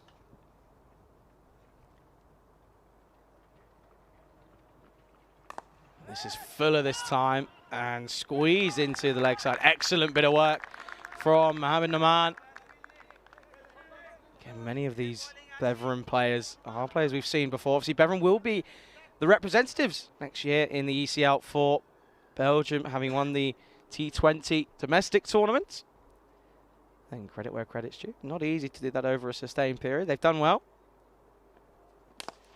Well, I'll tell you who has done well. It's Majid. He's off the mark with a beautiful booming six down the ground. 2 full from Saeed, and it gets the treatment. It's in the block hole, and it goes the distance. 6 runs. That's a really nice shot from Wajid there. Getting off the mark pretty nicely. Here's Majid. Nice way to open up your account here in Group B. Of course, this is a really good look for next year's ECL. Of course, Beveren will be representing Belgium. But I tell you, a team who isn't you don't want to take lightly a leisure. They are doing pretty well early on here. And this time, we'll get through the infield. Don't think it'll go all the way. It will be cut off. There could be a chance of a run out here, but they stick to the single. And you take a look there. So it's been a tidy over really from Saeed. Just the one boundary so far. Of course. And you've gone for 9 off this over. Single delivery remaining here in the first over. And this is going to sail over the head of the keeper. Not even. That man can get a glove on this one. It's going to race away, and it's another boundary. So 2 boundaries coming off the first over at the end of the first. Liège are 13 for none. And again, a huge thank you to everyone tuning in around the world. We appreciate everyone picking the European Cricket Network for their form of entertainment here on a very lovely Saturday afternoon here in Belgium. And well, there you go. I mentioned it, haven't I? 9 days to go until Group A will get underway. We mentioned it in the last game. Spain, Ireland, Austria, Czech Republic, and Portugal all will be taking part in that first group. I'm certainly looking forward to that one. A very good afternoon to everybody in the chat. I can see Maiden Waters, ILMF, Luke Belgium as well. Helix is in there as well. Struggles in there earlier as well. Always good to see you. But it's going to be Hadisula Tadakel for the second over. And this is a booming drive from Majid. Doesn't take the idea of having a quick look at the new bowler. Wants to go from the off. Good start from the man they call Hadisa. Hadisula Tadakel.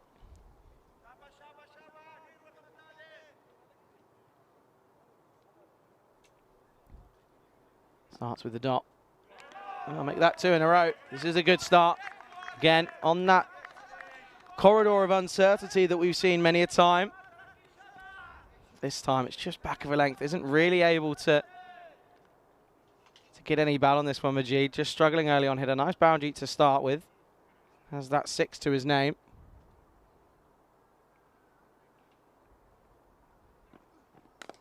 This time into the leg side, and it will be collected by Naman just for a single.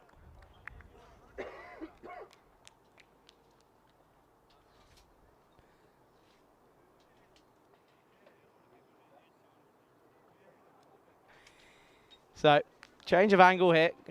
Well, he looked like he was going to. Looked like as if he was going to go around the wicket. He's going to stay over. Wow, and this is going to be a lovely shot from Singh. This will pierce the infield and race away to Adventure Island. And it's the second boundary for Harjot Singh. This is a lovely shot. 4 more.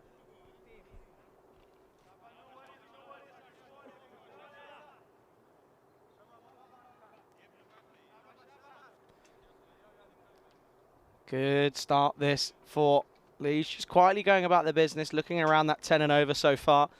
Again, par is 120 around on this ground. Misses out here. Shorter delivery from Talakel. He won't appreciate being hit to the offside for a boundary, but it's a lovely shot from Singh, has to be said.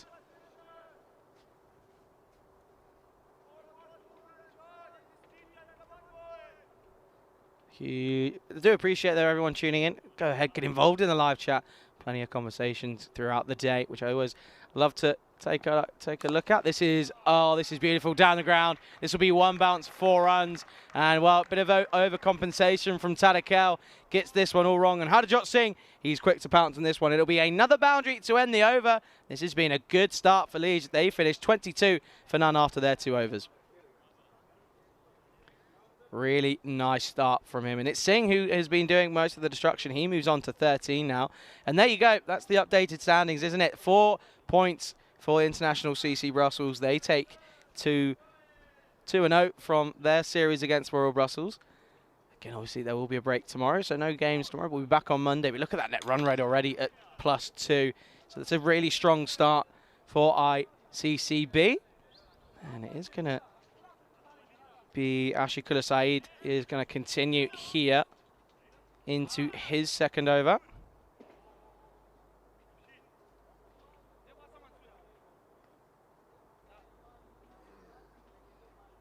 A man who we've seen represent many teams here. This is a full toss, and this is going to again pierce the infield. This time, Majid says, well, anything you can do, I can do a little bit better. And this is another lovely shot into the offside. 4 more to the total. Just 2 full from Saeed, missing out here again, who is a man who has represented a good amount of teams. He's also played for Belgium, also played for VOC Rotterdam a long time ago. That was in 2019. So it just goes to show he's been around. He's got plenty of T10 experience. He's also played for Beveren, also Punjab Rotterdam as well. So a man who likes to get around. He knows what's going on, knows how to attack the game in the T10 format. And responds with a shorter delivery, but this is going to be a long way. Maximo! And what a shot that is from Majid. This is a beautiful hook shot into the leg side. 6 more. And Maiden asking, have you found out any more information about the young 18-year-old? I have to say, I haven't yet. It was a quick turnaround. We needed to eat some lunch as well. But this is a really good response. There's an appeal. Well, the wicketkeeper seems pretty convinced. Don't think he realizes it's not being given. Look at this one. So again, a shorter delivery follows him. I think it's just clipped his shoulder on the way through. But I tell you what, the keeper, he was pretty dead set for Zakil for Beveren. Unfortunately, it's not out. Or fortunately, depending on who you're supporting here today.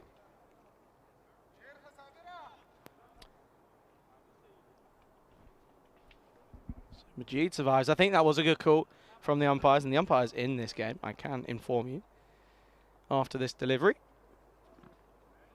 This is a swipe, and will be signalled a wide. Now the umpires in this game, and they will also be the same for the 4th game, will be Syed Moiz Ali alongside Ramaraj. Yeah, no, I wasn't able to get a lot of information on Ali. He actually raced away from the ground pretty quickly. Obviously got somewhere to be on a nice Saturday. Bit of cricket in the morning, probably a bit of social side. This is up in the air, could be an opportunity. It's going to fall safely, and again will be another single.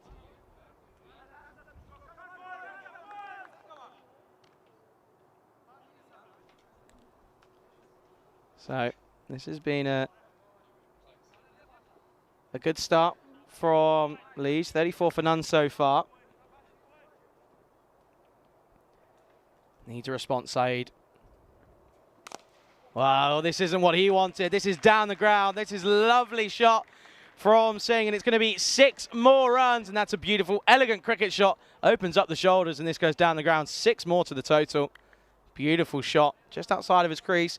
We've seen batsmen either go for one or the other. They like to advance down the track and take advantage of the pitch there, or they go deep and create anything full into a slot delivery.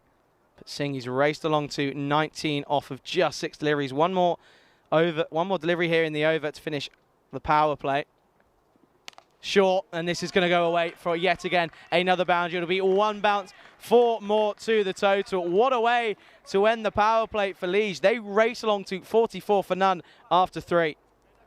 And that's again an excellent shot, and what a way to bring up the end of the power play. And a man who knows a lot about lovely shots and excellent cricket shots, it's going to be Vinny Sandhu. I've seen all shots I think that are possible. Well, I won't say that because occasionally I do get surprised, I suppose. But thanks, Charlie. Good to be back here in the box. And well, haven't we seen some action so far today? I thought that power play might just be able to keep them under control, but not so much because 44 for no loss after 3.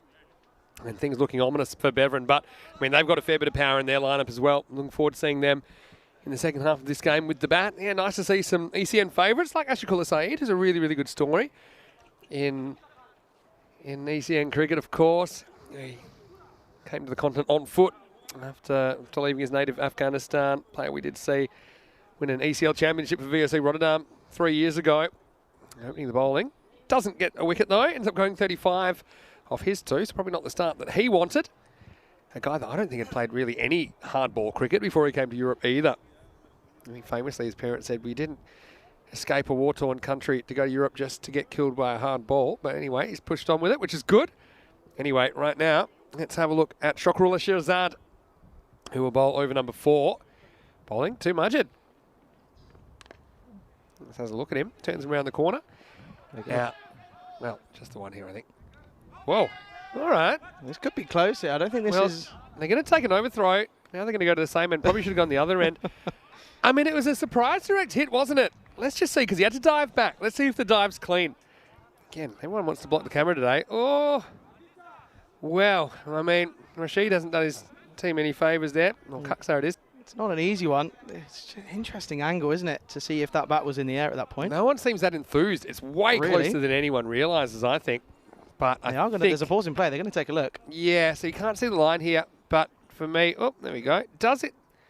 Ooh, that might be an angle there. I reckon it could be. If we can get a frame with the bat in the air, this could be out. If we get one more frame as the bat's almost down, I think it's a tie. It's a tie. That's looking worrisome. I think in the end you'll get the benefit of the doubt, but that's the tight one. I felt it was a tight one straight away, you know. How many of those have we had already today? Yeah. Only halfway through the day's play. Got to say, great work by Andrus in the booth there to get all the replays. Spring Productions. You know, one thing I love about them, they love to celebrate, and we could be celebrating here. Could be a big night, actually, after I've just discovered some information. Here's Shazad. This was no ball called. It's going to be 4, no fine leg. And let's have a look at this overstepping. Yeah, it's a big no ball. Must have been. Yeah, just stretching a bit too far, isn't he? What a shot, by the way. Yeah, that'll be 4 as well. Flick off the pads. Free hit coming up. 50s up as well for Liege. A team that we last saw in ECS cricket actually playing in the Netherlands, where they played in the Capella series back in, what would that have been? I think that would have been probably late August. This year? Last year. Oh, last year. Well, hopefully not this year, because it's late August now. But, oh no, hold on. It's not. It's September. It's all right. Let me check on my watch. It's hot. You got me good. I'll let you off. It is warm. Anyway, got to say, I love the kits again. The bright yellow of Liege and the sky blue of Beveren. Beveren, a team that we will see in the ECL next year after they won the domestic T20 here. Anyway, seatbelts on. Free hit time. Turned away, and the fielder has a bit to do. But he will keep it to a single. So, again, opening batters have had a lot of success today, haven't they, for the most part out there? Well, we've seen a lot of 50-run partnerships for that first part, for the first wicket. We've seen it, I think it's the 3rd one now in today's play. This has been good to see.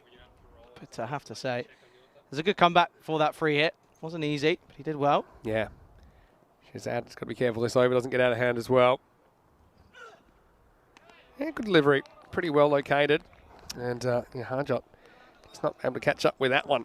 Yeah, good delivery, really. Look at this, top of off. We've seen a lot of bowlers try and go for that. We reckon, don't we, that you need to be really full run in the block out or really short, proper short deliveries. Yeah. Bouncers. Yeah, true.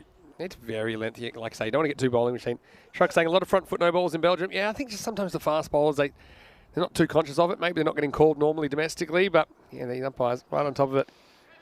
Clunks into the pad. That's good backing up by Majid, who's pretty keen to get down there.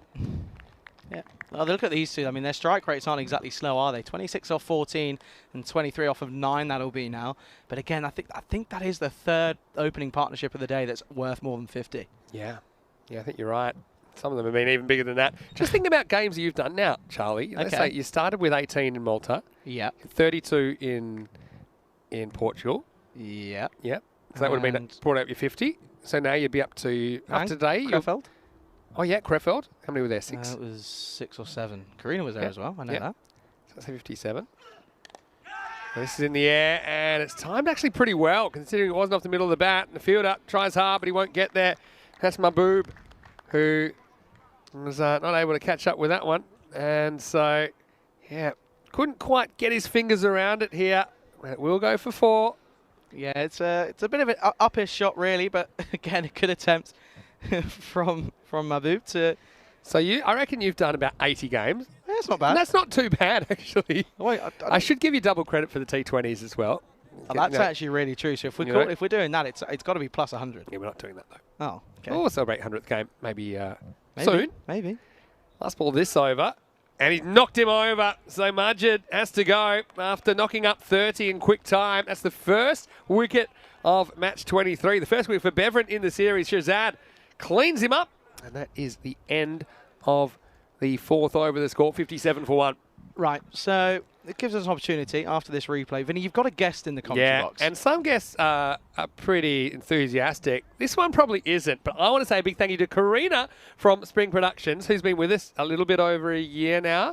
And this is her 500th game doing cricket. So give me a high five, Karina. She is super popular. She's a lovely person as well. And I remember, I think it was Stockholm last year that you did your first series. And I've got to say, it's just a good example of someone that is always got a positive attitude in some long days. And Karina, she's very popular with the staff, with the players, with everyone. She deals with all the blue crew. And we just wanted to take this opportunity to show you in front of the camera for once. And been in the firing line as well at some point. 500 games. I mean, there wouldn't be that many people in cricket that have done 500 games. And, well, here's one more now. Quite a few of them probably are from Spring Productions, actually. Yeah, probably. So, yeah, Karina, fantastic work. And, well, the fact it falls on a Saturday means we might have to celebrate it now. Party, party. Yeah. Anyway, here we go with the next over. It's Kaksar, who gets hit down the ground. Not quite within the range of Mohammad Noman. So how about that? 500 games. The way that you're going, though, Charlie, at this rate, I mean, you're in the same age bracket. If you kept cracking, then you could be setting records one day. Never They say life. They reckon the first 150-year-old has already been born. You know. You reckon? That's what they say. I don't think it'll be me. Scientists say. Well, I don't think it'll be me. Make a few tweaks, maybe. It's been 20 years to do some destruction to what I call my temple. Carrying on here. Yeah. Yeah, no, I don't think it's playing a miss. No comment. It's all right. Isn't nice to see Karina. It wasn't. Well, Karina elicited 7 thumbs up out of Mohammed Iman, so that comment didn't last long. But anyway, this one's a good slower ball actually. And it says Renawa, who needs to hustle, gets there in the end. Put the brakes on though. Yeah, well, he almost didn't stop before he got to the boundary line there. He's run 2. Need to pull the parachutes up here once he passed the line. Beveren just pegging things back with that wicket, perhaps. He was ended up being home pretty safely, but he has run the equivalent of 2 runs there. Yeah, he has.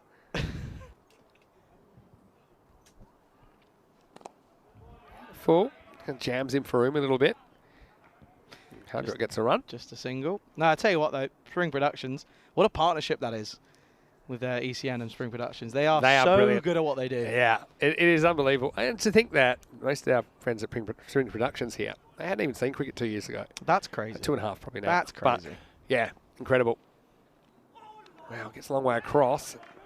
Does this grab some of the pad on the way down? No, it signalled a wide eventually. It is signalled a wide.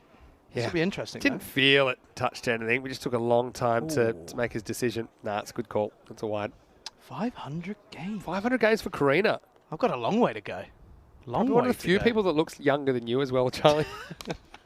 Anyway, here's the next one, which is driven out. I don't know if that's...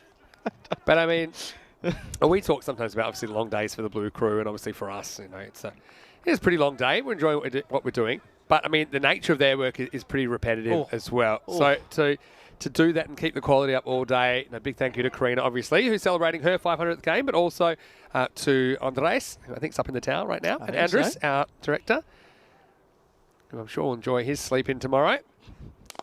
Goes for this, gets enough, out of the ground, Maximo! Well, Harjut needs to take over now. He moves into the 30s. He just turns this into something fuller than it really was, doesn't he? Off Kuckstart, the captain. And, deposits it for 6. Yeah, lovely shot. Really good way to end the over. So at the halfway stage, 768 for 1. And there you go. Not a surprise. The opener's getting a good start for the team. Yeah. So I was just thinking, Karina is often behind the camera when we're shooting the intros as well. How many times, by the way, has Karina nearly been taken out in the tower? Oh, yeah. That's what I want to know. Yeah, and you can always tell when it's her because she has those beautiful fingernails when she gives the thumbs up in the number 1 or the number 2 camera position up there. But also, she's followed me to all these weird places. She's shot an intro when I was playing tennis during was that when you interrupted someone's game? Yeah. Wept happy about it. It's the most you thing I think I've ever heard. Yeah. Well, how did that come about? Bit of a language barrier. Well, they were taking a break, and I said, look, can I borrow your racket? And they kind of thought, they said something about having paid for the court, I believe. It was in Milan, I think. Well, I was like, okay, Milan. We've had a few interesting ones where we try and make it a bit interesting where we shoot the introductions. I think Mason Ward. Yeah. It's almost double Corey. That is true. I'm assuming that's that's true. Karina, because... Yeah, Karina's always double Corey's, yeah. That's wide. That's going to be too big, it is. How many has Corey done? Corey reaches 250, and it was the amount of fanfare that was very disproportionate when he reached it in Bologna. Because normally we wouldn't bother celebrating a 250, but, I mean, we have... Knowing how Corey's going, the thought he will make it to 500 is pretty remote. So we thought we'll at least... You never know. We'll at least celebrate. Although he's going to rack a few up in the ECC coming up. For sure.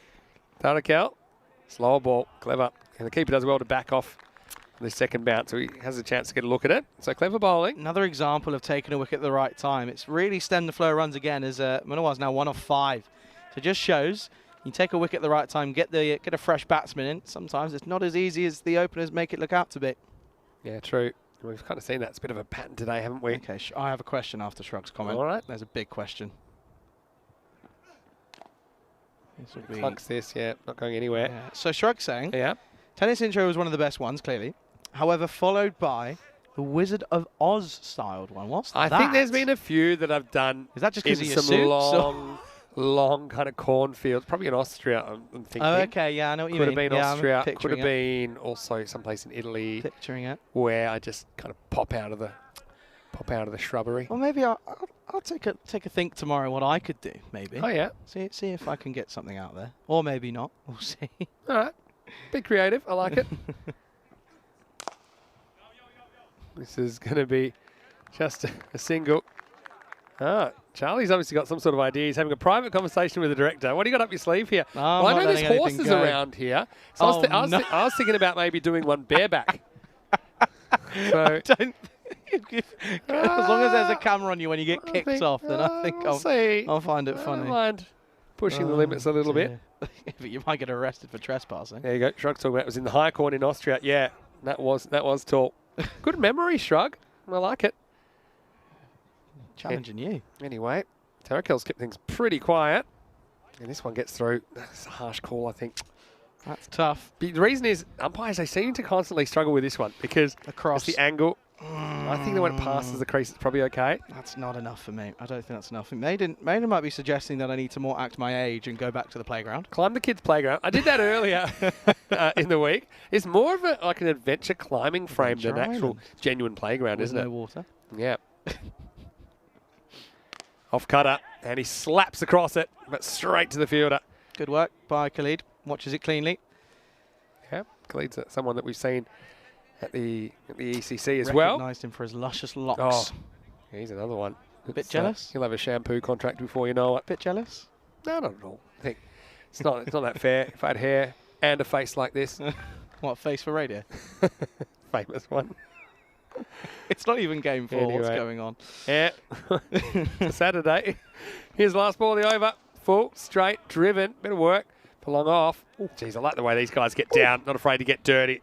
That was good work by Shazad down there. End of the over. 73 for 1. About 120 pace or so. And, Liege certainly making a fist of this first innings after winning the toss and electing to bat here in match 23. It's an interesting call, isn't it? They are going to, I think we worked out as about 148 average in Group A, of course. Yeah, that was completely different. Yeah, that one was probably first innings of a day. I think the actual first innings score average is probably around the 130 mark. I'll have to check, but they were pretty good at putting runs on the board, Group A. So far, we've seen pretty much the same thing in Group B. Good news is as well, there was some rain forecast. I don't see it. Okay. So Charlie is definitely up to something now. No. Well, speaking of the luscious locks, Okay. coming on now to have a little bit of a bowl. Yep, here he is. Khalid. And first one. Bounces twice. Don't know if it was a slow ball. It's just warming up. He's a guy can swing the bat pretty well as well. We saw him for Belgium. He came in from memory for the championship week. Don't think we saw him in the qualifying week last year for Belgium in the European Cricket Championship. Shrugs reminded me and Matt's aren't friends. Great.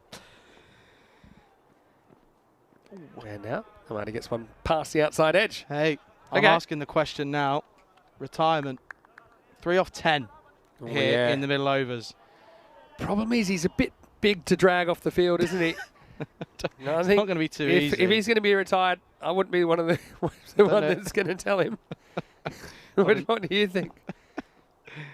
And it's another one, and that's another dot. Yeah. He's one of those. We saw probably the best tactical retirement ever the other day. That was didn't spot we? on. Spot And on. the Mechelen Eagles. I think it's Idris that made way for Hediatullah. And he just went bang, bang, bang, bang. It was indeed. Finished the game. It was a close game as so well. you shouldn't be afraid to, especially with so many wickets in hand.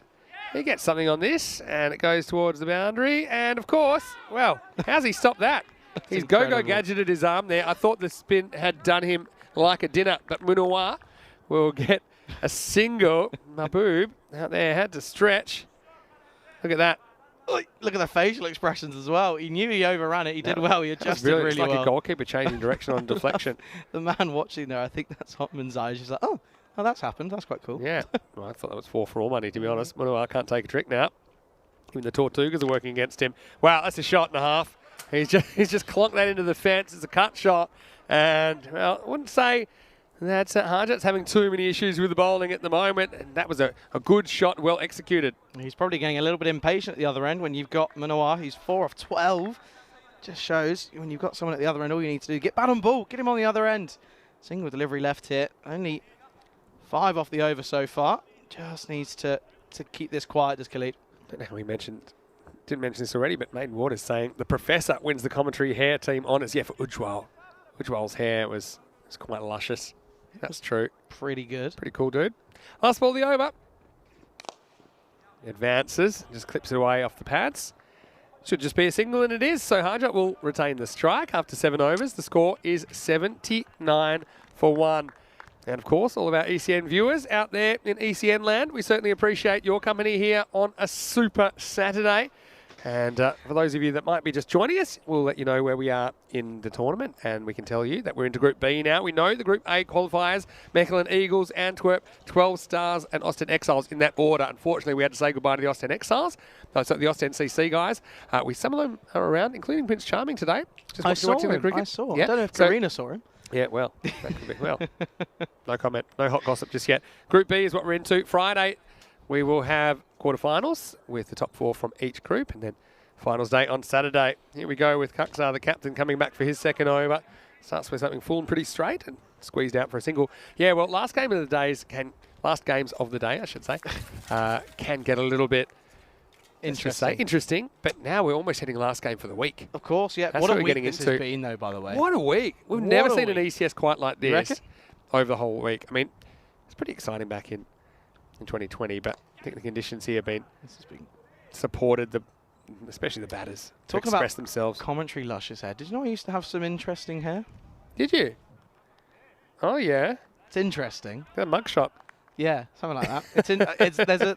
There's a couple of words that my mates used to describe me with that hair. I won't, not probably safe for it. Well, we're going to see Jimmy Carr on Friday night. Oh, we That's are. a very Jimmy Carr. I'll take Jimmy Carr. That's better than what I was given at some point. Yeah. Oh dear, that's an interesting one there. Yeah. Yeah, no, lockdown. I used to have a big kind of semi-afro when I was in high school, believe it or not. Yeah, yeah. Down the leg side. I had very curly hair, actually. Probably still do if I grow it out. I have a question for you. Okay, please do. I don't know how I found this, right? All right. But I did. All right. Oh, yeah. Yeah. How did you find I'm that? going to try and get that on air. I'm sending that. That's You can try. that's a mugshot. I can tell you that was for charity.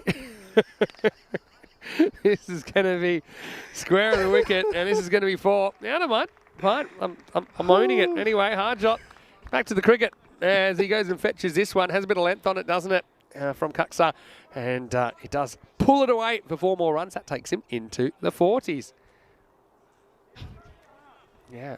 Oh, Charlie, you've learnt pretty quickly, haven't you, how to do all the tricks. You're a bit more tech-savvy than Rico, because Rico has to put everything through me first. It's a long way across here. Umpire has a good look. And now he's going to give him out. Well, I think everyone's a bit surprised there, but I've got to say, I thought it was a good shout. It was a long way across. Harjot, and let's just have a look at it. He's going to go for 42. Where does this hit him? Fairly full, fairly straight. Yeah, he was a long way across, but I think where that hit him...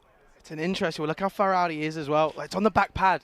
It is on the back pad, but I think, for me, I'm not sure if it's hitting... Back pad sticks out as well. Yeah. It's a tough one. It's a tough one. I mean, I can see what the umpire might have seen live. For me, probably a little bit too much doubt. Anyway, the decision's made, and Harjot has to go. He's the second wicket to 4. It's 86 for 2. Oh, you're very desperate to get this on. Takes time. I know you want to put this up. And now, let me explain. No. I'm going to get ahead of it. That in Australia, and this is going back, and this is I was going to say 13-year-old photo or 14-year-old photo, that there's a thing called Movember, which is where you I grow know a what that mo. is. Yeah, It's probably worldwide now, right? Yeah, no, 100%. No, for sure. You know, raising money for some good charities. As this one is going to be hit down too long off. The new batter gets off the mark immediately. And, yeah, that looks like Hussein Kel out there.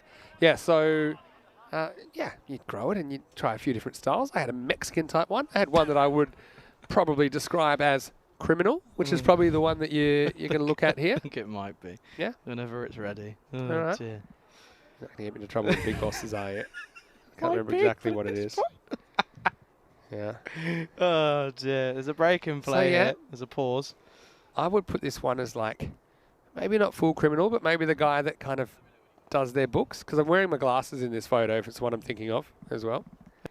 Stop hassling Andrus. We've got to cover the cricket as well. This is going to be 4. Drilled down the ground. Nice shot.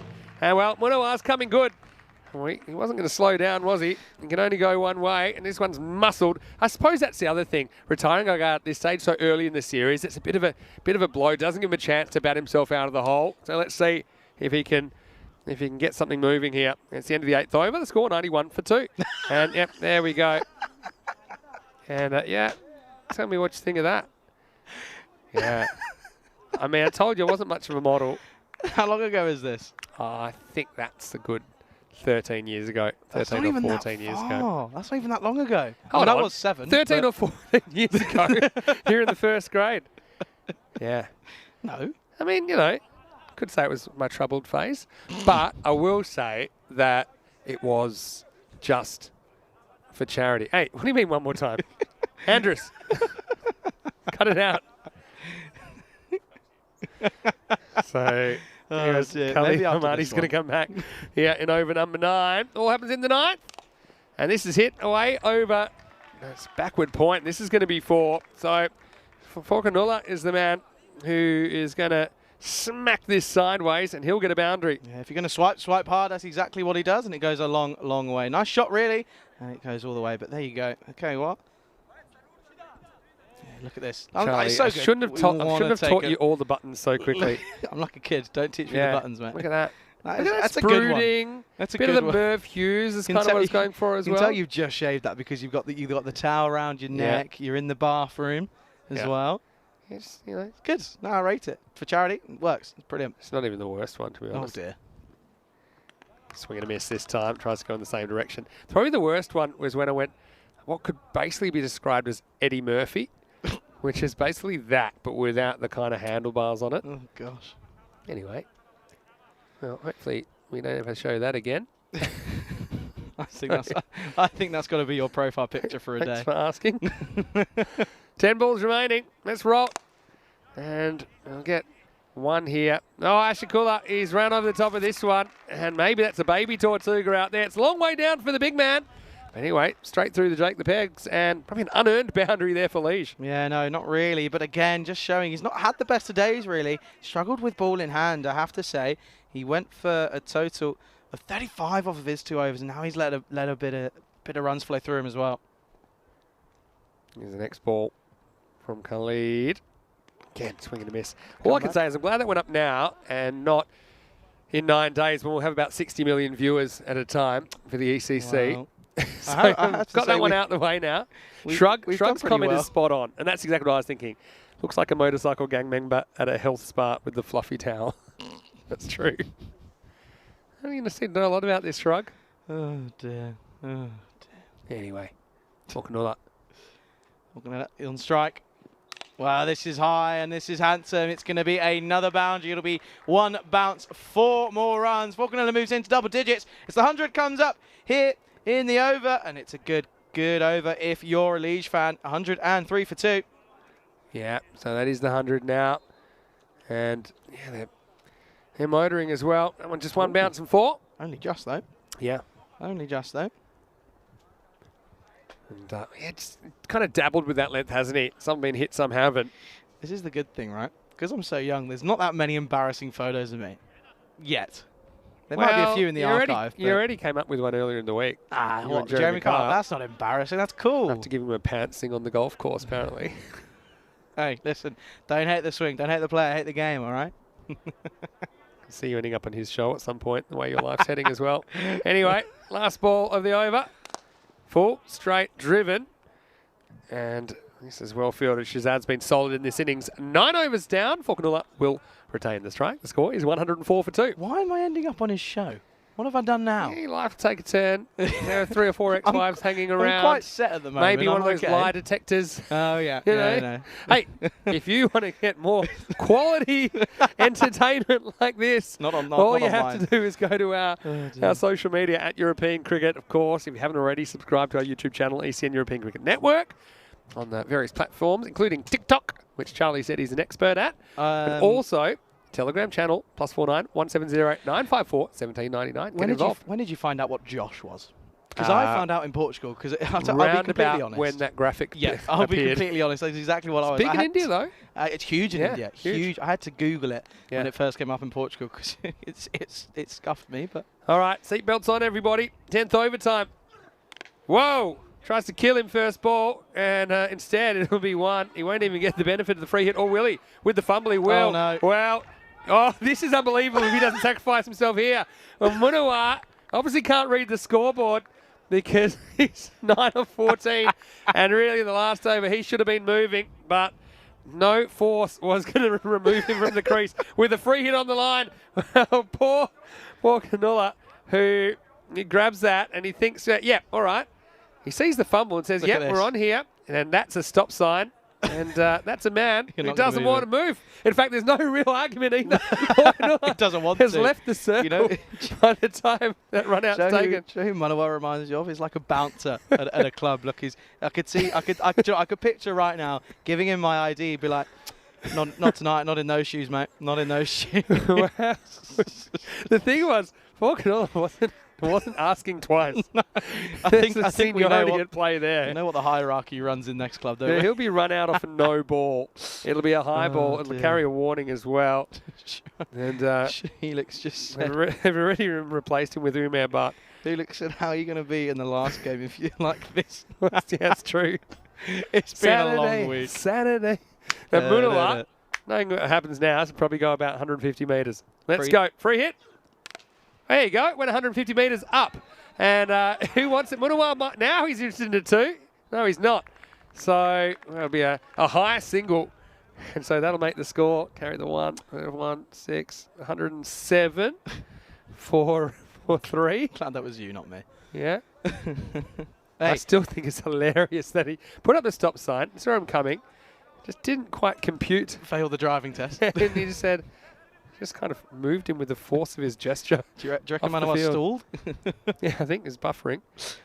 Anyway, Shazad knocks him over. First ball up for Umair Butt, who I suppose does the right thing, trying to hit every ball for 6 now. So Liege, I mean, look, not a bad batting effort, but probably not as many as we've seen some teams put on the board first up. And that'll be a 4th wicket now. It is 107 for 4. Yeah, good wicket. Good time to get a wicket as well. Doesn't let him get comfortable. Umair Butt goes for a golden quacker. Stackles into the leg side. It goes all the way, and it's another wicket. Yeah, no. So you're starting to play up a bit. Do you want the last game off? I'm going to hit the town? No. On, Charlie. No, I don't run away for the last game. I stay and I work. Well, that's good. I mean, a bit of buzz about maybe Karina could come and do a game. The last game of the day. That's just saying. Oh. Anyway. Well, imagine, what if we just... I'm playing myself out of the job. What if we did a game with no commentary and the viewers can just absorb the game? There must be a way you can do something like on Discord or something. I'm going properly. You can do that just by turning the volume down. Yeah, true. Some people do that. Andrew said I'm keeping him awake, so I've got to stay here. All right, here we go. And, well, pretty good ball first up to the new batter. Well, Andrew's has been giving us a few little notes in our ear about who he thinks is going to be effective for each team. So I reckon if... to be honest, Andrews is doing commentary all the time in my ears now because he's an expert. I don't know how many Andrews has done, to be fair. Probably watched more than cricket than I have in the last 2 years. Yeah, Andrews is a good... I know Karina's off to do the Davis Cup as well. After this. They do lots of good things. Davis Cup, gymnastics. Karina said that cricket's her favourite though. Speedway. Yeah, makes sense. Yeah, cuts this was more of a pull actually than a cut. Let me just check my thesaurus. Anyway, this will be into the bushes for 4. So the Nelson comes up. And it's 1-1-1 for 4. I've got that as 2 balls to come. Yep, I think you're right. But I tell you what, I've got a question though. So I know everyone, I remember watching at some point, I know many people want to see 3 commentators at one time. Obviously ECC, there's 3 of you around at certain moments. Now I know you said that getting an interface to have someone 3 people in the box is not easy. Yeah. What about a roaming commentator? It's possible. But then I suppose what people have to understand, we might be able to do it from time to time, but because the 3 of us are going to do between 160 games in 5 weeks, we're also trying to give everyone a bit of a break away from the ground at times. But I'm not saying we won't do it. I'm saying it's something that we will try from time to time if we have the technical capabilities there. Down leg side. This should be called a wide unless it's off the pad, which it might be. It must be. Let's have a look here. Yeah, it was off the pad, so it'll be a dot ball. My issue with the 3 commentators, if myself and Rico there, Corey's definitely sleeping under the table. Could you also trust Corey on the ground with a microphone? He's coasting. But anyway, I'm looking forward to it. Of course, we won't see Corey too much in the box in the first week because he's with busy. He's with Spain. Of course, Corey's a former coach of Belgium as well. All right, here we go. Last ball. And smacked. And that'll be 4 or 6. Let's wait and see. It's 4 runs. So they're going to finish 115 for 4. Pretty nice shot there by Adam Razak, who kind of expected it short. And, just inside the boundary. So, look, Liege, 115, that is the par score based on what we saw in the first 5 days. Got to say, though, it looks a little bit thin against this Bevan lineup, but still, they do have a ton-plus score, and they'll be out to defend it in the second half of match 23. The opening match for both these 2 teams in the series. Yeah, no, for sure, and we get to go ahead and take a look at the highlights. It's an interesting one, isn't it? Looking at the top of the order, there's a good start for that man, Harjot Singh, and also Safi Majid. They were the real only source of runs for Liege there. 42 off of 18 for Singh. He was crucial in this setting of a total, but also the opener of Safi Majid, 30 off of 16, 3 4s, 2 6s for him, and there were just some lovely cricket shots, didn't try and overhit them, and they were just gracefully played along the ground. Well, that one, that was powerful, that was big into the leg side, that almost went out of the ground. It was a really lovely shot, but again, the opening bowlers of Anshikula Saeed and Hadisula Tadakal had an interesting time of it, didn't they? More so Saeed, he went no wickets, 35 runs off of his 2 overs. Just goes to show, even though you might be one of the more experienced campaigners out there, sometimes it's just not your day. But excellent work. And again, there were some interesting run-outs as well. That was really, really crucial at the top there. It was a good bit of work to remove for Kanula later on in the innings. It was more of a simple run-out, but that was a good bit of work. Unfortunately, the effort was there from Abu, but unfortunately, didn't quite come off. And we go towards that. That was one of the best shots of the day, especially here in match number 23. Down the ground, powerfully struck, and it went a long way. Well, that was a good bit of work again. He's had a lot to do down there, eagerly watched by, I think that was Kaksada, the skipper, in the covers. And then there was, again, crunch shots in the offside, but also leg side. 360-degree hitting in this inning. 69 runs on the offside, 36 on the leg side, and a lot of them coming behind square towards square leg. Well, that one, there was a slow one. It might have been a dodgy call. Unfortunately, it's the first one we've really seen, but I tell you what, it was a close one. You never know. It might have just been clipping the leg stump. And then towards the end, some big hitting from the lower order just to get them over towards that 115, 116. And there was some good shots from Adnan Razak. He had 2 4s to his name, but also for Canilla, he went 3 4s, 15 off of 8 for him. And then this was one of them. That was a big no ball, and they ended up running. And well, look at this. He was going, and I tell you, he wasn't going. It was Manawat. He was stuck there like a train. You weren't going to stop him. You weren't going to get him going either. And Forcanilla carried on running. He made the long route home. Look how high that went. That went so high. It was a free hit. Didn't quite cash in. It was a good catch, and it was only going to cost them the 1 run, but it was really good work. I have to say, I think that Beveren have bowled well here. We all know that they are the reigning champions here in Belgium, and there's a reason why. They have got abundant of talent in their lineup. This was a lovely shot, 1 bounce, 4 runs. Good way to end the innings. They will finish on 115 for 4 off of their 10 overs.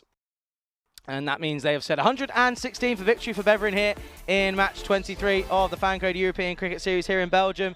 And there you go. That's the scorecard for Liège here. 42 and 30 at the top for Singh and Majid respectively. 42 though off of just 18. No surprise. We've seen openers dominate the batting lineup, striking 233.33. Excellent stuff from him. And then towards the end, well, it was a golden duck for Amir Butt, but he will not be worried about that one. They've got it all to do. They need to defend 116 off of 10 overs.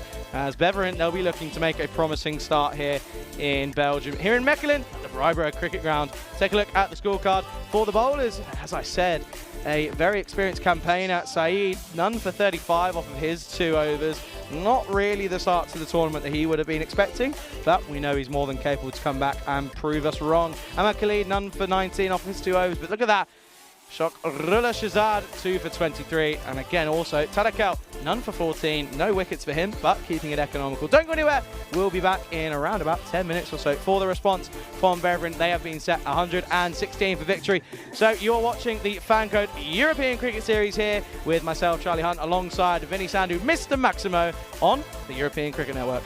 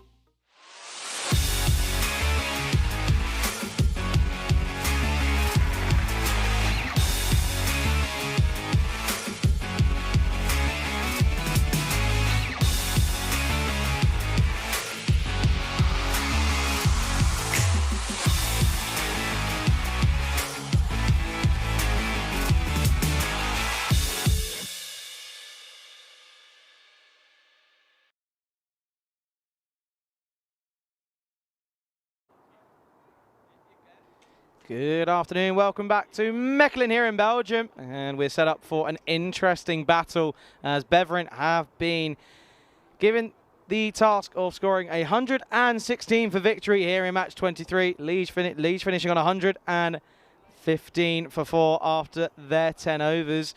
And well, Beveren, there's a reason why they are national champions so far. They have got explosive power right at the top of the innings, and I'm certainly looking forward to seeing a number of names with bat in hand, but we're going to have to wait only a couple of moments as we get ready to get ourselves underway here. And it will be Hadisula Tadakel. So good, he opens the batting and the bowling. He will be taking the first delivery here for Beveren. They need to go, look at that pace, 116, so they need to go 11.6 and over. Not too difficult upon first thoughts, but however, you just never know. A couple of early wickets for Legion, that could be a completely different game. A huge thank you for everyone tuning in around the world, whether you are tuning in on the ECN European Cricket Network or on FanCode in India. Good afternoon, good evening to everyone. And well, it is set for a tight game here. And again, huge thank you to everyone for tuning in on YouTube. If you are doing so, go ahead, get involved in that live chat. Plenty of conversations going on about cricket and anything else around the world.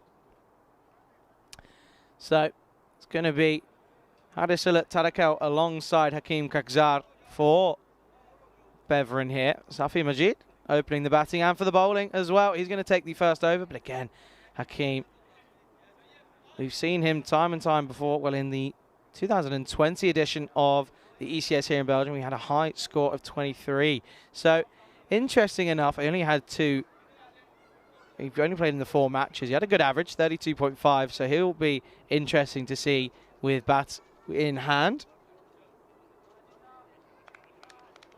There's a few conversations about some dancing and what have you. But we're going to see Safi Majid. He will open up the bowling here in the second innings of match number 23. This one just pops up off a leg. Tarakel blocks this into the offside. Starts off with a dot ball. Good start for Majid. And I know there's a bit of chat about Beveren being the ECL representatives for the ECL next year for Belgium. So plenty of eyes on how they get on in this tournament. I think just because of that stat, they will be looking to be up there. And this is going to be the first wide down the leg side. Good work in the end by Harjot Singh, the keeper. Had a good time of it with bat in hand, didn't he, in that first innings. Ended up on 42 off of only 18. Tarakel, he is explosive with the bat. I'm looking forward to this one. Well, there's an appeal. Umpire says no. And well, in my opinion, if it's not going to be given out, it should be wide, and it is called a wide. So that one, I don't know what that's been close to there. He's a tall man, is Tarakel, so that's had to get some serious bounce. But eventually it is given as a wide by the square leg umpire. That's a huge wide. Almost so much so that because he's so tall, you don't really see the ball in the frame. But that's going to be a wide. Good call in the end. There was a bit of communication between the umpires. I think he said, well, if you're not going to give that, then it's a wide. Majid. This time, Fuller into the pad a little bit, really. Inside edge onto the thigh for Tarakel. So yet to get off the mark. Just asking, do I have a favourite football team? I do. Manchester United. Just put that out there. Just going to drop that one there, leave it there. But no, huge thanks to everyone tuning in over the last couple of days, especially today here on a very nice Saturday. It wasn't supposed to be. We were supposed to have a bit of rain, but that doesn't seem to be in and around at the moment. Currently 24 degrees, nice and warm. And that rain seems to have disappeared, so we've missed it, which is always good. Plenty of cricket still to come then, as we see these two teams will battle it out yet again later. And interesting here, Tarakel is only 3 years older than me. So that just goes to show. He's a very talented man with the bat in hand. And again, this time, good running from his partner from Kakhzar.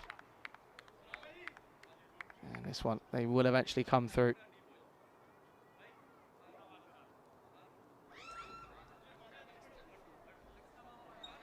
So he will get off the strike, but he won't quite get off the mark. It will be a leg by given. And we'll get a first glimpse at Kagzad here. Ah, there you go. Keanu and I clearly get along well. He's a United fan too. Well, what a start for Kagzad. This is a beautiful shot. That's into the bushes. New balls, please. That's a lovely strike off the clip of the pads. Look at this one, so good. Off the knees, and it races away. 6 more, and it's the first boundary. 6 to the total. Well picked up from Kagzad. It doesn't get much better than that. It's a beautiful glance off the pads. Bevrin on to 9 now here in the first over. Yeah, no, Man United fan sometimes. Well, start of the season, didn't really want to talk much about it. Don't mind talking about it now after a good couple of games. Yeah, that ball, I don't know if did we get that one back? I think we might have actually. Bit lucky there. Majid needs a response here now. It's a no ball, and it's going to race away. So this will be interesting here. Looks like it was clipped off of the hip, really, of Kagzad. Take another look at this one. Front foot, and it is off the ribs. So it will race away, and it's going to be 4 off the no ball as well.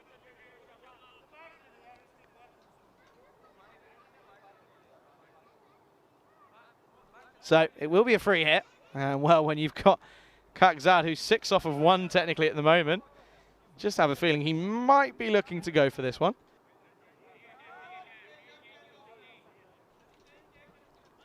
So obviously can't change the field due to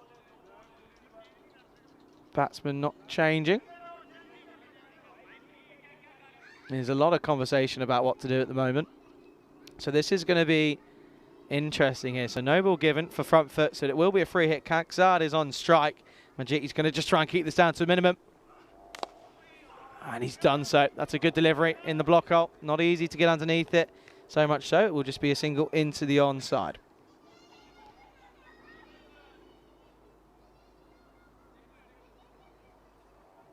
So brings the left-handed Tadakal on strike. None off 3 so far. Bit of a conservative start for that man. Talented player.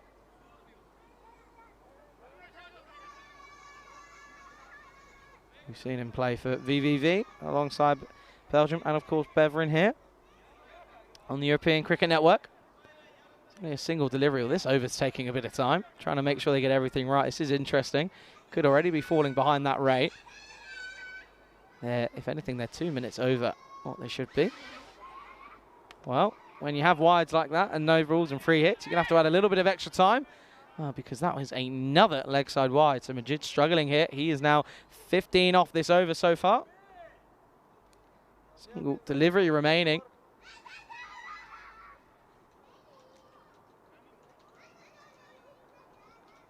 Can he finish off this over eventually? Will do so. Bit of a full toss. Tadakal will eventually get off the mark with a single, and that single will bring us to the close of the first over. Bevrin 17 for none. And welcome back, Vinny Sandhu. Yeah, thanks, Charlie. It's good to be back, and hello to all of our viewers. We tried to compose ourselves after a bit of a loose first innings here, but that's all right. We've gone formats without a golden ball, so that's pretty much a whole day. And well, let's see if we get one this afternoon. Yeah, another front foot no ball. It's been a bit of a problem with some of these guys. I mean, yeah, it's a cultural thing sometimes as well. If people practice and their foot's over the line, I know it's sometimes a problem, even in professional cricket, with some people are candidates just continually overstepping, striving for that extra pace. One thing that annoys me is when you're in the nets as a bowler, yeah, and you don't pay attention to it. I always call people out, always will, because you know you practice what you want to practice, and practice makes perfect. It's amazing how people tend to bowl them and say, "Oh, I've been in the game, I'm fine." I'm like, well, still, what's the difference? Yeah, I don't understand it, but I mean, I don't understand bowlers anyway. Let's rock with over number 2. Ibrahim Kalp is going to bowl it. And this is a slight miss hit. Tarakel hasn't quite been on yet, but, well, it'll still go to the boundary for 4. Yeah, didn't get all of that at all. I thought for a second he might be in a bit of trouble, but he placed it well, didn't he? And that long on was pretty wide, so that's why it goes all the way for 4. Yeah, nice shot. Doesn't quite get all of it, but it's enough, especially with these 50-metre boundaries. All you have to do is get a little bit on it, but Ibrahim Kalp not quite what he would have wanted first up. Question from Keanu in the chat about the FanCode ECS Spain, or the FanCode ECT10 Spain, on Saturday and Sundays during the ECC. That will be on YouTube. I think probably that will just be the same kind of channels that this ECS would be on, Keanu. Wow, this one's going to go, and it's going to go miles over the boundary. Maximal! Ibrahim Kell just gets it wrong, and Tarakel, first chance we've really had to see his power, and he just caresses that one, and that was a big 6. Bad warning signs early, really, for Liège. It was a well, I'll tell you what. Big hit. Going to be a bit of a wait here because that went a long way into the bushes, that one did. Oh, yeah. It's going to be interesting What are you up to? To try and... You up to something else? No. No. Not yet. Not yet, okay. It's not the 4th game yet. I did have to take myself away, have a bit of a talk to myself after that last innings. Okay. Calm down. That's all right. It's all good. North Korean is ready to step up if required. I know. But anyway, back to the action. Ibrahim Kell's going to go over the wicket now. Still gets the line wrong. This will be a wide. Yeah, doesn't get this one right again. Hey, James has just dropped it interesting. Hello, James. Look at that one. Take a read. Said I like he it. He said, I can't wait to say that I knew him as a young lad covered in Portuguese ice when Charlie's commentating the Ashes for the first time. What's your dream commentary gig? Oh, that's a good one. Are we talking just cricket or are we talking in general? Whatever you like. Oh, I don't know. Give me a minute. Just wait for this boundary. And, okay. Yeah, it's gone for 4. Now go ahead. What would you like? Before we do that, you just predicted the future. Yeah, it's pretty much saw it was coming. It was always going to be angled in the legs, and we're not going to miss twice in a row. If he hits, he's going to hit it for 4. I don't know. 4s probably aren't worth talking about here in Belgium. not really. I'll just wait for 6s to get excited now. That's a tough one. I mean, Ashes is probably up there because, for me, I think it would be, I'd love to sit in that media centre at Lord's. Yes. As an Englishman, yeah, that's where I'd love to be. That would be such a cool day out. Even if I wasn't commentating, just sat at the back of the box. It's probably better if you're not. Yeah, probably, to be fair. I mean, European cricket is my dream gig, but I do have fantasies about commentating inside. Yes. I'm going to be honest about that. All right, there's another no ball for front foot. Let's have a look here. Ibrahim Kell is the culprit this time. This over's in danger of going magical. 16 off first half of it. One's closer. But I mean, the umpire's in the best position to judge. You've got to have something behind the line when you land, and obviously he didn't. Yeah, no, of course. No, well, you got to commentate inside once. In Portugal. Yes, I did. Not for the right reasons. True. And I suppose we're kind of inside in Khartoum with the setup. We're up yeah, true. Up in the enclosed box. There's that. This one will be called a wide. Next delivery. Yeah, but I have probably, the idea of like some sort of fridge plugged in with as many drinks as I want in it. That should be another free hit, shouldn't it? Yeah, it will be because it was a no ball and a wide. Yep. The free hit will carry over. Keanu saying Sky commentary would be awesome, but also FA Cup and Football World Cup commentary would be amazing as well. I got to say. Well, I tell you what. Yeah, go on. I don't know if I could do the Latin side of it. The test your lung capacity. Yeah, that's true. Anyway, free hit again. This time he goes over cover, and that one's going to be 4 as well. So it's going to be 1 bounce 4, and Kaksa, the captain, is leading from the front here, isn't he? They didn't go with Ezekiel opening. He was listed to open for me. We'll probably see him at number 3, but right now they've had a very, very good start. And look, we're only basically halfway through the power play already. A pretty imposing score on the board. Yeah, cashes in on the free hit the second time around. And it's a good shot from Kaksa leading from the front. Got to say, I really enjoy doing European cricket. Oh, it's a very good gig. Because there's nothing else in the world like it. No. And some of the places you go and see are magnificent. Just push and run this time. 1. And the Ashes would be great, but imagine the Ashes in Australia. I'd get to go to Melbourne, Sydney, Brisbane. But it's nothing against Australia. I love it. I've travelled around there a lot. But I mean, the fact that European cricket has taken me to places I never would have dreamed of going. 100%. This has been, probably the best summer of my life so far. 110%. Yeah. Oh, that's very nice. 110%. I'm so happy to make a kid's dream come true. A bit of make-a-wish about the summer of Charlie. Anyway, no offence intended. Anyway, the last ball's down there. Offence not intended, but offence taken. It's the end of the second over, and it's 41 for no loss after 2. James has got a good point. The car. I remember, was that up in Barcelona? Oh, yeah. The Cousins commentary car where we had Joe and Steph in there. I guess that's inside. It was still pretty cold in there, though, I think. Have a look at the table. Early days, of course. Bevan and Liège seeing them for the first time in this series. Ghent, we won't see them till Monday. They will join the party as the 10th team to take part in this ECS. And so ICCB off to a flying start with 2 fairly narrow wins, although they put a mountain of runs on the board both times. And then Royal Brussels relied a lot on Manib, didn't they? But they couldn't quite get any points this morning. Crisp. This is, I tell you what, that's one thing I love this summer has been my interactions with the chat. I went from being a viewer to doing comms as well, and it just shows unique aspects of ECN. Just remember, we can send you back any time. Anyway, this is going to be one. Pick up and throw. Wow, if that hit, that was going to be tight. Yeah, it was a close one. Would have been close. Would have got the skipper. I think this is a crucial partnership. I know how many times we've seen 3 today. Let's have a look here. Actually does well. It would have been tight. The throw was offline, so it's hard to tell from that replay. They got Zakil at 3, though. I mean, he's probably itching to get out there. People ask me who's my favourite batter I might have seen, and I tend to gravitate towards someone like Saber Zakil. Okay. From Belgium in the ECC last year. Oh. Full toss, clunks into the pad, no run. Who's your ideal commentary partner? Oh. Ideal. We're talking about anyone. Oh, okay. Okay, right. Take this. That I haven't commentated with, because okay. Let's put it that way. No. Right. So what I'm going to add to this, dead or alive, but also not just in a cricket sense. Someone who you could just talk to for hours and hours. Like I prefer alive because they'd get a bit more out of them. Anyway, wait for this ball, which is going to be a single. I said this was going to be a more sensible innings, Vinny. Come on. Because I reckon like it depends on what you're looking for. Okay,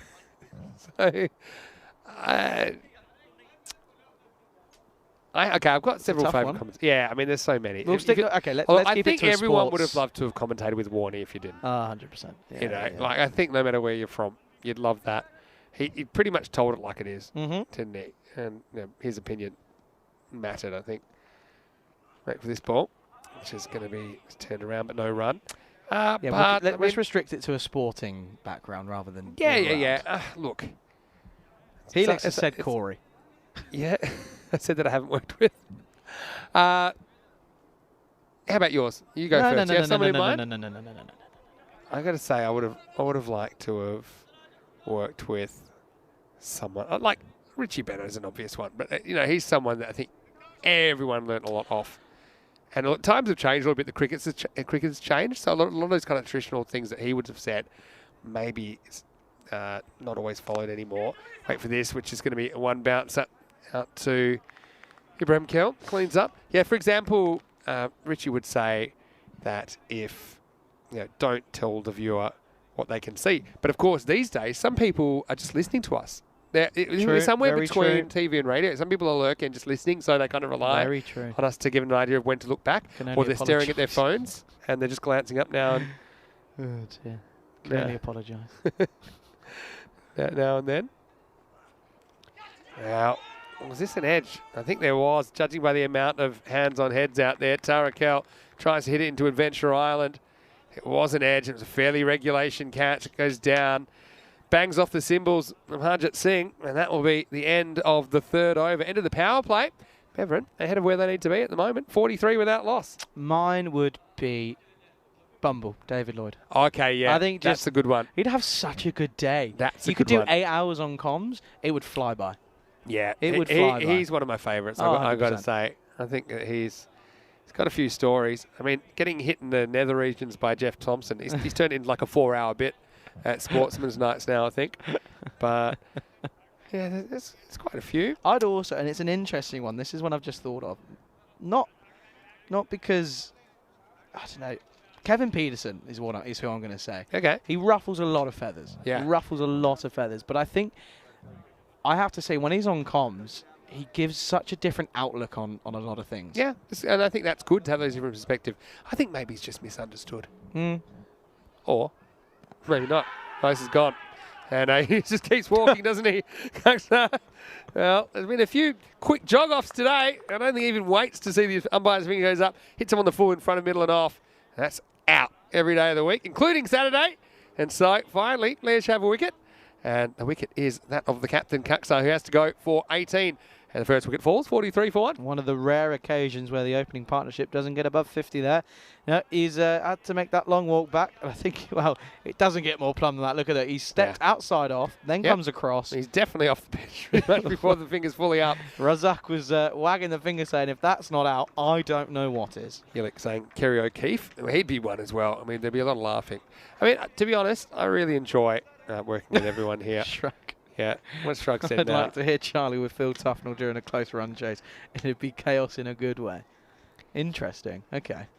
Okay. A lot of people said to me, more back towards Malta and Germany, they'd like to see me with Corey. No. Next. Maybe when you're older, son. You stay away from that. Stay away from that, boy. Here we go. And look, it is. And it's a pretty confident start first up. My guess is that that's Sakil coming at number 3. It is. Just could tell by the wrists. So and he times that one really well, but finds the field up. not going to give the viewers what they want? Yeah. Well, I'll think about it. Or Classic parent response. Or are you thinking of... I'll think about it. Thinking of me in that... Well, Rico and Corey are doing a whole week together after the ECC's finished. I've got a week off. See how that goes. No, but Corey's great. Obviously, everyone brings something different to the table. I mean, I think with our commentary team, I love the way we're kind of shaping it. We've got a bit of diversity within the team. Different experiences, different ages, different outlooks on the game. And but I mean, the common thing is everyone's passionate about European cricket that's involved. I think that comes through. Tana Kell. So low full toss. Again, hasn't quite hit his straps yet for the most part. He moves to 18 with that single. Yeah. Keanu just dropping a good one Martin Tyler. Yeah, but I think actually for me, he was the best. Don't get me wrong. Yeah. From, what did you say? Martin Tyler. From? What did I say? You said cycling? Did I mean F1? No, football. Oh, that Martin Tyler. Oh, that Martin Tyler. Yes. I was getting mixed up. Yeah. I know Martin Tyler from FIFA, actually. Yeah, is that it? Is that it? No, for me, the best football commentator out there at this current moment in time, Peter Drury. Some of the way he describes, there was a game at Liverpool. Now I'm a United fan. This is saying a lot for me, right? Yeah. There was a serious atmosphere, and the way he worded it was incredible, next to perfection. Almost like myself. Into the leg side, down the ground. Well, this is going to go a long way. Well, there's a few questions as to what the fielder was doing. He didn't really make too big of an effort. This is going to be 4 runs. Yeah, it kind of wraps his bat around this. You see, gets pretty good pace on it because he nothing really times it. And the fielder, in the end, he just thought he didn't have a prayer. So it will be the end of the over. The score is 49 for 1 at the end of 4. Vinny Sandu here, Mr. Maximo. Alongside me is Charlie Hunt. And thanks once again to Frederic Constant, our official timekeeper in the European Cricket Network, right in time for the European Cricket Championship, which is coming up. And we're not quite into the 4th game, but it's a good time to start the questions coming in. This is game 23. It'll be game 24, the last game of the week, coming up. And it's been a really exciting week here, I think, and hopefully you're enjoying it as well. Shrug saying, will Rico manage a week alone with Corey without throwing his headphones? Well, probably not. I mean, Corey, he's a lovable rascal, isn't he? Oh, and look, that boyish impishness disguises a very, very clever cricket brain. And I'm looking forward to seeing kind of some of the tactics used by Spain in ECC Group A. I think he won't be afraid to use tactical retirements. I think that he really talking about some sort of system to judge intent. He wants to see them showing intent regardless of the outcome and to talk to the batters about that. Anyway, time for some wrist spin. Umebat gets a good one to Tarakil first up. No, for sure. There's a lot of familiar names in there as well. Not only that we've seen possibly last year in the ECC, but also ECL this year and over ECSs over the time. I think there's plenty of familiar names in there. This one looks like a wrong one. It's called a wide. Interesting. It's an interesting one. Yeah, I didn't pick it either out of the hand because I probably wasn't expecting it. Let's have a look at the way this comes out of his hand. Yeah, that's definitely a wrong one. Back of the hand. That's a good one. Yeah. Had he the left-hander. Fake charge, has to wait for it. In the air and sailing out of the ground. Maximo! Tarakal moves into the 20s. I suppose at this pace, though, you can't be too short. Another wrong un, and this time he has plenty of time to look at it. Maybe he's expecting it this time and sends it out of the ground. Picks it, doesn't he? Picks it well, waits for it. Look at it there. That was that bit of hesitation, and then he just waits on this one, and he goes a long way. 6 more. So Umebat is trying to lure him forward. That's his ideal ball, but not to let him get it on the full. He gets it on the full, hits it down the ground. Bit of work for the 2 outfielders. That's pretty good work, actually, by Majid, who had to back up and kept it to 1. Yep, good work in the end. Also got the one-handed underarm throw in. Good work, look at that. Went straight through, and he did well to keep his eye on the ball there.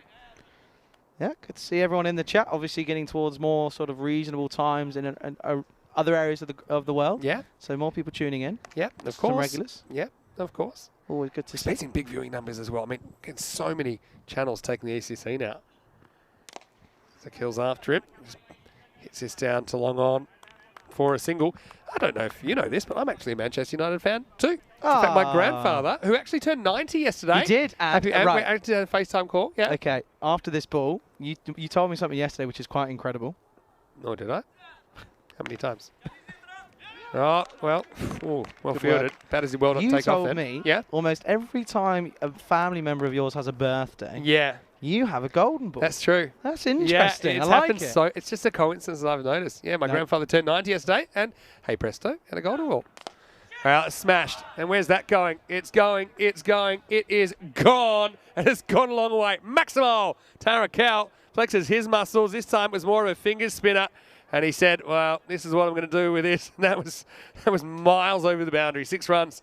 Big finish to the over there, and again, tidy over if you're a Beveren fan. That's now 64 for 1 after 5 at the halfway stage. Yeah, 64. Yeah. So cruising at the moment. So golden ball. So golden ball runs in my family. I actually had one on my 40th birthday last year. It was Look, a in day Austria. over 35. Yeah, appreciate that. That would have been true before I started doing this every day. But also, I think Shrug saying happy birthday. Yes, and my grandfather, who actually was Scottish, he worked at Rangers, and he actually also worked at Manchester United for a little while. Oh, did he? And I think some sort of behind-the-scenes role. And so when he first moved to Australia, often in their off-season, they would come and visit him and come for dinner at his house. Nice, very Including nice. the famous Sir Matt Busby. Yeah, this is in the 70s we're talking, so even before I was born. Yeah. But No, yeah, I've played at Old Trafford. Have you really? Yeah. Played at Football? Old Trafford. Yes. Is that right? Yeah. Yeah, I was going to say parkour or something. Parkour. Good sport. Driven on the up, and it's going to be gone. What a good catch that is. That's a brilliant catch. The kill. Ken does what he does. He generates a lot of speed with his wrists, and that was Wasim. Tahir Wasim, who goes to his left. That one was still on the way up, but he grasps it. So Sabah Zakil goes for only 6 in his ECS debut in 22. And so he is the second man to fall now, 64 for 2. Incredible catch. But I think that's Tahir Wasim. Really, really good catch to his left. Not easy to grab on and keep a hold of that. It was hit well by Sakil, but he goes for a disappointing 6, 64 for 2. Well, the robot's piped in. Franny Burns, Manchester United's greatest, is a friend of the robot. 121 appearances, 6 goals, and the only ex-Man United player to live in Perth, Australia. I did not know that. Who do you think, modern day, so we're talking last 15 years, Okay. footballer-wise, would be the best cricketer? And be honest. Good question. I actually heard that Gary Neville is really good. He used to open the batting with Matthew Hayden. Oh yes, I have Did you heard know that? Yes. Yeah, there you go. He did a season out in Australia, didn't he? I actually think it was when Hayden was in England. Oh, that would make more sense. In the That Northern would make Leagues, more yeah. sense. I heard Joe Hart. Oh yeah, okay. Used to play Premiership cricket. Just goes to show. Yeah, so a bit of a Multi-talented. crossover. It's harder for people to do multi-sports. Used to be so I common mean, back in the day. Australia-wise, Elise Perry Oh yeah, for sure. represented Australian football and cricket, of course. This is Razak, who's a pretty good performer, and this one just be off the inside edge of the bat. Now, the thing about Anand Razak, he's the one guy. He seemed to always be able to bring out the Yorkers when he needed to when we see him. So, yeah, looking forward to seeing what he can do. Not many bowlers have been able to keep the batters quiet. I was just going to say also, Yeah, before, just mentioning your name dropping and place dropping here. No. And this is going to be Just the one. I was still disappointed when the conversation about most famous person you ever met. You did serve me in 2019 at La Manga after the ECL 19 final, and I wasn't in the conversation, but that's fine. Oh, he no. said, played at Old Trafford, lectures at Wembley Stadium, best mates with Kenny Dalglish, Ham and Jeremy Kyle at golf as a 12-year-old. Well, it's hit hard, it's hit flat, it's hit out of the ground. Maximo! Mahmood goes big. You can see Beverin. Well, the mail I've got on these guys, they've got match winners in every position, and you can kind of see it so far. They have conceded 115, but they're making pretty light work of this chase so far. Having said that, still plenty of work to do, but that's a nice-looking shot by Mahmood down the ground. Yep, good way to open up his boundary account here. This is going to be clipped away, and again, a bit more work for the fielder, Majid, who is able to keep that to a single. Mahmood will retain the strike then as we get to the end of the over. 6 overs down, the score is 73 for 2. Helix says maybe Charlie is 50, not 18. I'm not even 18, I'm 20. Got a bit of a Benjamin Button situation. Good movie. Great movie. You ever seen that? Great movie. Very Brad good Pitt. movie. Yeah. Just proving my knowledge. Yeah, 215 up 2. Yeah, dropping that one in. And you know him as well? You can go. Sorry, I'm just reading an interesting Euphrates. Yeah, spot on, Yuvraj. Well, a common theme that I'm getting is that you don't sound as young as you are. So Yuvraj said when Charlie was doing commentary in Malta, he thought he was 50 plus, and his Monday came to know he's 20 because I haven't seen you before in your baby face. So I don't know whether to take that as a compliment. I was going to say maybe you should grow a beard to look older, but I can see you trying to do that, and it's not helping. Anyway, here we go with the start of a new over, and it's going to be, well, almost a wicket, but it's going to be 6. Maximo! But doesn't pitch this one. And you can see Mahmood isn't wasting any time. Hanging full toss. Didn't get all of it, but look, the fielder was definitely the right man on the line, wasn't it? But yeah, he was only able to get a fingertip on it, and over it goes. Yeah, not enough, but it's not only is it a drop catch, but he also doesn't prevent the big 6. And now we're getting into those interesting figures. Now 37 off 23. One big over takes the game away from them here. Another full toss. This one was on him a bit quicker. That'll just be a single. Frank says he's loving this conversation, but some good news / bad news for me. So, well, Frank, don't leave us in suspense. I'm glad it says your name, not mine, because I'm worried for you now. All right. I don't know what Frank's on about. Oh, the police are out after me after seeing the mugshot the first time. Listen, no ball now as well. It must have been for a fielding indiscretion. It was. They had 6 outfielders that ball. We've seen that a few times We've today. seen pretty much every error from fielders today, haven't we? And bowlers. It's seen a batter's kind of a day. So Tarakel gets the free hit and completely misses it. Doesn't cash in on the free hit. He's annoyed there. 32 now off of 21. Just struggling. Doesn't charge. I'm a little bit surprised that he didn't try and get to the pitch of that because he couldn't have been stumped. Frank still leaving us in suspense. Oh. Wrong-un. That was a really good wrong-un. Does he actually nick this? Because this might be the best wrong-un ever. It's taken us. Yeah, it's been given runs. Let's have a look at it. I picked it. Don't know if the batter did. Yeah, it was a big edge. In fact, it flies away over the keeper. And yeah, the result's going to be a boundary. So even the good ones are going for boundaries at the moment. Now, I know I asked the question about a podcast. And I know you said that what you do every day is like a podcast. I completely understand that. And I'll carry on my question after this. Tread carefully. Well, smacked. That's going to be 6 as well. Maximo! Tarakel. Well, it's been a bit hit and miss, but this one's definitely a hit. He moves to 38. Yeah, just proving to be. That was just the genuine leg spinner. And he didn't need to take a look at this one. Rocks back, punishes it down the ground. And, well, that really might be the nail in the coffin here. Yeah, I think so. Yeah, so, podcast. ECC. Yeah. Why don't you just do like a little half-an-hour sit-down with all 3 of you? Because that's what everyone wants. Yeah. I know that. I know everyone wants it. I know you did it How often last should we do time. this? Every hour? No. Okay. No. Because otherwise, I think we might lose a bit of hope for everyone's sanity. No, once or twice in the entire 5 weeks, I think. Well, here's the thing. What we will do normally is at the end of a Friday afternoon, we will do a bit of a sit down after the final ball. That's nice. We'll normally do that at the end of every week. So why don't we there you go. hold out for that? And That's that'll be on quite our good. social media, and it won't just be a podcast. It'll be a vlogcast. Is that a thing? Just made that up. It'll be a video with sound. So that's what we'll do. All right. Oh, there's a pause in place, so we can carry on discussing your vlogcast. I didn't just ask, is this the third game or fourth game? But I'm told it's still the third game. I'm still waiting here, by the way. I'm really... So, yeah, it'll be last. Normally the last of... What's Frank on about? Yeah, Frank's... Frank, come on. Big Don't word. do this to me. He's limited to 200 characters as well in the message, so you can't still be typing. James says, The Summer of Charlie is a fantastic title for a podcast. I'm not saying to get myself on this. I don't want to be on the podcast. Sounds like a Netflix crime special, though, The Summer of Charlie. No. Well, it definitely won't be romance, let me tell you that. Won't be a rom-com. Hello to Mohammed Nazmul Hassan. We're just waiting for a slight technical issue here. See what's going on. Apologies. He says, nice commentary, boss. Yeah. There you go.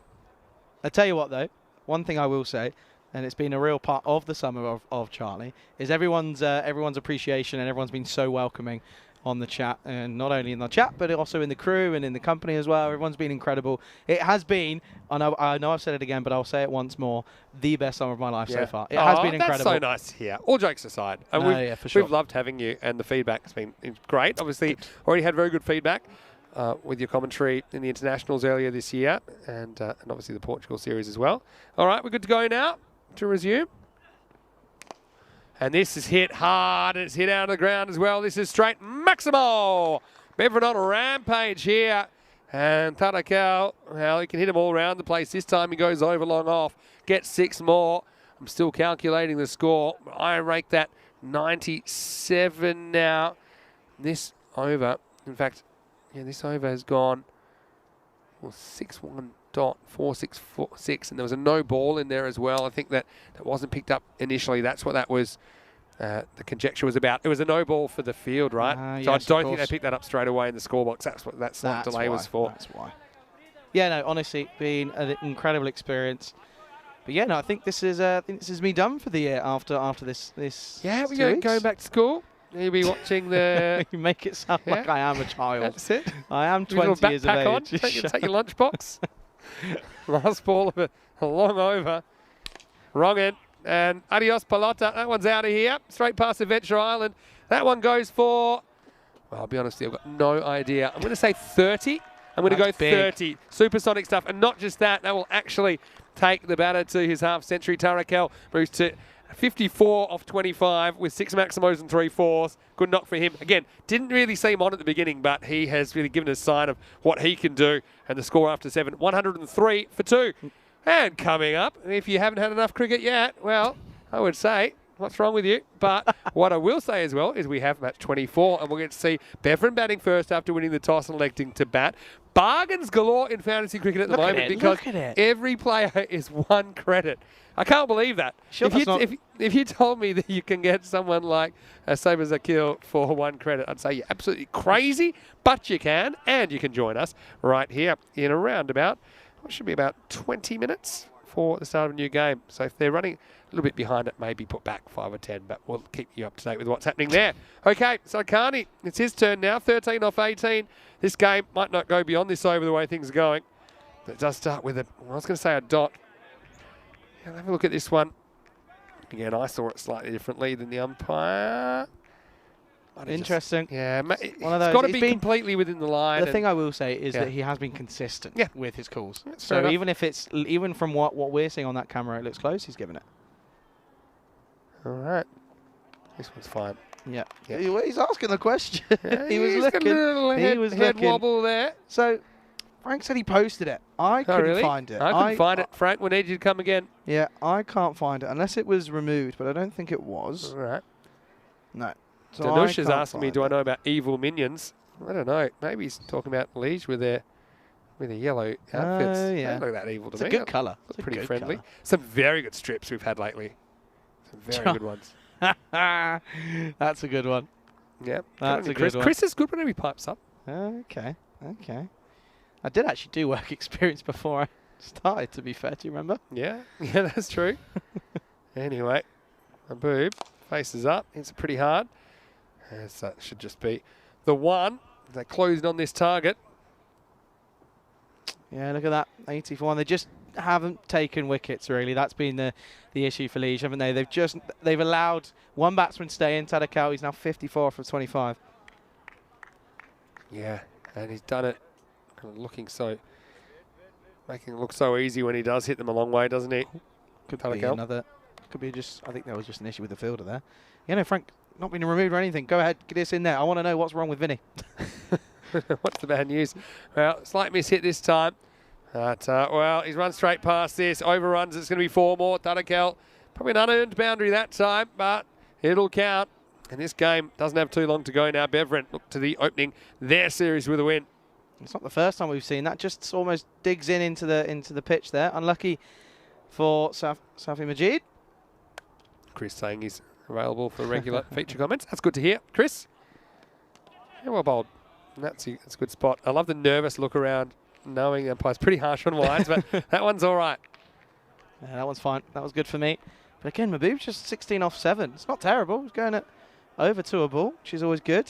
Like I said, Beveren, match winners in every position. That's why they are probably the club to watch out for. We'll see them in the ECL next year, don't forget. Full toss, almost takes out his teammate, Mahboob. But we'll just be single down to Ibrahim Kel down at long on. Takes them up to 110. They can win the game now with one swing of the bat. It will be Mahboob on strike. There you go. It's not... I thought it was more dramatic than that, but there you go.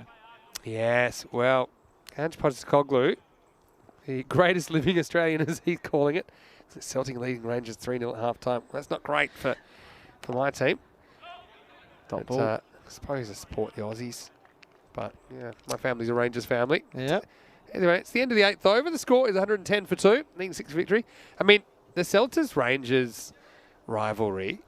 I think it's one of the best in sport. Yeah, but this is a good example of people always look for a reason to dislike another group of people. I mean, these guys look exactly the same. Yeah, no. You know, like in some parts, you're like, okay, this group doesn't like this group. But you don't want to go too technically into it. Yeah. But it just shows there's something in human nature that's a bit tribal. And that's what I get out of that. It's just, I think there's also political issues as well. Yeah. I think there's a few political issues in there. Like, remember when Rangers had to start again as a whole new club? That wasn't and worked their way up. That wasn't long ago. They're playing on artificial turf pitches in Division 4. Nothing wrong with that. All right, 6 to win. And there's 4 of them. It's an aimed on drive. Ends up going 180 degrees the wrong way. But there is no wrong way for Tarakel, who's motoring here. What a start to his series. He's up in the 60s now, 63 not out. Well, of course, this is really good, as these two teams will go at it again later on, won't they? Match 24 will be following us here on the European Cricket Network after this game comes to a close. Not long to go. 2 runs away for victory. 11 balls now. All right, 2 to win. And this will do it. And I know before that ball hits the ground, that's out of here. Maximo! Tarakel with 69. And a nice finish for him, as he really showed what he could do there, flexing his muscles. They do this with 10 balls to spare. That 115 does not hold up. And Beveren, well, they've sent a message to the competition. They're here. They're a very, very dangerous cricket side. They're here, and they mean business, don't they? Handshakes all round. These two teams will go at it once again, as Beveren have beaten Leeds by 8 wickets. But as I said, match 24 coming up in just under 20 minutes now from this exact point. There you go. And I can tell you, Beveren have elected to bat first. So that is a real bit of information there. No surprise, winning the toss, batting first. How many times have we seen that? We're going to see it here once again. Again, look at those cheap prices, only one for each person. Yeah, everything must go. And these players are kind of batting that way as well, aren't they? And we expect to see some high scoring Group B, and they haven't let us down so far. Yeah, Beveren. Well, let's see who they open with here. Maybe they'll go with Zakil, who just missed out with the bat that time. Tarakel and Zakil will be a pretty good opening combination. But Kaksa, of course, he wasn't slow, was he? So watch out for that game. That's coming in around about 15 minutes for the last game of Week 1 in this FanCode European Cricket Series. Looking forward to watching that one. Anyway, let's have a look at some of the highlights. And, well, it started with a ball, got hit once before it got lost.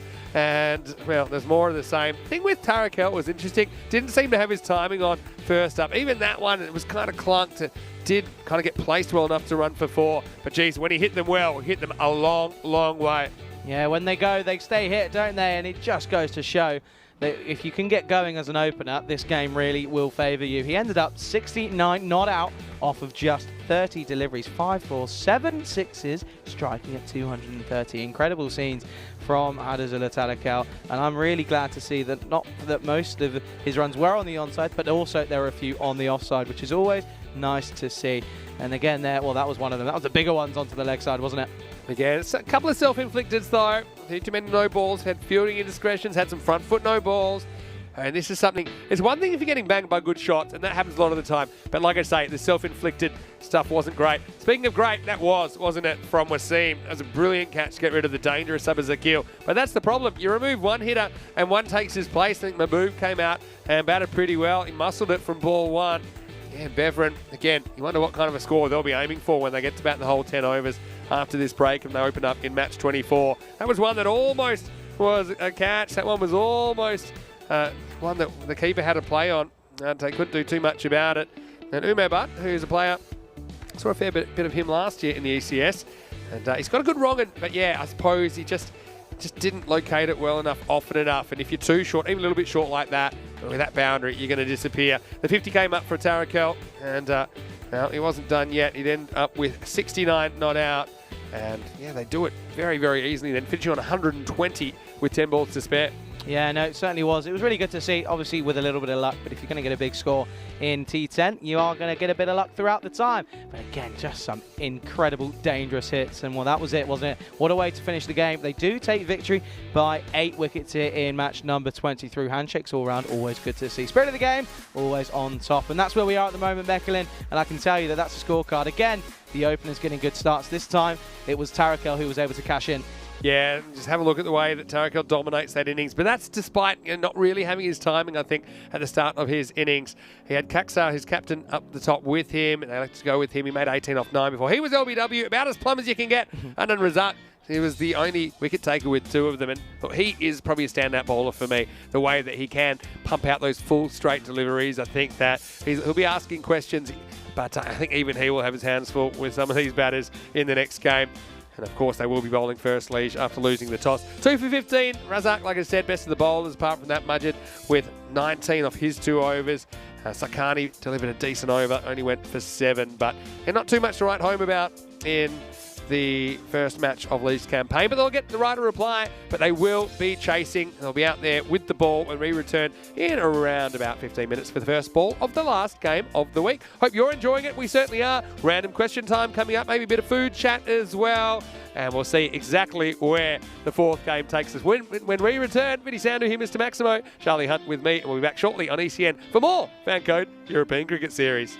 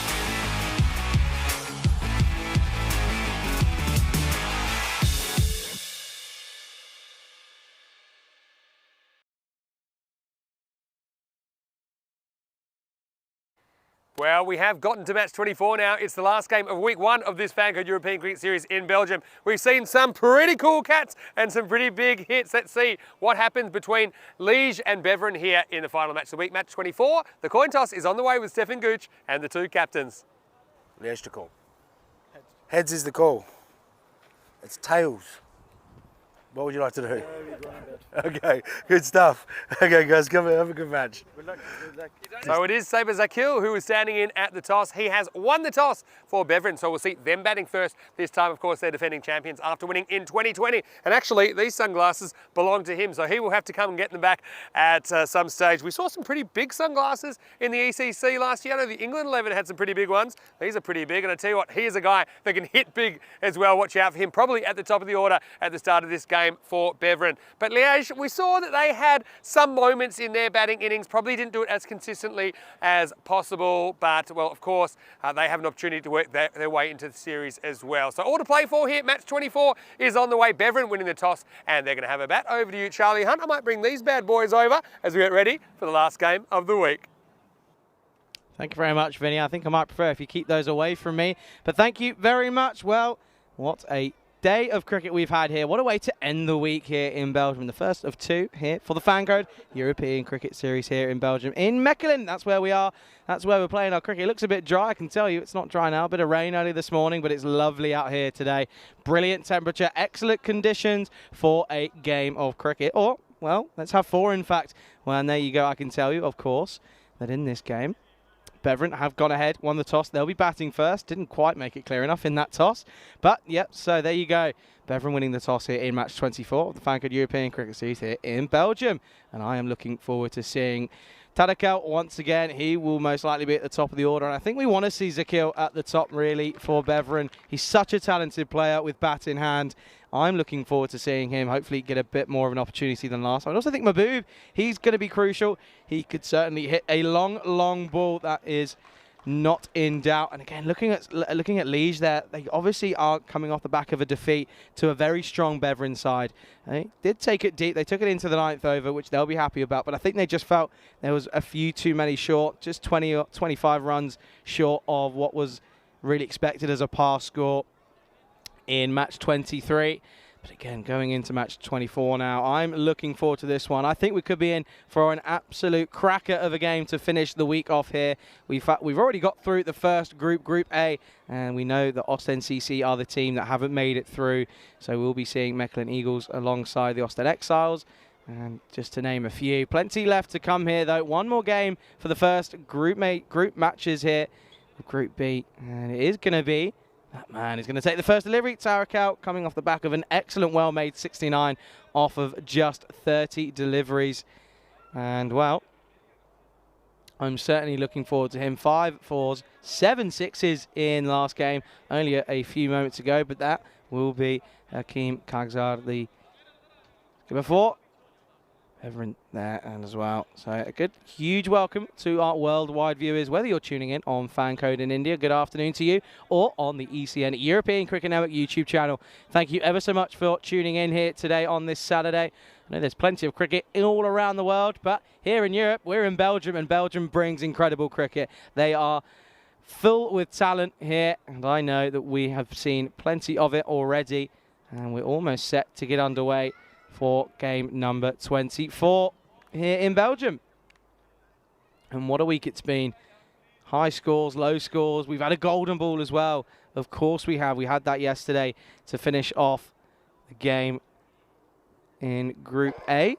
And again, a huge thank you to everyone in the live chat. That's been it's been going really well. I know I love to see everyone getting their thoughts and their queries and any questions. And of course we said over the break, let's have some random questions and food talk and everything above. It's game 4 of the day, final match of week number 1 here in Belgium. And for match 24, it will be Safi Maji to get us underway.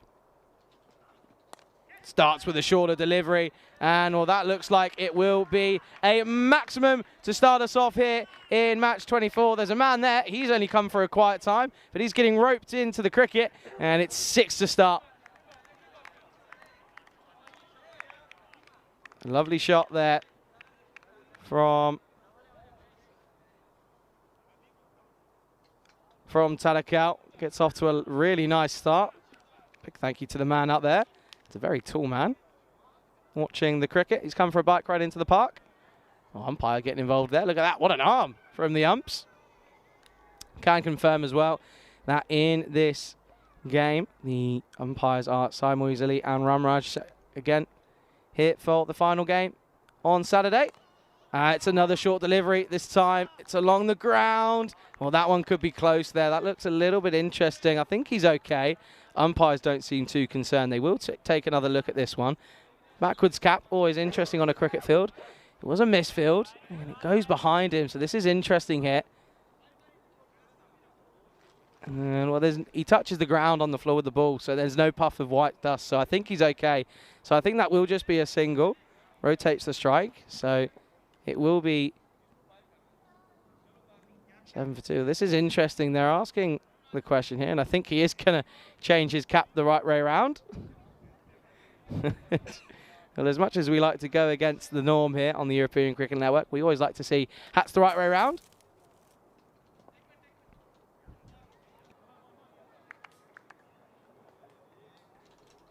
So it will be just a single. So Tarakal moves on to 7. Good start to the over. 7 off 2. And it will be Abdul Rashid Karim. Looks to pull this into the leg side. Unable to do so. Well, he's lurking at the moment. He's somewhere in the ground. And he's popped into the chat. He has said, last game of the week. Random questions. Let's get them going. We've gone off on a few tangents here on the last game of the day. A couple of times we've had random sports. We've had unusual and useless facts. I think we're just going to stick with the random questions now. It's a good shot, and this will pierce through the infield. It will race away, and it'll be a very nice shot through the offside. And it will be the first boundary for that man, Kareem, and it's 4 runs. It's a lovely shot from Kareem. He was shuffling, getting the dance moves on, getting those little titsy toes going, and eventually came down the ground and punched it through the offside. Lovely shot.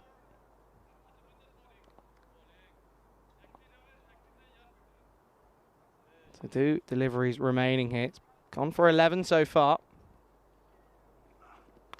Well, make that 15. That's going to race away. And I think there's an innocent bystander who's just gone for a nice little ride. There's a little kid in the back seat. Just caught in the crossfire. Look at this. Into the wheel. Doesn't take any structural damage. Also lucky that doesn't go into the foot. Didn't really take much evasive action, but it will be 4 more. So 15 off the over so far. No surprise they're racing away. They don't want to have any more part in this. Oh dear. All happens here on the European Cricket Network. Final delivery in the over. And it's up in the air. And it should be gone, and is. Well, Kareem doesn't think he's hit this. He's standing his ground. But it looked to me, there was a bit of a wooden noise. Take another look at this one. I'm going to have to slow it right down. Here we go. That's off the glove. That's good for me. So I think that's a good call, really. It's not easy for the umpire. Doesn't get the use of the replays. Take a look at this one here. This will probably give us a better angle. It's a tough one. It's one of those. It either comes off the glove or it's right in between the glove and arm. Anyway, he will have to make that long wall back. So he goes for 8. Wicket to end the over. Interesting over for both teams. 15 for 1 at the end of the first. Look at this one again. This is where I think that's the angle that will give us the most conclusive evidence. He is gone, so he will have to make his way back. But it will be 15 for 1, and I can welcome Vinny Sandu, and he's going to be able to let us know what's coming up here for the rest of the season. I'd love to, because we've got 5 weeks coming up. So the FanCode European Cricket Series will take a 5-week hiatus while we have the ECC, and we'll also have an T10 on the weekends in there. So it'll be 7 days a week of cricket in that period from the 12th of September to the 14th of October. 33 consecutive days of cricket on ECN, and that should be huge. 160 matches in total. But then we'll have a week in Croatia, and we should be in Zagreb this time. It'll be a new cricket ground that we haven't seen before in ECS cricket. Then we'll have 2 weeks in Malta. Another new cricket ground, I've heard, in Malta as well, before we head to Barcelona. It's nice, it kind of bookends the 2 years, because we started last year with 5 weeks in Barcelona, and we'll finish with 5 weeks in Barcelona this time around. So, yeah, really looking forward to that. 15 for 1. So After one over. Shrug's got a random question, which we will get to at the end of this. It's going to like be Harun Sakani. Starts with a full toss, and this is going to go over the infield. He will race away. Think he might end up winning the battle. He doesn't. Well, we're going to have to take another look at this one, but it will be a no ball, so free hit will be coming up. But I think it's going to be interesting to see here if Razak has done enough here. I reckon this is 4 as well, because he back heels it, but I think his foot's actually on the line, because I actually saw a bit of a puff of dust. First, it's a no ball. I think it's a good call because it's waist high. I think the batter should be getting those. But have a look. He seems to make a good stop, but just have a look at where his foot is. And when we'll try and freeze the exact moment here. I think this foot is on the line here. In fact, I'm sure it is. Yeah. And I know it is because, look, you see the dust coming up. So I'm pretty sure this one will be 4. And they might want to have one more look at it.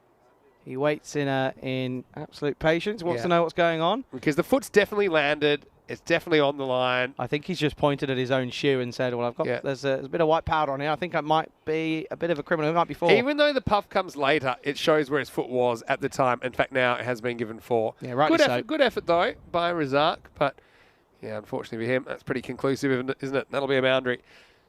So this means we're going to have a free hit. Well, not yet. Full start. Yeah, shrug that. First question. Yeah, the question was, if I had to share a car with one person on a road trip across the entire USA, who would I choose? It'd have to be someone that can eat lots. Because I've had this dream of doing this across the South. Okay, you know that man versus food show? Yeah. Something like that, just to try and food chat. So I don't know. Actually, I reckon our tournament referee, Stefan Gooch, he can put a bit away. Oh, yeah. So I reckon he might be a good one. He's a good man. I reckon he's probably the one I'd take to an eating competition. Anyway, free hit time. Punished through the offside. No fielder out there due to the fielding restrictions. And this has not been the start to the over that Sakani wants. It's another boundary, and it's another 4. Yeah, and good shot selection. Keanu, is a random question. Anyone think they should scrap the glove rule? I don't think so. I mean, the thing is, the glove is on top of the bat. Yeah, and connected. So, yeah, they're connected. Now, if it hits your glove and it's not holding the bat, then it's not part of the bat. Okay. You know that? I didn't know that. Happens from time to time. So it actually says, the hand, it's the bat or the hand holding the bat. So even your hand could even be touching the bat. If the umpire doesn't think it's holding the bat, then technically it's not part of the bat. Interesting.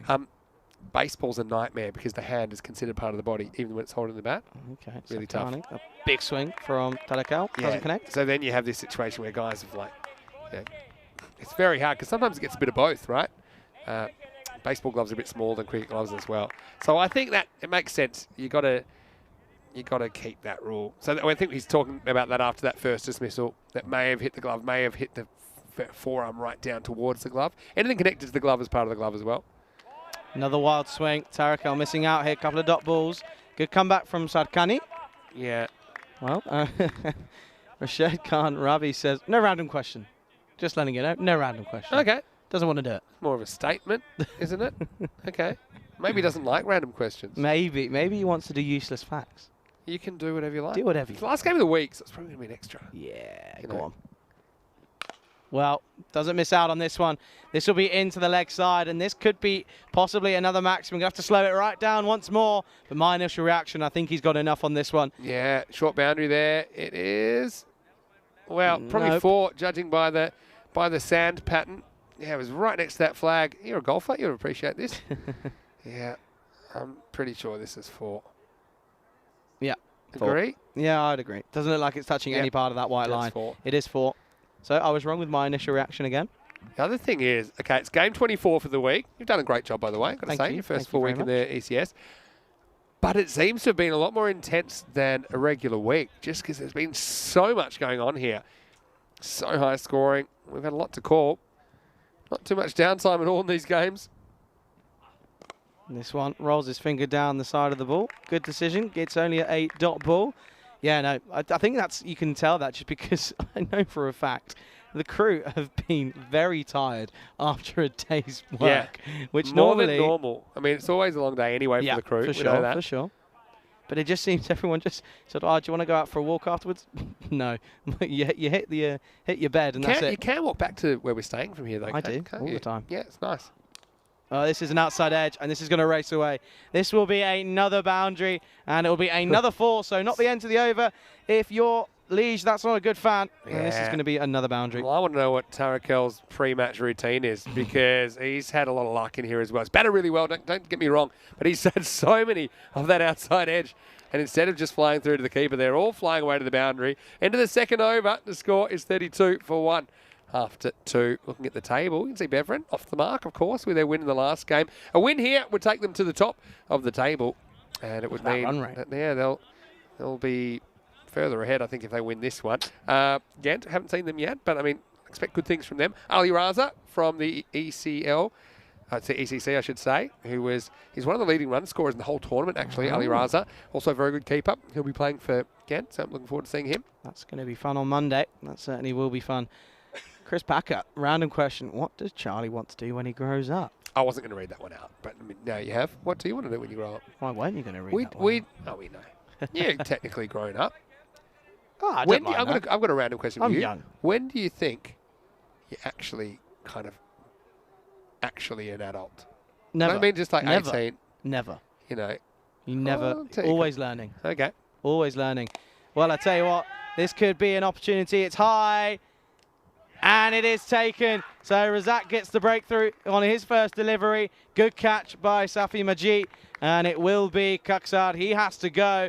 And, well, it's 32 for 1. Yeah, well, that's the second wicket now, I think. But Razak is a guy who you can rely on, I think, to get you good results. And he doesn't have to wait too long. It's a bit more of a length delivery than I normally see from him. But, yeah, disappointment because Kaksad, the captain, is going to have to go for a golden. And he's the second man to fall now, 32 for 2. But yeah, Razak, he has all but one of their wickets today. Yeah, he certainly does. To answer the question, first of all, your question, I don't think you're ever really an adult. I think everyone always has an aspect of going back to their childhood and always remembers things and what have you. And also, you're always learning. Never a dull moment. It's Never. Very wise of you. I think that might be saying that might be why people think I sound older than 20. Yeah. But to answer Chris's question, I don't know, to be perfectly honest with you. I mean, I'm studying sports broadcasting at the moment, so I think anywhere within sports media, sports broadcasting, TV work sort of thing. I mean, what I'm doing now, this is a dream for me. If you would have told me a year and a half ago, where would I be in my 20s, the summer of being 20, I would not have said here. Yeah, well, here you are. And basically, I'm no very, flights very out of here for another week, so you're not going anywhere either. Oh, could be gone, and it is. Has he taken this? I think he has. Yeah, that's a really good catch because he was going the wrong way, Harjit Singh. And this is one that I thought was going to come in and probably knock the off stump out of the ground. Have a look here. And has to go late because it hits the bat far back in the crease. And Harjit Singh takes an absolute blinder. So that's a huge wicket. Sabizakil goes first ball. And just like that, Razak's on a hat-trick and perhaps changing this game very quickly. And now the score is 31 for 3. That almost came out of nowhere. What a delivery. Squared him right up. And again, excellent work behind the stumps for Harjit Singh. And there we go.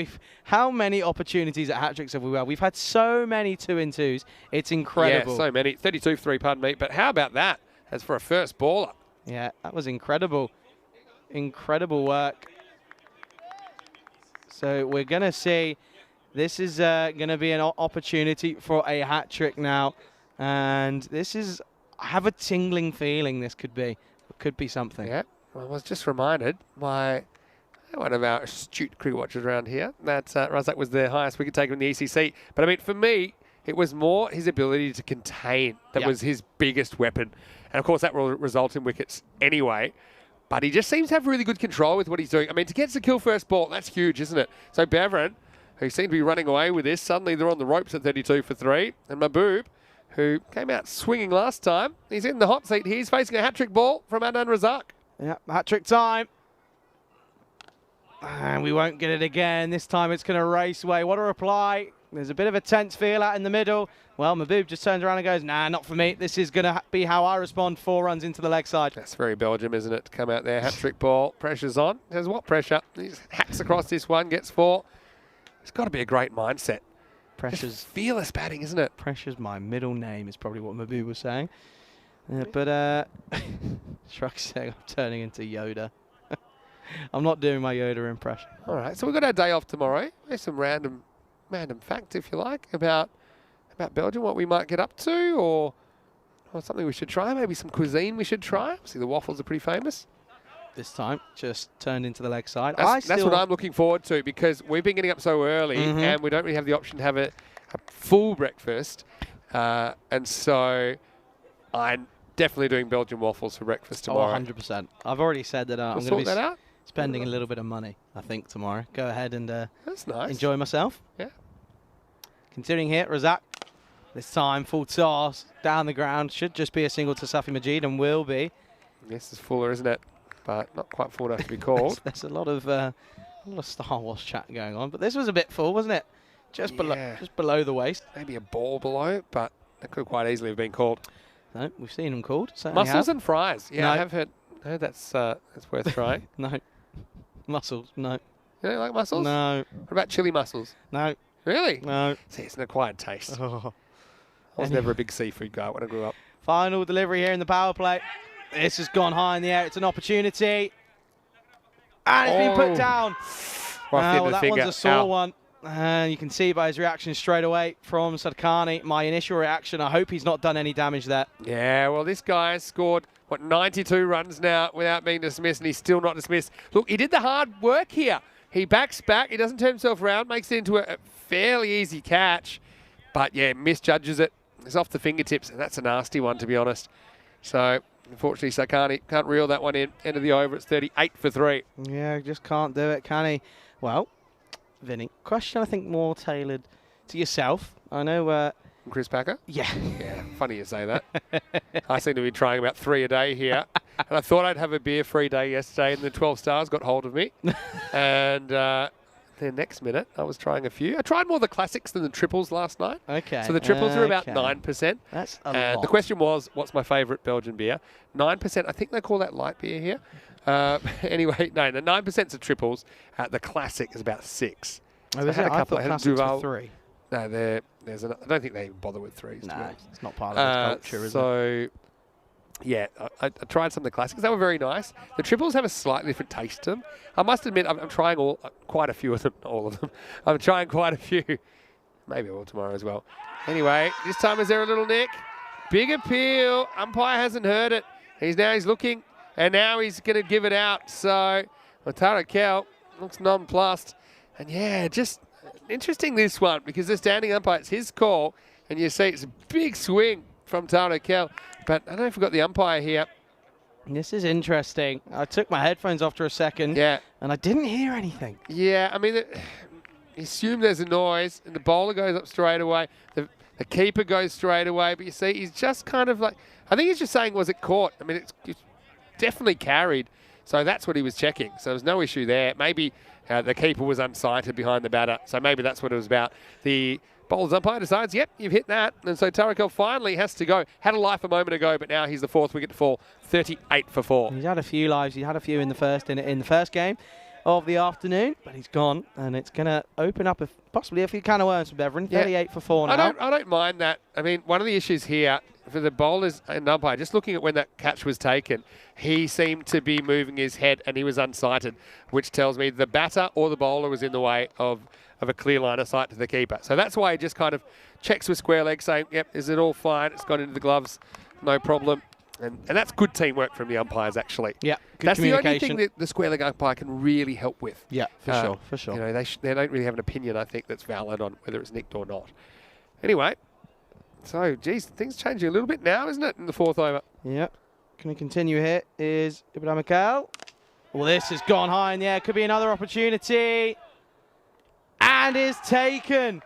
And it's another wicket to fall, and they're just tumbling like dominoes here. And it's another wicket that goes. It's Ahmad Khalid. He goes for a golden duck. It's the 5th wicket to fall, 38 for 5. Yeah, well, Esnella, Ibrahim Kell, he had a terrible time of it in his first over last time. But now he's got 2 in 2.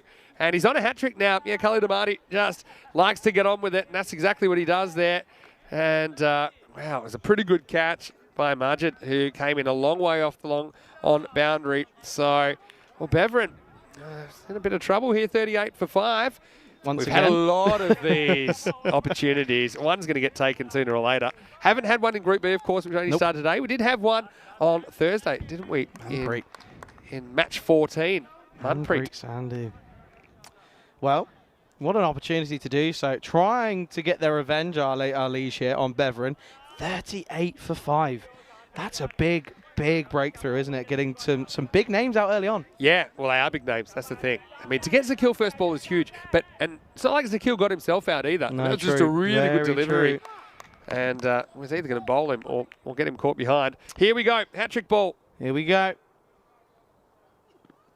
Up in the air, but I don't think it's going to matter. What a way. It's the Belgian way, and he doesn't care. Pressure is his middle name. 6 runs off the hat-trick ball. What a shot. I present to you the Belgian method. And this is how you deal with a hat-trick ball. He's gone wicket, Ibrahim Kel, and just escorted out of the ground Mohamed Noman off the mark with a 6. You got to have... That's just... I don't know how to say this. Yeah, I know what you're trying to say. You got to have things of steel to go out there and play that shot in that situation. So they're up into the 40s. Yeah, good start. Well, so good. He's going to go again, and this is even bigger. This is in the trees. Man's gone 6-6. Boom, boom, baby, 6 more. Oh, Beverin, you got to love the way their approach, and they're 5 down for not many, but that brings up the 50 now. Two balls, 2 sixes. Noman on walkabout goes bang, and that one's lost. Next. Random question for me from James Stewart. What was I doing at 20? Ooh. That's a very interesting one. Can you tell us? Some of it I probably can. Let me actually think back. Oh, dear. When I was 20, we're talking like just after the turn of the millennium back there. Gee whiz. So at 20, give me a... I was going to say, do you want me to give you a bit of time to roll back the years? I can... You take this ball off, have a think. I might have a video of when I'm 20. Do you want to see it? No. This is going to be up-ish. Could be an opportunity. And it is. So, boom, boom. Doesn't get that last one. And this one, he has to go on the 3rd delivery. A good comeback from Ibrahim Kel. This one, pretty easy for the man at point. Look at him there saying, it's an easy game. What are we doing? Wow. A really, really good wicket. And it's the 6th to fall, 50 for 6. 6-6 and out for Noman. And this over has gone wicket, 6-6 wicket. Welcome to Belgium, everybody. This is how they play their cricket. It has been excellent display of just sheer talent from everyone. It's not like there's been a single team that struggled. Every team have had their moments of brilliance. Of course, Ostend CC, who we did say goodbye to, they had moments of brilliance. It's not like they were struggling throughout the entire tournament. They just didn't have things that went their way. And well, this is a different side to Beverin that we've seen. It's a bit of a collapse. It's not a bit of a collapse. It's a huge collapse. 50 for 6. Wow. But, I mean, they're still going to go for it. That's something I can assure you. But, yeah, I'm looking forward to seeing how this pans out because they're going for it. I'm telling you that much. Last ball of the 4th. Just respect it. And well, eventually they'll come through. No, they won't. This field, yes, no, maybe. So, unfortunately, Otmanzai unable to get off the mark. And this will bring us to the end of the 4th. And, well, it's a good time to welcome everybody back to the commentary box. Yes, very, very warm welcome. Vinny Sounder here, Mr. Maximo. Charlie Hunt's with me as well. And we're getting a few random questions in. Thank you for those. Right now, I mean, 6 wickets in 4 overs. But here's the thing with Beverin. They could quite easily whack their way to a winning score. And that's what's been so exciting about Belgium because the tail wags the dog sometimes. Like, they have been incredible down the order. These guys are fearless. To have this mindset, I just think it's something really special that we're watching. And there's a reason that so many people are looking forward to watching Belgium in the ECC as well. Of course, they were runners-up to England 11 last year. Yeah, one of only 2 teams that were able to get a victory over that England 11. So I think it just goes to show why we're here and why it's so exciting. There's just talent on every corner of the country. And it just coming to show here. We're going to continue here into the 5th. And it is going to be Sakani. This time over the top. And this is going to run away. And this will go all the way, in fact. 6 more. Yeah, nice shot. And, yeah, things aren't going to slow down. It's all just about whether they'll run out of wickets or not, I suppose. Something to think about. But, yeah, a little bit of walkabout there. Little shuffle forward. That is slightly shorter boundary because of Adventure Island over there. in a dispute with the traditional owners of Adventure Island about exactly where the cricket border should be. Good Been to brought in a see little bit. Kitty Hunley in the chat. Hello, Kitty. Coming in at a great time. Random question time. Get The them question was, what was I doing at 20? Now, one of the things I was doing, I was working my way up playing cricket. I'd only been wicketkeeping for a couple of years because I only took that up at 18, really. Okay. I was playing intergroup Western Australia as well back then. So it needs a response. Good response. Good to see Sarkani's okay after dropping that catch earlier. And he looked as if he was in a bit of pain. But he's okay. He's back to bowl. Didn't quite get the start. Yeah, that was, just a sign of what was to come. Chris Packer saying nice bit. Yeah, that's good. Yeah, well, you working. I told you why. You're getting Alright, there. so you can't blame me. No, Okay? I think we can share that. Can we? Last game of the week we can. Oh, God. Yes, okay. I can't. So, off the bat, and it's going to race away, and there's no fielder there. Well, excuse me, sir. Can we get our ball back, please? He's already been asked once. This time, he doesn't look too bothered. He doesn't want anything to do with it. And it will be another boundary off the bat of Mahbub. Well, we're expecting rain this afternoon. No one told that guy. He's loving it, isn't he? Let's see more of him. This is a beautiful place to watch the cricket if you're just wandering around on a Saturday afternoon in Belgium. Calm and collected. Cool as a cucumber. Yeah, so It's over. It's gone pretty big so far, isn't it? yeah, could say 10 that. off it. Sakani dropped the catch, but then it didn't cost him too much. But now he almost grabs a wicket. Where's the ball? No one knows. There it is. You want it back? Found Have it. There you go. Take it back. Look at this. Right on the toe. That Yeah. could've looked a bit close. And, yeah, you couldn't hear it because it had stopped moving. Oh, that might have been a bit sore, I'd Yeah, imagine. always sore on the foot. Always sore.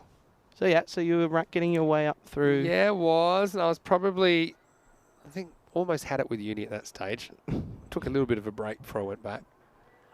Down the track, down the ground, and put down. Wasn't an easy catch. A lot to ask of Aliaraza. And it's a big drop. It's down. Yeah, it's a hard one because it's hit really flat and it's travelling. And the other thing is he never got to get set. He's still moving sideways. Yeah, Ali Raza couldn't quite hold on to that one. Yeah, wasn't able to do so. But Omanzai gets an interesting look from the other end. Well, he's on now. I wish I could remember more. Okay, and this one. Well, I tell you what, you might remember this one for a while. This has gone a long, long way. That's out of here. 6 more. Ladies and gentlemen, I present you your number 8. It's Shahidul Omanzai who gets off the mark with a slammed 6, which, well, that might have also gone out of the ground, literally. And well, that's what makes these guys so exciting.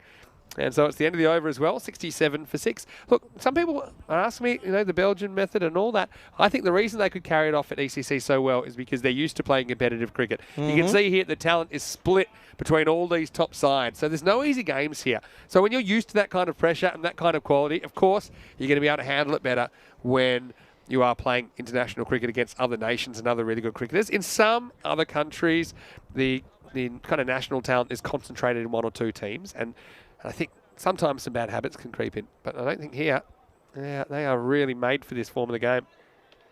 So, Razak, he's going to continue here. Shrug just there. If you can't remember much about being 20, then you're having a good time. Yeah. Honestly, wish I could remember more. It was a different time back then, a simpler time. That's Pre-smartphones. in many ways more than one. Razak continuing. Well, and this is going to continue to rise. Could be an opportunity. And it won't be. It will be another maximum. Not the start to the over that Adnan Razak would have wanted. But I tell you what, that's gone a long way up. 6 more. Yeah, just misses his Yorker here. I don't think he's actually trying for it. I think he's trying more for that kind of challenge length, saying, look, if you miss hit it, might be a wicket. And he does miss it slightly, but still had enough to go for 6. Needs a response now, does Razak. Big start to the over. Full toss into the leg side. There's cover out there, so should just be the one. It is eventually collected. The thing I really admire about these guys is they seem to have no fear of getting out. Oh, no, that's the it's best way. Bred into you that you have to be scared of getting out. These guys aren't. No. They're absolutely unscared. It's unbelievable, The actually. best way to be. Yeah. 100%. Fearless cricket continuing. Another full toss. This one a little bit closer and will be called a no ball. And it will go for 4. Ottmanzai cashing in on a loose delivery from Razak. We know he's pure talent. This time getting it wrong, and it's going to be another boundary and a free hit. It's a marginal one. I mean, the wording is if either umpire is not completely sure it's below the waist, it should be called. So that probably falls into that category. But yeah, that hurts, doesn't it? Ottmanzai saying, well, never thought I'd get my chance, but here I am. And geez, looking very, very Exciting. Scores up to 74. Gets the free hit and bangs it and doesn't bother running. Because that one, I think, is out of the ground as well. We'll have to check it. But I've got a feeling.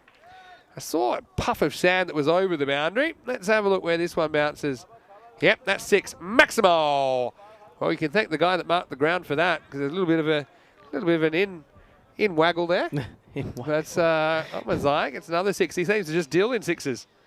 Yeah, no, he certainly does. He's seeing it well, seeing it like a balloon. This time down the ground. Should just be a single. Well watched. Ali Raza. And will just be another single. Yeah, so you posted something on me earlier today that was... Suspect. And it was about my moustache, which was for charity, by the way. Thank you very much. Yeah. Raised a bit.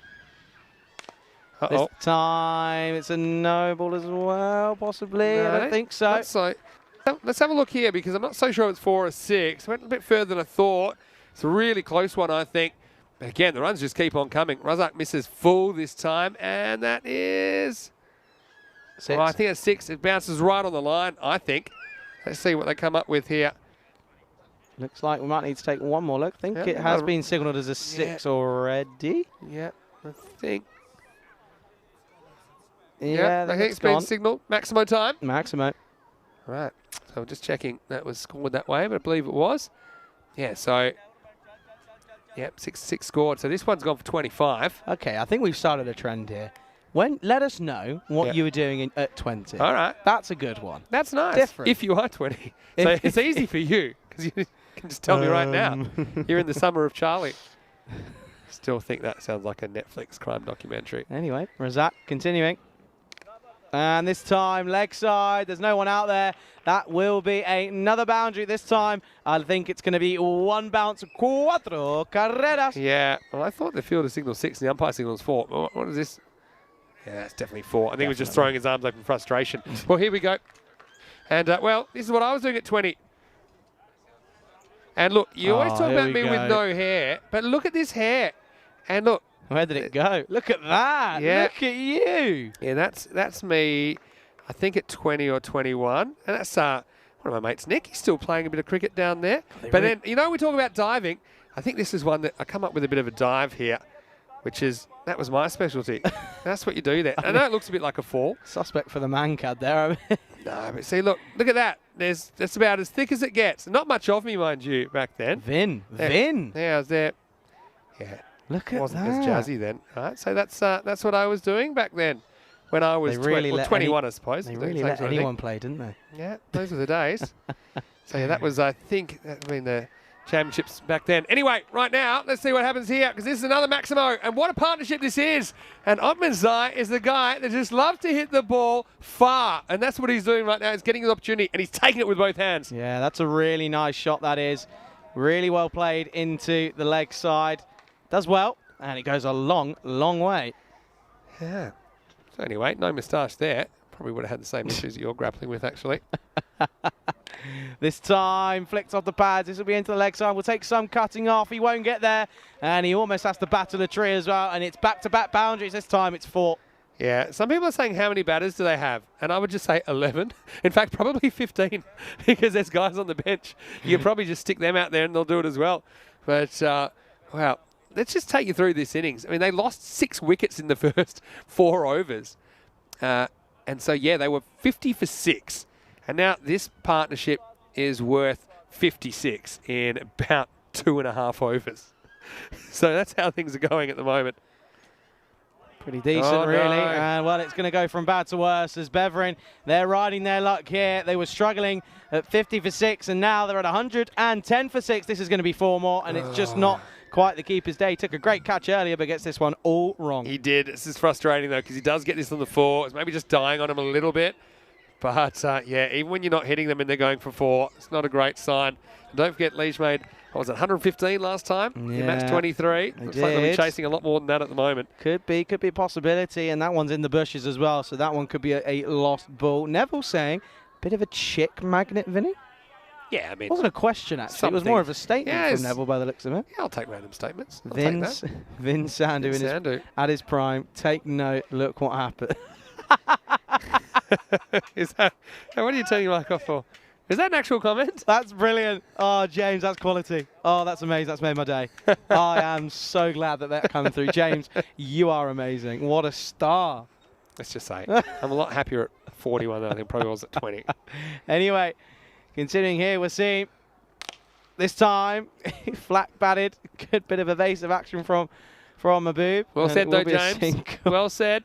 James said he went 20. He was in Kiel, completely unaware that he was raving on the dance floor of a certain type of club. Great days.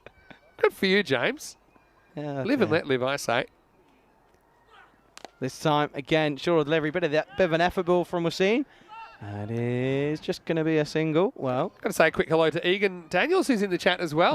Ah, The Costa del Egan. Sol. I'm looking forward to seeing you, Egan. Okay. Okay, so continuing here. Last delivery here in the 7th. Down the ground, clothed into the leg side. Will it be cut off? Well, I don't know. Talk about uber casual. He's fine. Okay. I'm just going to take the ball and go home here for a second. As we get to the end of the over, it'll be 114 for 6. Yeah. Have a look at this. Yeah, he says, yeah. Oh, it's fine. Yeah, I don't know it's a what. walk Interesting. Okay. Well, I can tell you what. So we were looking at what you were doing at 20. Well, I can tell you Okay. exactly what I was doing at 20. Oh, look at here. I like the way you cut some of my head out of that too. just for your hairline. imagine I've got the same hair I had when I was 20. And look, we had Stamir there as well. And we Yeah. had Diana. It was Peacock Friday. It was. Look at you. Yeah. Loving life, aren't you? Living it. The summer of Charlie is well and truly alive here. We had a really good Peacock Friday. That was a actually. really good effort, that was. But hey, plenty of action to come. We get a day off tomorrow, but we're back on Monday. Yeah, we'll have to work out exactly what we're doing tomorrow. Belgian waffles definitely on the menu. But then we're going to see Ghent for the first time against Liège in the first half of the day. Then we'll see ICCB versus Beveren. And wow, that could be action-packed. Well, it Oh, will dear. be. The whole thing will be action-packed, let's be For honest sure, with you. for sure. Starting 6:30 a.m. GMT, 8:30 Central Europe, and noon in India on Monday morning. Ibrahim Mikal continuing here. Starts off with a dot delivery. What else have we Inside, got 29 off of 11 now. What are you taking a peek at the chat? Chris are you? Packer at 20 was playing cricket with Kane Williamson's dad. As Was you that do. right? As Chris you Smith, so he was dealing with a bit of a loss in his family. It was Nan, more or less brought him up. Then getting set up by an old boss and dealing with a triple fractured right cheekbone and eye socket thanks to an old boss. Wow. Had a lot on your plate then, Chris. Anyway, hopefully it's improved since then. And that's just a single into the leg side. Yeah, but the old Alex Tudor to Brett Lee style injuries there. Can I say it's not a hot girl summer, it's a hot Charlie summer. Oh dear. Yeah. What can I say? Peacock Friday, eh? Threw that one in. Got to stop teaching you how to press the buttons. This is full, this is high. Is it handsome? I don't think it's got the legs, and it is taken. Good catch from Ali Raza. And this time it will be Mahbub. He has to go for 34. Well-made 34 off of 14. And it is the 7th wicket to full. 114 for 7. Yeah, just kind of broke the run of boundaries there, didn't they? They didn't have one off the bat for 6 balls. There was a 4 byes in there. But that was a nice catch taken down the ground by Ali Raza. Had a lot more time to get set for this one compared to the other one that was banged at him, kind of flattened to his right. So, Mahbub, it was a good effort from him, 34 off 13. Moved pretty quickly, didn't he? And that 7th wicket partnership is broken at 64 with a quarter of the innings to go. It's 114 for 7. Yep, big wicket. Took it at the right time. Might just stem the flow of runs for the rest of the over. 3 deliveries remaining. And I just have a feeling. This is their little keeper, Muhammad Waleed. And if he comes out and starts smacking 6s as well, I mean, what's going to go on here? Oh dear. So, still got Otmanzai there. He's 30 off 12. Yeah, wow. Gotta love this cricket, though. I mean, the Belgian method and ECN cricket are just made for each other, aren't they? Yeah. Match Here we made go. in heaven. And well, he was trying to hit this at the ground, was Mohammed Waleed, but unable to do so. 2 deliveries remaining. Good dot ball. That'll do. That's quite cool. I have to say, though, credit where credit's due. I think your one at 20 was quite cool. Yeah, It was quite cool. That was an exciting time. Cricket, I was still back on Fox Sports in Australia back then. And, of course, had a bit of a heyday, actually, through the 80s and 90s and even early 2000s when I started playing, where it was quite big on TV and everything. Continues here. This is up in the air, and I don't know if this has quite got the legs. And, well, it will be 1 bounce and 4 more to the total. Wasn't quite the 6 that Waleed was trying for, but he'll take the boundary. It's 4 more nonetheless. Yeah, the placement does this because it's always slicing away from the fielder, Ali Raza. You see it ends up pitching just inside the boundary. Couldn't get a jump on it, could he? So, Waleed, this is my turn. and didn't quite have the muscle to get out of the ground, but he probably can next time. Last ball of the over come out. Ibrahim Kell's got 4 for 17. He's really seen it all in there, hasn't he? For a couple of 6s, a 4, but 4 wickets. Big ball. This is big delivery. Fuller and hits this well down the ground straight to the fielder. They're pushing for 2, but it won't take it. It's hit it too well. So it will be a single to end the over. And after 8 overs, 119 for 7 on the board for Beveren. Yeah. So, yeah, it'll be a big chase for them. But, I mean, I don't know if they're happy or not. I mean, what do they be chasing here? Maybe 140? Yeah, possibly. They Well, have that's to what bat that well. rate is, isn't it? They have to bat well. It's, yeah, thanks for everyone sharing some of their personal stories. And Kenny's asking, with indoor cricket, is there an Ashes? Well, there is, I believe. There's not too many bilateral series in indoor cricket because of it's not really funded. So I was going to say, normally there's more. You'll get the occasional Australia versus New Zealand series. Probably the biggest 3 nations are Australia, New Zealand, and South Africa in indoor cricket. Safi Majid starts here. Starts with a short delivery. And, well, I tell you what, Manzai he was off. I don't think he quite got the message, but eventually he got there. Well, there you go, Lily Panda. I back the Belgian ball. Why didn't we think of that? Belgian ball cricket. Belgian ball. Okay, let's do it. That's so clever. That's so much better than the Belgian method. Belgian ball. We're in the wrong job. Lily, I'll credit you on that. Belgian ball. In the wrong job. Yep. I don't know what Lily's job actually is. That's true. Let us What know. do you do, Lily? Let us know. It's a dot ball. You could do anything. Lily's very intelligent and funny. Two. No, wait. Shrug saying there's only a 4 for Waleed, so he'll be dropped to 11 next game. Yeah, probably. Yeah, but he'll come out and make 50, so it's fine. Yeah. We've seen the top 2 scores for number 11s this week. 49 not out and 34 not out. Oh dear, incredible. All right, Oppen's eye. I'll try and bang this out of the ground, I reckon. Well, certainly put a big swing on this one, but this one looks a little bit tight. Not called or wide. Don't wait to be signalled. Take another look. Let's have a look. Touching the line? No. It's fine. No, good call. Good call. It's getting hot now, isn't it? Yeah. I'm hot. Watching this Belgian ball takes it out of you. I feel like I've done about 124 games this week. It is mental. It's been crazy, hasn't it? Probably been -6 is what is equivalent to that. This one squirts away. Offside. Oh, will get through. And it will race away. So Ottman's eye, it's just his day here. This one bounces just in front of the fielder. Kicks on 4 more. Yeah, and this is probably a good length, but he has no idea which way this is going to bounce on the second bounce because the first one was into the pitch, and that could have gone one way or the other. He gets wrong, and that's a 4. So Ottman's eye moves up to a pretty brisk 34 or 15 here. He's doing well, isn't he? 34 or 15 now. He's got about a quarter of the runs if my maths isn't far off. People thought it might have been a Tortuga. Tortuga. Anyway, Majid continuing, needs a response.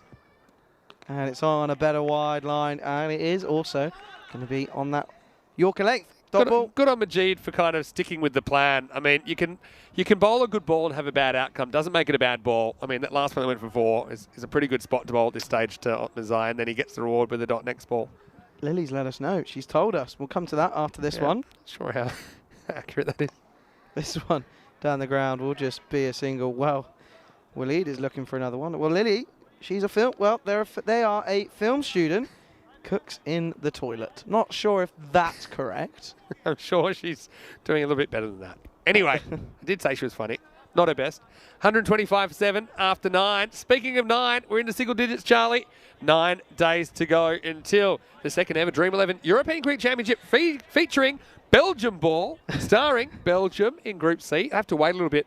We'll see them for the first time on the 26th of September. Lots of things to be excited about. 6 new countries there. Also, matches under lights for the first time. Probably it'll be the last game of the day where the lights will take full effect. But I know they're working hard on that in the next few days, setting those up. So join us for the ECC. Should be huge. Anyway, here's Wasim for over number 10. Starts with a big shot into the leg side, and it goes all the way. Good start to the final over, and it's that man, Ottman's eye, moves into the 40, says Carreras. Yeah, nice shot. And this is slammed out of the ground. Hasn't he played well here? I mean, you don't see too many 50s from, what was he, number 8? What was, what did we see earlier? That wasn't far off being at number 8. It was lower down. Well, this is a full toss and a no ball, and this is going a long, long way. 6 more runs. Well, that Kookaburra has gone for a treetop walk, and well, good luck finding that one. He should take a buddy with him because that's gone a long way back. Just have a look at this. I don't know if we track it all the way into the trees, but it clonks right in the top up there. Here you go. Well, get your climbing boots on. A balls come out. There's a question there. We're still trying to find The out chat's which taken one a it turn, is. and it's a bit disturbing. I'll be honest with you. Is it? 20. Seems to be a free hit coming up. If Bevan can dear. get 150 from being 6 out in the 4th over, what's going on? Oh, no. Well, Next. this goes from Waleed. bad to worse. Waleed's going to find out he's going to have to go back because Ottman's eye ain't moving. This is going to be interesting. So this is going to be another free hit. Omanzai, 47, wants to bring up his half century. Doesn't do it here. This will be into the leg side. Should just be a single, and it will be. So James saying, the student life. I know what that's all about. Yeah. I'm currently living it. Not right now. Yeah. Quite privileged to be where I am. Very grateful. Okay. It's true. But give me 2 weeks. Heard you playing for 1,000 a hole with Jeremy Kyle. Anyway. Uh-oh. And he's gone. Yeah, he's going to be run out there. Oh, hello. He's Is saying, it? well, maybe you should have hit it, and then we wouldn't have this problem. That would be my answer if I was Ottman's zone. Anyway, he's stranded on 48 at the wrong end at the moment. I think it's smart. He says, then he realises he's got no chances. He's like, hey, guess what? You're gone. And he got it from both angles there, didn't he? Waleed. That's Don't think Ottman's eye was quite expecting that response there. one for the over. It's probably smart from Ottman's eye. He doesn't want to get run out. No. And then once he saw the keeper was never going to miss, he said, all right, that's not going to work. But that's where I actually think there should be another call called hold. You should be able to call hold, yes, no, or hold. Hold tells the batter, I'm running, but you don't run until that ends safe. And then once it is, then you're not following me? Anyway, No, wait but for this because this should be out as well. It'll be 9 out now, 140 on the board. So another golden duck. Yeah, so what I mean is... hold is the non-strike. Omanzai should have told him to hold there so that he runs to the non-strike. He runs to the striker's end, and then it forces the keeper to throw to the bowler. You're not with me? I am with you. 100%. No. It's very easy because otherwise, if you just run there to the keeper, you're running out the guy you want on strike. Vinny, this won't be a hat trick because we haven't taught Andrus the rules with runouts because don't think that was stumped. No, I'm talking about team hat tricks. I think there should be a new one. There should be a team hat Not trick. real. Take it down. Had a serious question from Kitty, who wanted to know, will ECC be on YouTube? For the most part, hopefully it will be in as many places as possible. But if it's not, then let us know. You can even send me a message at Mr. Maximo, and it will be on a channel in your area. So no matter where you are in the world, you'll be able to watch the ECC. All right, here we go. 9 out now. Oh, big swing from number 11, Basir. No surprise. Belgian ball, baby. He's stuck at the other end on 48. And the 11, you think, hey, do the righty. Just get a single for me. He says, dear. hey, I'm wanting to smack 6 as well. Basir. So now, Well, that's a shame. yeah, 140 plus this.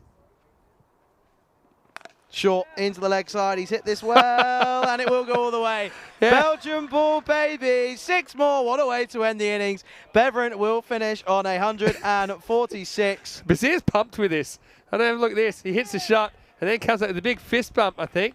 Yeah, unless I was... Yeah, he writes a ticket. Well, I think that was in the CPL. Oh, Belgian ball has some swagger. And he says, well, I might have missed one, but I'm smacking the next one into Adventure Island. 146 for 9. Number 11s all day. You might as well just draw the order out of a hat here because considering they got 6 wickets in the first 4 overs, they're still chasing 147. The perfect break in snooker. They have to bat almost perfectly, I think, to chase these down, Leash, here in match 24. Yeah, well, there you go. That was a pretty innocent bystander in all of this. And I'll tell you what, there was a few innocent bystanders. But what an innings from Beveren. To be fair to them, at one point, they were 50 for 6 in the 4th over. They lost 5 wickets in a matter of 2 overs. And they did exceptionally well to bring it back. Looking at the scorecard for that last innings that we just saw. Again, good start for Tadakel. He got a bit of an interesting decision, and he had to go.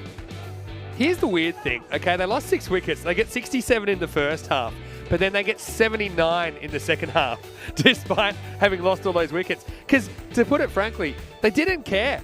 They still just went out there and tried to play Belgian ball. And I'll tell you what, that was a big moment, wasn't it? We thought that was huge with Zakil getting out first ball. Really good piece of bowling from Razak. Even better catch from Harjot Singh behind the stumps. But yeah, even though they lost all those wickets, it was Bevan that just kept on coming. And this guy had a pretty good day, didn't he? This could have been the end of it, as the fielder did all the hard work, didn't he, Sakani? But couldn't hold on to that. But yeah, Tarakel wouldn't last a lot longer anyway, as he'd go to a little feather edge behind.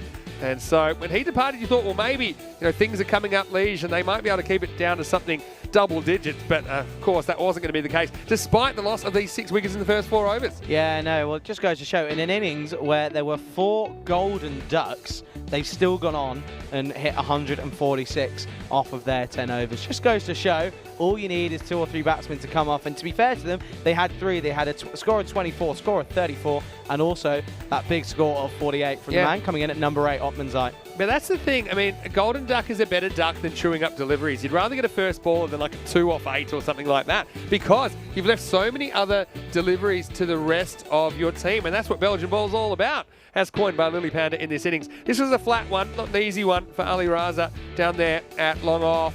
But then, yeah, this is the innings for me. I just thought he was absolutely brilliant out there, the way he went about his work. Otmanzai, yeah, he came out from the get-go. He was super aggressive, and that's kind of the mail on Bevan. They got match winners in every position, and yeah, he certainly didn't let his team down after coming in a pressure situation. Yeah, no, he did exceptionally well. 48 off of 20, 48 not out as well, may I add. 3 fours, 5 sixes, going at 240. He was helped out with a few names, the likes of Mohammed Naman going at 12 off 3 with 2 maximums to his name, but also the man coming in right at the end, Abdul Basir. He faced 1 delivery, wasn't able to get get Otmanzai on strike, but he turned around. It's okay, I've got this under control, and he smashed that last ball for 6. Yeah, there's a mini period after that 4 byes where they didn't get a boundary off the bat for about 6 balls. And that did actually create a wicket. But then, yeah, it wouldn't matter. I mean, the batters just kept coming out and swinging it. That was the thing. And, I mean, this is a proper sort of sideways Tortuga there maybe for the field. I didn't know which way it was going to spin. But, and I suppose the only sad thing for Otmanzai is he ends up stranded on 48. We'll come to the last over in a moment, where it kind of went off the rails a little bit, went magical. 21 came off the last over of Tahir Wasim. Yeah, but this was the issue. He was stuck on 48, stuck at the other end. That's what I thought he should have told the batter to stay at home and wait for him to get there and get safe. It's in the end, we had another wicket soon after. In fact, he wouldn't face another ball, Otmanzai, but it didn't matter, because number 11 came out and said, well, you're in my notebook. And we probably doesn't get to do that very often. Probably a few blank pages batting at number 11. Maybe not in Belgium, though. There's Basir. Finished it with a bang, and 146 for 9 is the final score. Wow, this will be an interesting looking scorecard, because in the middle order, didn't do too much with the exception of Mahbub, who scored 34, but he had 4 ducks all around him. 3 ducks, of course, in the middle order, golden. A 4th golden for Shazad. And Otmanzai, the star of the show for me, with 48 off 20, undefeated. That was after Tarakel opened up with 24. And, of course, the big loss there was a kill for a duck, as well as the captain Kaksa. Yeah, no, it just goes to show that all you need is 2 or 3 big guns, and that's what they got there. But again, take a look at this. Look at the scorecard for the bowlers. Some interesting stats there, but look at that. Ibrahim Akel, 4 for 18 off of his 2 overs. Started with 2 wickets, then went for a 6 and another wicket, and then had a bit of everything, didn't he? 2 for 35 for Razak in there, more expensive than usual. Wickets for Majid as well as Tahir Wasim. He had a pretty expensive last over, but went for 21. All right, we're going to have to go find a cold shower, then we'll be back for the last innings of the day. It'll be the perfect break, 147 for Liege if they're going to steal this one. Last game of the week. Keep the random questions coming in. We're enjoying them. For some of them anyway. Anyway, thanks for your company on a Saturday afternoon. Vinny Sandu here, Mr. Maximo. Charlie Hunt's with me, and we'll see you shortly for the final innings of Day 6 right here on ECN. You're watching the FanCode European Cricket Series.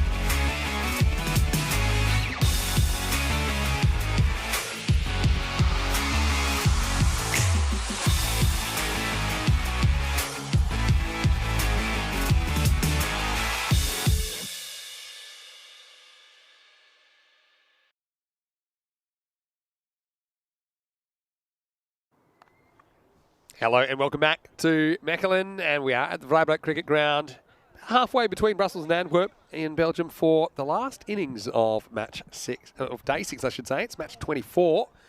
It'll be the end of the first week of play. We'll be halfway through this series, and it is a 2-week series as we know. And we're looking forward to seeing Liège in the run chase. They need 147 to win. It was such a strange innings. I keep seeing things, and look, I've done something like almost 1,700 matches now. I don't think I've ever seen an innings quite like that, to be honest. There were 6 wickets down in the first 4. Still had a good run rate. I mean, they were 50 for 6 after 4. The Omanzai, along with Mahmood, came out, absolutely slammed it everywhere. Ended up putting on 64 for the 7th wicket. In the end, the tail wags to the point that they get 146 off their 10 overs, Beveren, who were trying to go 2-0 after the first day's play. So almost ready to go. Liège, though, we saw them earlier with a promising start, ended up with 115. It was back in match 23. Of course, it's the opening day for these two teams because it's the opening day of Group B. Beveren, they are defending champions after winning in 2020, although that was only a 2-day series back then. 10 matches anyway. It is Hadasura Tarakal to get us going. And he gets one straight back at him first. In fact, this one will be down the ground for 4. So, statement of intent there. And no doubt about it, we're going to see some fireworks, especially in this power play that was pitched up. It wasn't quite anything, was it? It wasn't quite a Yorker. It was quite a drivable ball, wasn't it? And Harjot Singh gets going with 4. Harjot Singh took a very, very good catch, removing the dangerous Samir Zakel in the first innings. This one will be called a wide. Acrobatic take. Oh, attempted take behind the wicket from Mohammed Waleed. Once again, it's the last innings of the day. We've had a bit of fun with some random questions, and one of them was what we were doing when we were 20, of course. Charlie, who'll be back shortly, my colleague this series, doing a great job filling in for Rico, who's taking a bit of time off before the ECC. So you can take it wherever you like here in the last innings of the day. Full. And worked away. Now this will be 4 as well. Once you get past you, I don't think you're chasing it down, and that's the case. So he's into the deep dark woods, and now 2 boundaries in this first over. So you pretty much need to target that 15 and over as your par. And of course, we know these teams are quite capable of that. I suppose Liège, remember they were batting first last time. That was what they elected to do.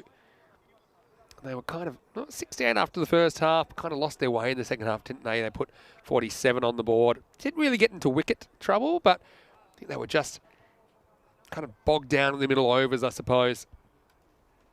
Beveren had a knack of getting wickets at the right time.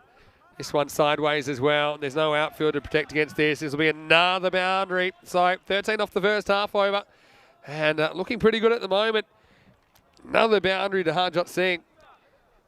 Harjot is a pretty well-rounded cricketer, I think, based on what I'm seeing here. Of course, the first innings he struck a pretty fast 42 off 18 balls. He's gone past 50 runs for the day in this first over.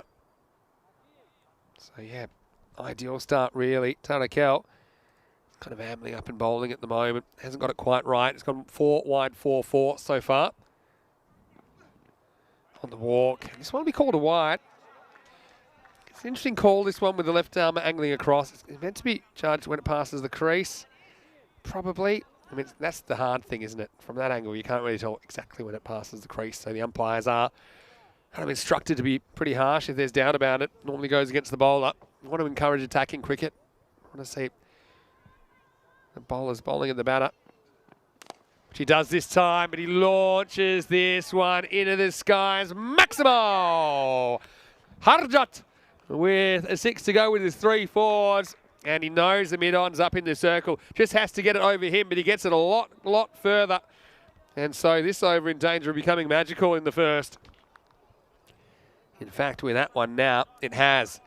So that's 20 of 4 deliveries.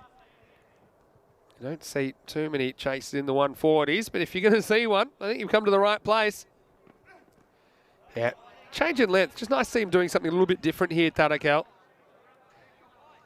He maybe just tactically goes down and maybe whispered something like drive that. Gotta say, even the bowlers are pretty attacking most of the time. That was the cutter that got lifted up and out of the ground. And so, yeah, this is what came next. Well, you're not going to do that time, are you? Anyway, top ball, first of the innings. Last ball of the over coming up. Charges it, so gets it a little bit short again. And it will just be a single, so he'll retain the strike. Probably not a bad thing, the way he's going at the moment. Harrington gets 19. The Leeds get 21 off the first over, 21 without loss. So, I want to mention that the golden ball count is ticking along. 5 matches without a golden ball. It will be 29 if we go without one before the ECC starts. But who knows? Belgium's full of surprises. And I think we may just be able to burgle another one before we're done here. Vinny Sander here, Mr. Maximo in the Ice Cube for European Cricket Network. And joining me for this series, of course, is Charlie Hunt. And Charlie, last innings of the first week, it has been rapid, hasn't it, from the Belgians? It's been incredible, and I tell you what, if there's ever a way to round off a pretty impressive week, it's going to be with a big, big chase. And boy, do I feel like we could be there. And it will be. Shazad is going to take us here into the second over and pulled, and well, it's been put down. It was a big opportunity for Zabir Sakil, unable to take it. It came at him very, very quickly. He's just saying there, well, to be honest with you, I didn't really have much of an idea. I think I did quite well to get a hand on it. Yeah, well, I hope he's not injured. Had some injury issues at the ECC last year. I mean, does well to get up. In fact, he gets too far with his hand. It clunks into his wrist. And so that was a chance to get rid of Harjot on 19. Pretty tough one, though. I suppose he does save 3 runs there. Yeah, no, he does. I think that might need to be a bit of magic spray. He's been swapped out. He's in a lot of discomfort here, but if he's going to continue for this ball, he might go off after this one. Fuller down the ground. It could be an opportunity.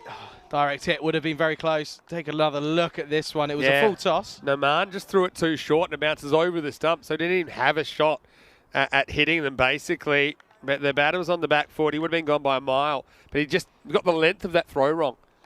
Yeah, completely wrong. Completely wrong. It's what you expect to get a throw in when you're sort of on the longer boundary, trying to bounce it off the ground. Doesn't get it right. And it will bring Singh back on strike. This has gone high in the air. This has got snow on it. It re-enters the atmosphere and is taken. Excellent catch from Mohamed Noman. This one gets this completely right.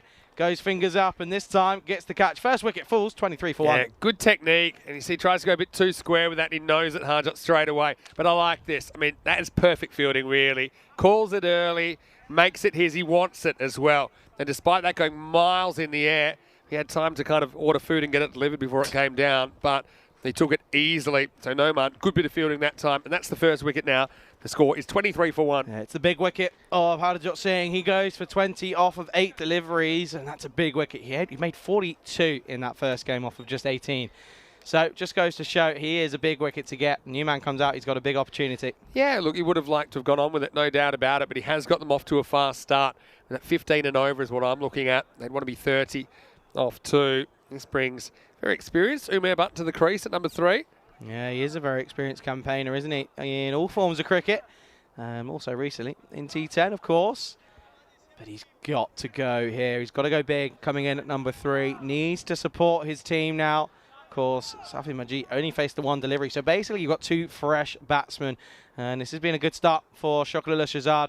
Continuing here, short of the ball. Just putting Amir Butt back in his place a little bit. Yeah, the footwork kind of goes a little bit away to leg there. There's no fine leg, so if you can get inside that and just get a little tickle on it, he'll get 4 easily. But, yeah, see, maybe Shazad knows he can kind of cramp up Umair Butt for room. Yeah, that's what he's going for there. Doesn't want to give him any width. I think we've seen width punished 9 times out of 10. But also anything that's in the arc just goes to show. Wherever you bowl tends to be... normally it gets dispatched. Just depends on who you're facing. Continuing here. This time it is a shorter delivery. Does give him that width, but misses out here. It does, but so it's a good delivery though, Shazad. He carries so much momentum coming into his run-up. It'd be really interesting to see if we could ever get that slowed down, because his rhythm is really good as he makes his way to the crease. Yeah, the thing is with that one, it doesn't really curve in. It holds its line, and that's why I think Butt misses out on it as well. So, yeah, it's pretty good over this from Shazad. Hasn't conceded too many at all. Final delivery. And this is up across, and this is going to go a couple bounces, trickles over the boundary. Not the end to the over Shazad wanted, but if you're a Liège fan, it certainly helps things. They move along to 27 for 1. Yeah, third time lucky, isn't it, for Umer Bart, who just kind of guides this upwards over the infield. So he's off the mark with the boundary, 27 for 1 after 2. Well, we haven't seen Ghent yet, but we have seen there's fireworks from the other 4 teams. And I'm just looking at one of the names in particular on the Ghent side, Ali Raza, who we'll see on Monday. And he's a guy, this is the Ali Raza for Ghent, the rest of the Ali Raza for Liège. But he can really bang the ball. He's a guy who did very, very well against class competition at the ECC. And we'll see him for Ghent. So there going to be no pushovers, tell you that much. Again, a bit like Group A. Can't really tell you who's going to drop out. There's no real obvious one. Just don't know. ICCB have struggled a bit domestically this season, but I mean, look at them this morning. They were class. Surprise package. Hakeem Krakzad, the skipper. This is a big appeal, and is gone. Trying to play across the line, and he gets this one all wrong. And Safi Majid, he has to go only for the 1 run. Second wicket falls here in the third, 27 for 2. Yeah, it looked pretty plumb live, didn't it? And yep, I think it is. It hits him on the back shin in front of middle stump, and I think he knows that his number's up. Majid gets that wrong. He tries to gamble for a little deflection to the fine leg boundary. Instead, it's him that's heading to the fine leg boundary for just the 1. The score now, 27 for 2. Great start for the skipper, for Beverin, leading from the front, and we know this total isn't exactly it's bang on par is what I think we're going to say. Actually, it's probably a bit above, if anything. Yeah, well, your par was 180. Probably the last time I'll mention it now. Yeah, but that's what you said at the start of the week. Don't be silly. But look at this again. It's out. Just plumb, isn't it? It's that back foot as well, so there's no issue of being outside the line, and he gets it wrong. So he has to go. Good start for Hakeem Krakzad. Interestingly, no, the man who took a pretty good first over in that second over, he doesn't survive. He gets taken off. Yes. Does Shazad. It's the risk you take when you play that shot, really, isn't it? You know that it's not really a percentage shot.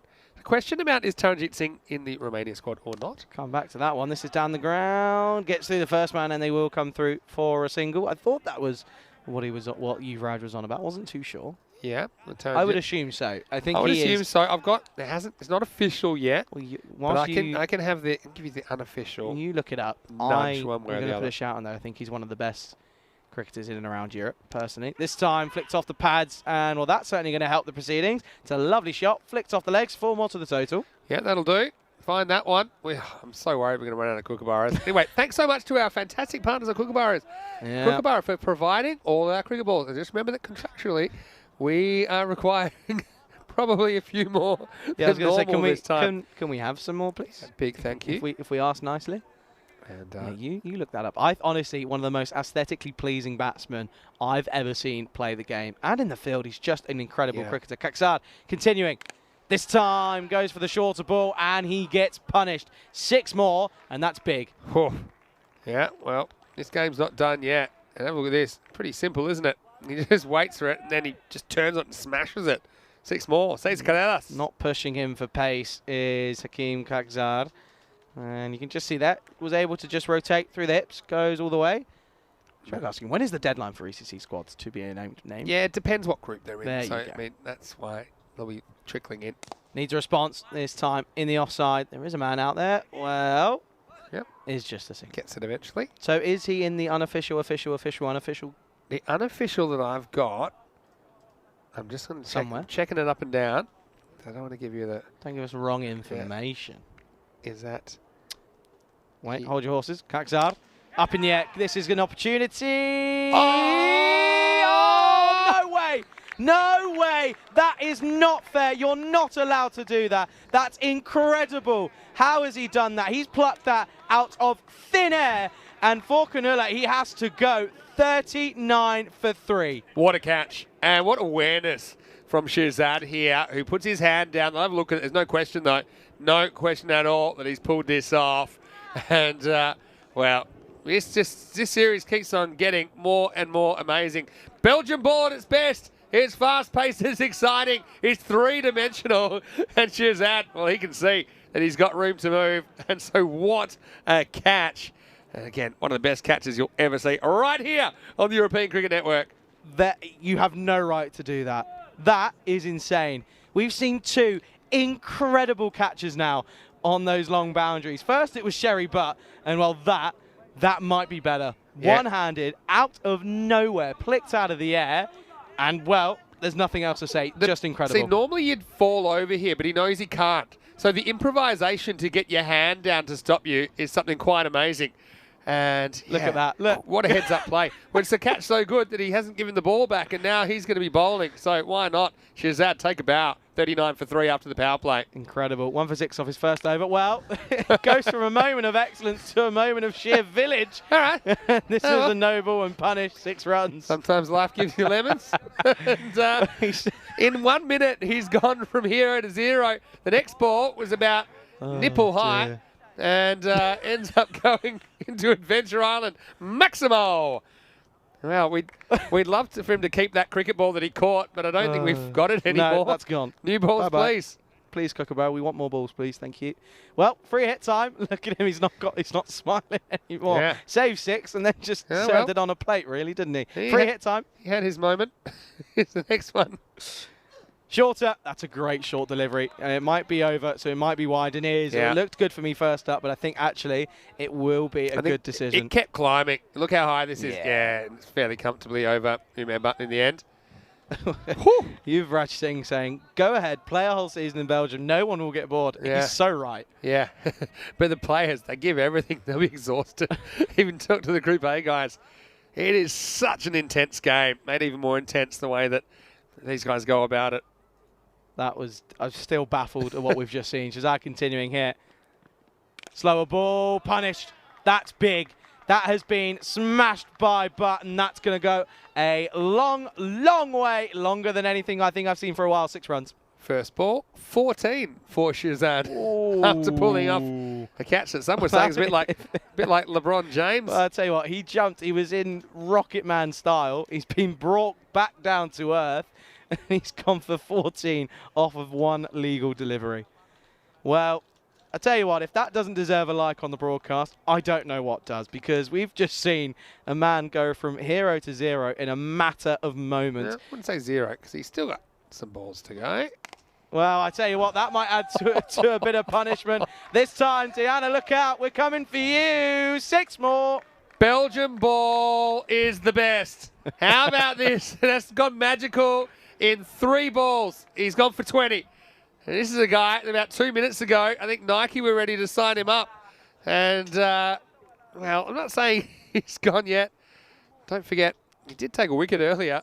But now, in this over, it's been a different story. Of course, there are other sporting brands out there that are available for purchase as we Yes, of course. continue. Please give us some money.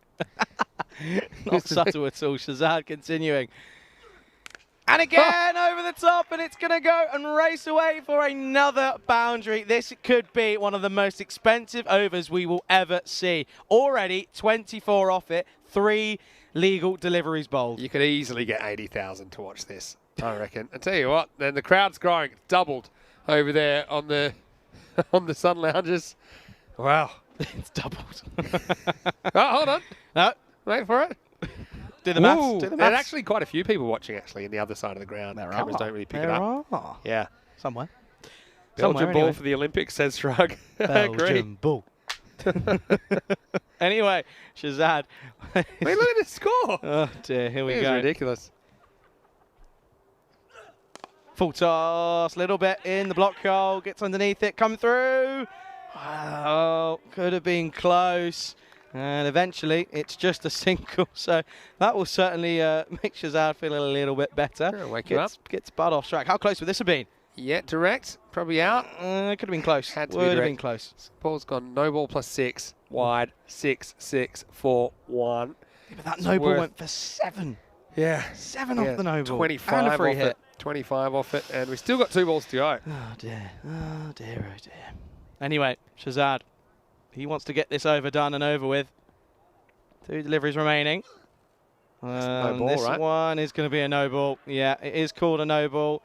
I think that's going to be... Has to be a no ball because He's had the one he for the already had over. one that was called a wide. So he's just, yeah, worked it out now. To be fair to the umpires, and that's kind of little concentration error. But, I mean, for them, it's pretty exhausting as well out there. And I'm not joking. One of the umpires had to get physio from over-signalling 4s and 6s earlier in the week. It had never happened to him before. Oh, dear. Anyway, so free hits coming up. This could go supersonic now. Here we go. Here we go. And into the leg side. There is a man out there, so should just be the 1 run, and is... Guess who that is? You know who that is? Who's that? And that is our old friend, Zulkarnain Munawar, from the first innings. He's a man mountain. And he just gets that one away for 1. That was a no ball, so that was a free hit, so not too expensive. It was a no ball. I saw that they sorted that out in the end. Luke saying that this is being up there with some of the best cricket he reckons he's seen all season. Yeah. I mean, Austria was pretty good. I think it's one that some people are comparing it to. But, I mean, Belgium is next level. They don't call it Belgian ball for nothing. Belgian ball, baby. Last ball hit in the 4th. And this will be a bit of touch into the offside. And reservedly so, we'll finish with a dot ball. Yes, they're about 10 ahead of where they need to be as far as the run rate right now. So we want to welcome you into the commentary ice cube below. It's not too cold at the moment. It's feeling pretty hot in here. Pretty hot in the middle. I mean, there was talk about rain today and some issues. I don't see it. I see blue skies. I think we've hit the Goldilocks zone for weather this week as well, haven't we? It's been really kind to us. Hopefully it stays around. There is some forecasts for rain maybe towards the back end of the series. Hopefully it doesn't come. And yeah, well, now you can tell us, how's your first week been in the ECS? It's been all right. Yeah, it's been all right. No, it's been really good. And I tell you what, I think I might have got a bit lucky. I should probably go to the lottery because this has been an incredible What about week this guy? of cricket. Tell us in the chat, how's Charlie been on his first week? All right? I think he's done a great job. But, I mean, you tell us what you think. I think this guy's going to go a long way. Great to have you as part of the team, Charlie. It's been a pleasure. It's been a serious pleasure. Anyway, back to the action. Here's Khalid. Full toss. And again into the... Said, you're not touching it. It's my Belgian ball isn't just whacking it all the time. It's just the mercurial. It's these one-handed catches, these boundary catches, some random things like batters just fielding their own ball and throwing it back. It's it's a different sort of cricket. Well, Munawar, he's in. Oh no! All right. Here he is. Continuing here. Munawar on strike into the pads. There's an appeal. Great appeal from cover. I'm sure it looked out from there, but this one, certainly not out. Munawar just struggled to get going, didn't he? But they've given him another opportunity, I suppose, in a key situation here. I like it. There's a couple of balls that are kind of angled in the pads. He just isn't quite on, is he? No. This one clunks off the pads. He's 1 off 4 now. And at the very worst, he has to kind of get Umair Butt down that end, doesn't he? Khalid Ahmadi's a pretty reasonable performer. Seen him for Belgium as well in the ECC last year. Continuing here. This is hit well. He does well to get out of the way of this. I think he might have got a finger. He does. But it will be a single. So Munawar moves off to 2 off of 5. Yeah, it just hasn't come off for him, is he? Just struggling. I think my question, he might be just trying to overhit it. I mean, his first instinct on almost every delivery, and this is being really critical, okay? His front leg is always out of the way, which I don't mind, of course, because you're power hitting. But sometimes the traditional cricket shots, you get reward for it on this outfield. And if you overcommit to that, so once balls get wider over the off stump, it gets difficult to then reach them. So there's some comments coming in. Lily saying that Charlie's an absolute natural. Have to agree.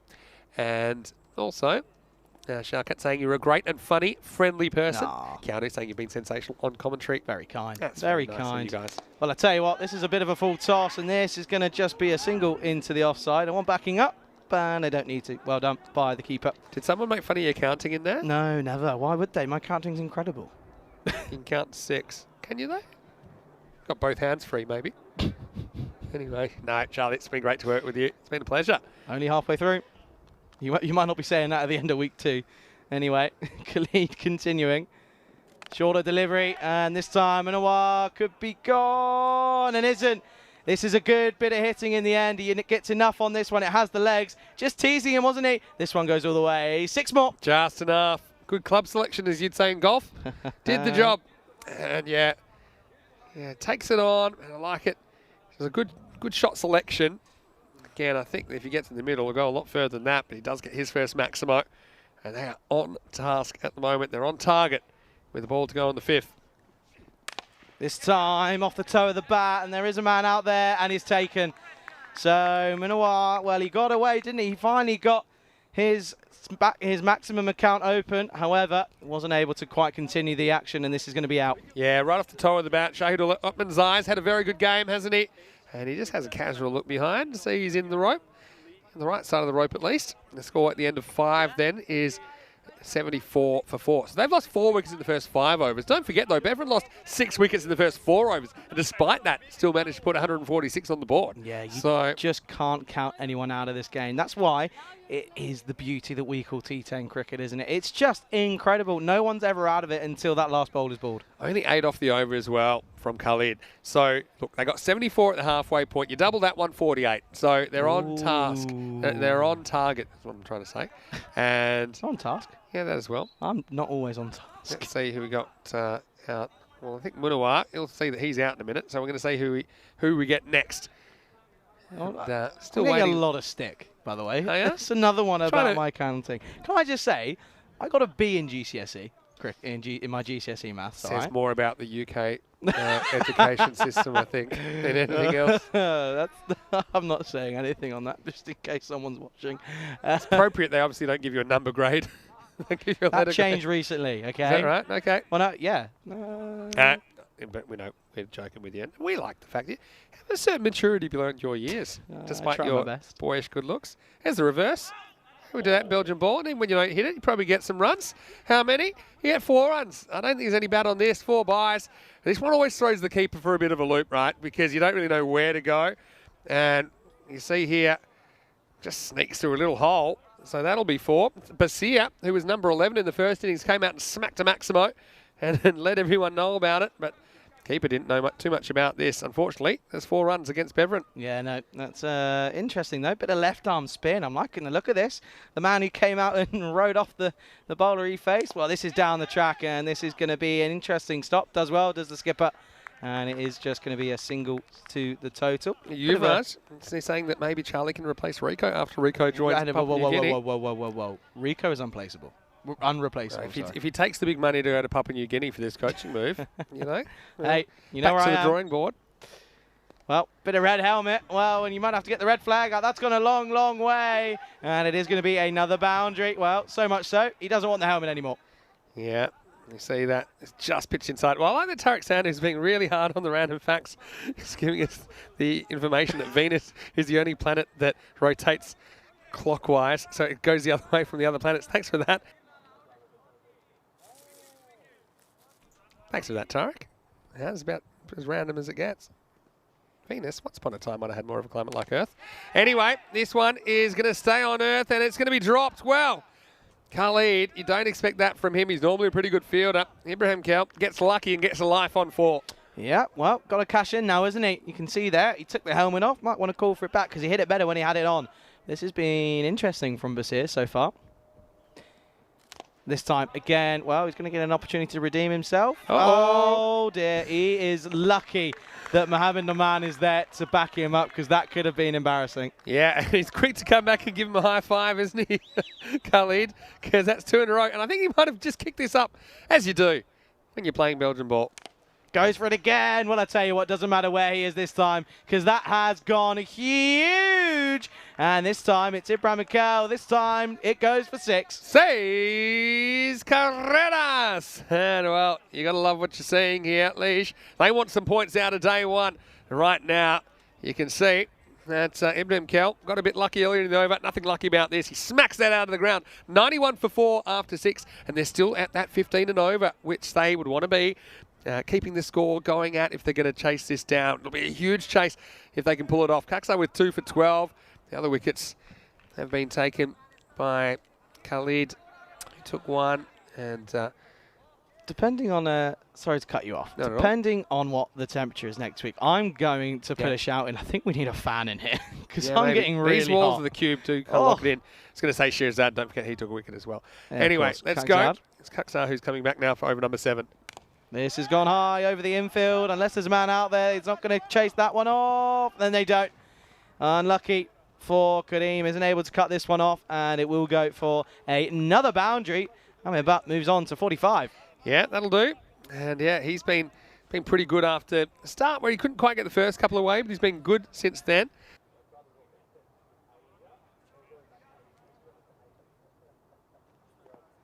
Yeah. So, but within reach of a half century. Can get there with a Maximo. Well, he's gone for it. This has gone high. Has it got the legs? It does. What a way to do so. That will be 50 up for Umar Butt. What a way to do so. Down the ground, high and handsome, 6 more. What a shot that is. He just takes on the field and wins, doesn't he? And the 51 for Umar Butt comes up off 18 balls, 5 Maximos, 4 fours, and he has got them in a position where they could do this. Still a bit of work to do. And again, this time offside, and this time it will beat the fielder, and it will be another boundary. So this over is going big so far. 4, 6, 4, another boundary. Well, we saw the Berlin Wall fall in 1989. Will we see that wall fall? Because it's been peppered with kookaburras today. And, well, that was all about the placement, wasn't it? Now they put a man back there. And is it too little, too late? They're past the 100 now, and they're motoring, Lige. Yeah, this is going to be interesting here. Rico's in the chat. Uh-oh. His ears burning. This time around the corner. Could be close here. And he survives. He does survive. Rico. So I knew he'd be lurking. I knew it. So just got here tuning in from PNG late night here. So who's replacing who? Vinny and Charlie been awesome this week. Well, hello, Rico. Hi, Rico. What do you think about Belgium ball, Rico? Well, that might be an example of it. This time offside should be just a single, and is. Good work out there. Belgian ball, of course, maybe a bit of a play on the Baz ball, which has been a bit of a buzzword in the last couple of months, hasn't it? But Rico, we'll see Belgian ball up close and personal for sure. Isn't he lucky? In the ECC. And this one, that's not an example. That's a dot ball. Don't like that in Belgian ball. Dot ball to finish. And at the end of the 7th, Lige going at a good rate here. 107 for 4. Still, I feel it's a 50-50 game, to be honest, at this stage. I mean, you still have to close it out. There's always that risk you lose a wicket, new batter comes in. And look, they might smack it, but also we've also seen some clumps of wickets, haven't we, in this series? Looking to Monday, of course, we've got tomorrow off as a rest date, and we'll need it. But we have match 25 and 26. That's Lige, who will be back versus Ghent, who we'll see for the first time in this series. Then ICCB in the afternoon versus Beveren. Well, we saw ICCB come up with the highest power play ever in ECS cricket this morning with an 80. The only better power play on ECN is Dreux with their 82 against Tunbridge Wells in the ECL earlier this year. And they'll be taking on Beveren, who, well, you know how good they are because they're out there right now. But right now, they've got to put in a good 3 overs if they're going to clean sweep Lige, because Lige need 40 off the last 3. Yeah. So here we go with Tarakel coming back with left armour. Needs a good over. Down the ground. it's a bit of hot Oh, potato. no. Oh, no. Oh, he gets a fit on it. Does well eventually. There's no issue running there because it was going to be one anyway. But just the universe, he ended up deflecting to a fielder who would ultimately misfield it. So, I mean, this would be... I mean, Butt's so good he's scoring runs for his teammates now. And then almost hits the umpire. They get 2 in the end. Look at that proper Tortuga. That was a classical. Tell you what, bet Deanna's got a good little view of that one. That'll be on the socials at some point. Continuing here, Tarankel. Slower ball, well executed, and eventually is collected. So a good dot ball. Yeah, see, but I would have thought maybe be backing up a little bit more and hustling through when the keeper doesn't get that on the second bounce, like anticipating the fact there might be a fumble when you see it's not carrying to the keeper. But Ibrahim Kell is very capable, we know that. Yeah, this has got to be a big over, hasn't it? Look at that stage. They're just below them, 5 runs behind. Gone for it, and he's got all of it. This will be huge. That's out of here. Say hasta luego, pelota. This is 6 more runs. Yeah, another one in the slot. Look where he is when he hits that. I mean, his feet are outside the leg side tram line, to be honest, but plays it on length, charges and backs away slightly. These guys are so good. Their hand-eye coordination is insane. Ibrahim Kill moves to 20. Yeah. Tarek, you've got a question. What's Charlie's thought on? I'm assuming that's Asian Cricket Network. We've already explained this to Tarek several times, but anyway, I'll say it again. Oh, and he's got him. He's got him. And Tarakel gets the big wicket.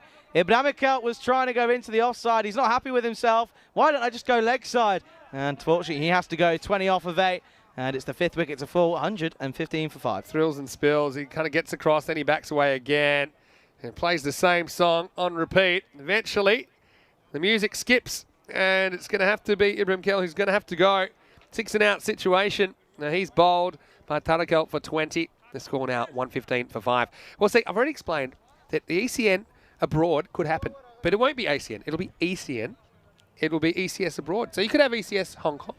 You can have ECS Thailand, whatever you want. It's ECS abroad because we are the European Cricket Network. There's nothing else like us.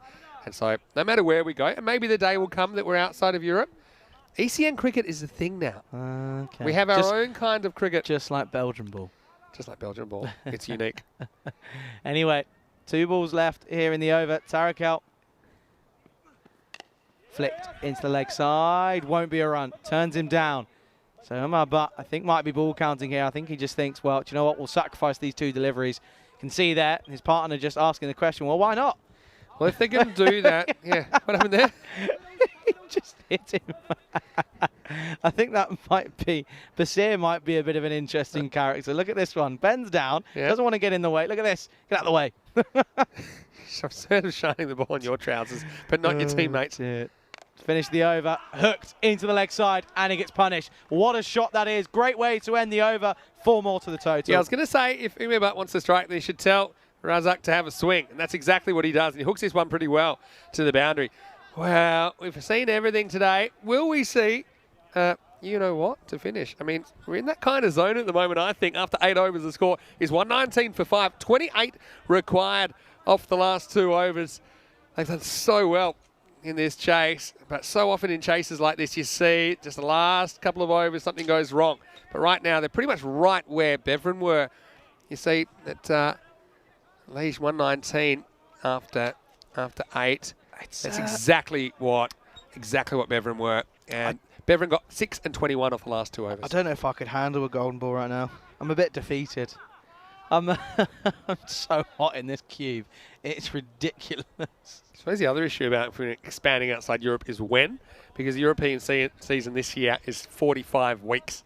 So we've got probably 7 weeks. So we expand, but again, maybe something for the future, Tarek. Yeah, I reckon And maybe so. let us know where you'd like to see an ECN Get Tarek event involved. outside of Europe. Obviously, you've got a particular interest in the Asian region, Clearly.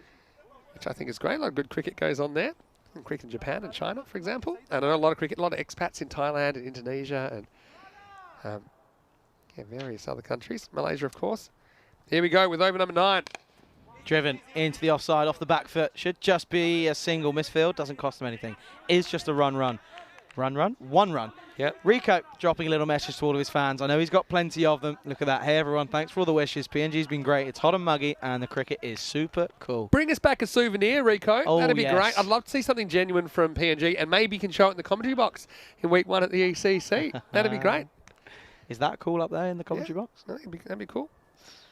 Continuing, Khalid. Again, right on the money. This is excellent from Khalid thus far in this over. 2 singles into the offside. That's all he needs to do. Keep boundaries down to a minimum. Well, Khalid's a guy that I think provided another element to the Belgian attack at the ECC when he came in for Championship Week last year. So at the moment, you see he's pretty accurate. He's full, he's straight, he's not trying too much. Let's see if he can keep butt quiet. That's what he's going to try and do here. Well, this has gone high. It could be long and handsome, and it is. 6 more runs. That equation now down to just 20 off of 9, and now, well, Butt moves into the 60s. Yeah, big butt. This has gone a long way, and he misses his length here, Khalid, doesn't he? And it travels a long way. Jeez, he's been on. 63 now of 23 balls. Question from Rico in the chat. Interesting one. Charlie, do you think there'll be a new real life as an ECN commentator day in the life video coming up soon? I can tell that video got a bit of stick, Good clearly. question. Anyway, moving on. Khalid continues in, needs a response. Driven again down the ground, and this time it will just be a single. Don't get me wrong. I love that you're good at social media and the engagement, but I think it was about 42 degrees. Hey. And during the day, by the way. Yeah, you did one day in Portugal that was 4 games. Yeah, okay. We were doing 6 a week. Anyway, it was just funny that you were having cocktails around 2 o'clock and having a nice brunch. I wasn't having cocktails around. Mocktails, maybe. No. That's not fair. Seemed pretty chill. What was the sleep in like? Anyway, back to the game. Top ball. No, I'm not taking this. I'm sorry. Come on. No, I'm really okay, not. let's just reframe it. How has it been different this week than, for example, a week in Portugal? Better. I like that more. That's more like it. Because it's not... It was 30% less snarky the way I asked the second time. We were getting bitten by wasps. Don't get me wrong, right? Yeah, okay. Portugal wasn't all glitz and glam. Okay. I don't think it came across as that way. I mean, apparently it did. So I don't know. Anyway, last delivery hit in the 9th. Good Boundary answer. could be key. And it's not. It's a dot ball. So that's a really good effort from Khalid. He contains the 1 boundary off it. It's a big, big 6. However, he finishes strongly. And at the end of the 9th, 128 for 5. The equation is simple. 19 off of 6. Yeah, all happens in the 9th, but not much happening in the 9th there with 9 off the over and now 9 days to go. And when we return on Monday, it'll just be the even 7 to go, 1 week. And yeah, it's going to be fantastic when we get to Khartoum, of course, for the Dream 11 European Greek Championship. Hand in hand, of course, with the ECT10 Spain, with 9 local sides from Spain as well, going head-to-head over 4 weekends in between. So join us for that. And Rico will be a big part of that coverage as well. Now, Lily Panda saying that she likes big butts.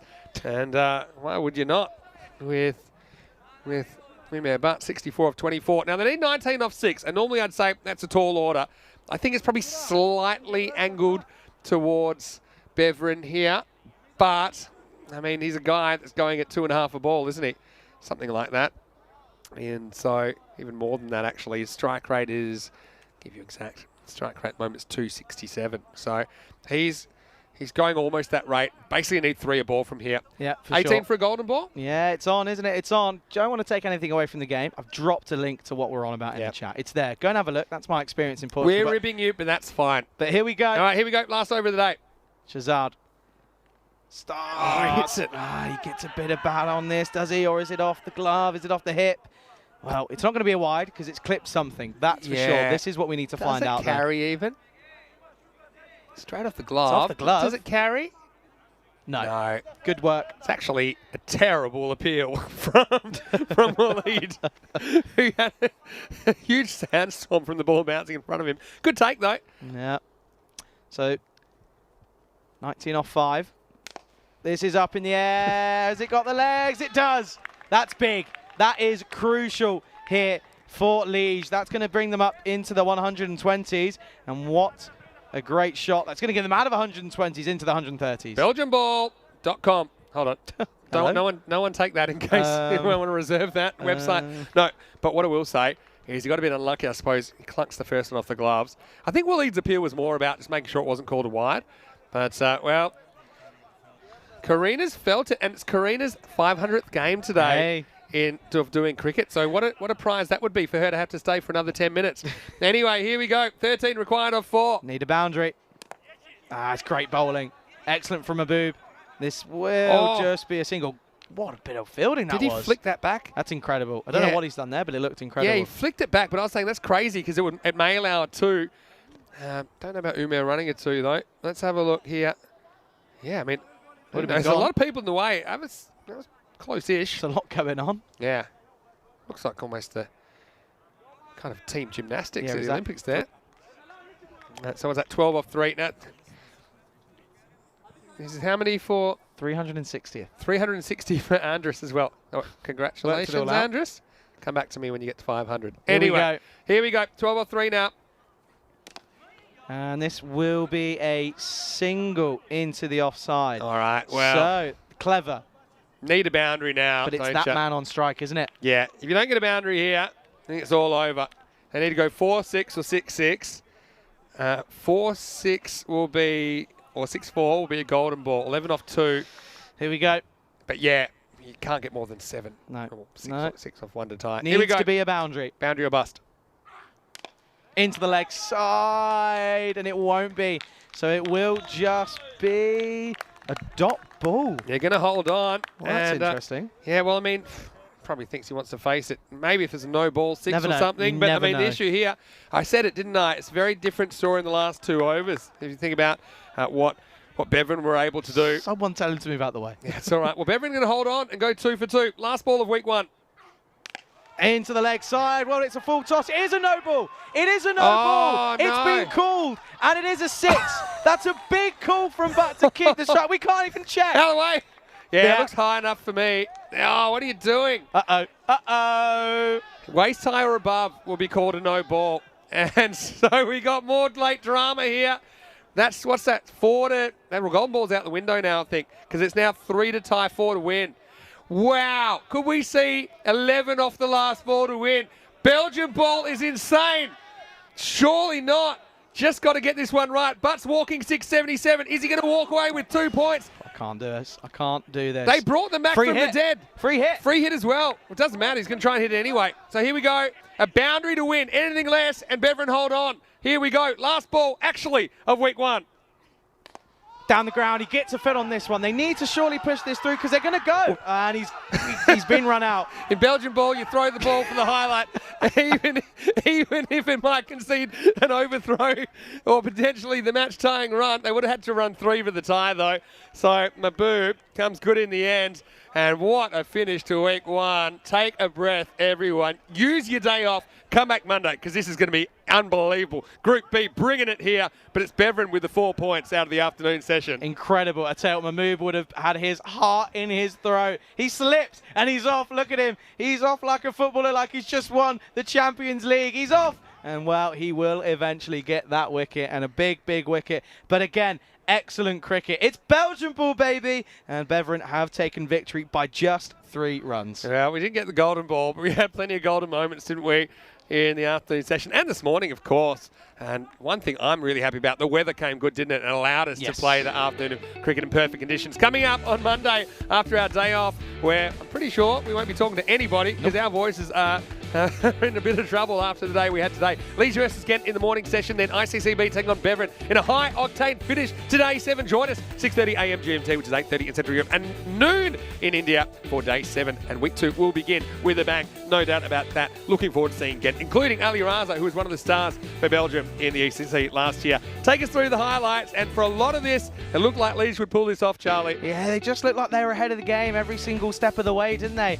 And, you know, good start for that man again, Harjot Singh at the start, wasn't it? 20 off of 8, 3 4s to 6 to his name, a lovely few shots again. But he was joined by Safi Majid. He was just starved of the striker at the start of the innings, only faced 2 deliveries. He was there right up until around about the 3rd over. 2.1 is when he went.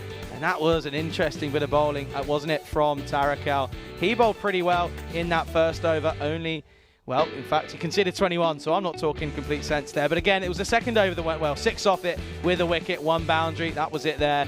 And, well, unfortunately, that was how he went. And then, well, the new man to the crease was Umar Butt. He came in at number 3, and boy, oh boy, did he almost do it for his team. Incredible inning, 77 off of just 30.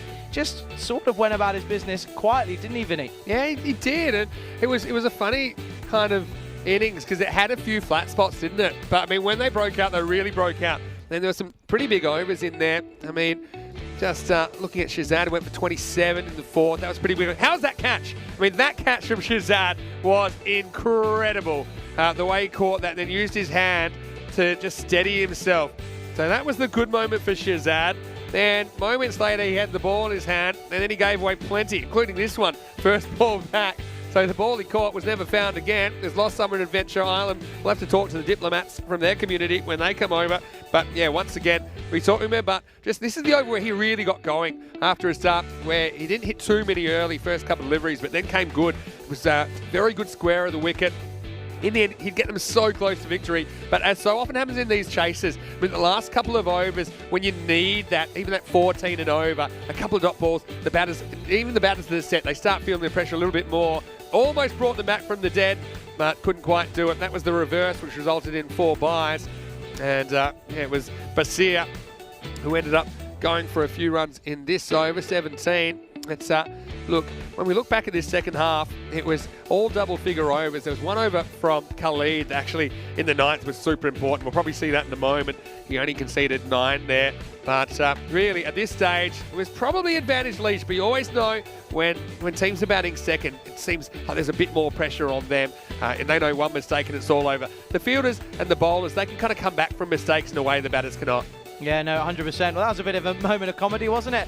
As he ended up hitting through, almost went for a boundary, but he was saved by the skin of his teeth by his skipper, Hakeem. There it was, again, incredible bit of work, and it just goes to show Belgian ball exists, and it's been on show for the last 6 days. I almost don't want to have a rest because I'm going to miss it too much. Withdrawal symptoms, but we'll be back on Monday. The doctors will say it's for your own good because you probably couldn't handle 12 days in a row of this. So you need to have a break somewhere along the line, and this is late in the piece, isn't it, when they need it. Just it was 19 off the last over. There's Amadi only went for 9 in the 9th. And so, yeah, when we thought it was all dead and buried, it was 11 off the last ball. And then there was a no ball 6. So they needed a 4. They would have had to have run 3 to tie. And I don't know if cardiovascularly, if that was going to be possible for Umair, but he ended up getting run out, but not before a very entertaining 77 off 30 balls. And in the end, it's tantalisingly short, isn't it? The final score here in match 24 is Beveren 146, Liege 143. What a game. And another game where we saw plenty of runs. In fact, we saw 289 runs. And well, I am just going to let you go through the scorecards because I'm going to add up the scores today. I think this might be the highest scoring day we've ever had in a 4-match ECS. Well, we've already had a day over 1,000 runs, so it's going to take some beating. But whilst you crunch those numbers, we'll go through the numbers here on your screen so far. Umar Butt coming in at number 3, 77 off of 30. Excellent strike rate. And, well, unfortunately, though, it just wasn't enough, was it? He did end up going not enough, and he ended up with a strike rate of 256. But he was helped out largely by Ibrahim Kel, 20 off of just 8 for him. But he was also helped by Hadajot Singh, again, explosive at the top of the order. Another innings, this time into the 20s. And we take a look at the scorecard for the bowlers. It was an interesting day out for all of them. Only 2 going wicketless as Abdul Basir and Mansour Mahbub, who bowled that final over. Eventually, they did go ahead and take the victory, of course. But again, excellent work from Kaksar, 2 for 28 off of his 2 overs. But again, no one really being too economical, but wickets taken at the right moments. Yeah, I suppose so. Yeah, the pressure of the chase, we don't see too many that are kind of 140 plus. Well, I have a news flash. For the first time ever in a day of ECS, of a 4-match ECS, we reached 1,100 runs in a day. In Hungary, we saw, I think it was 1,030 or something. We saw 1,050 on finals day in Romania last year.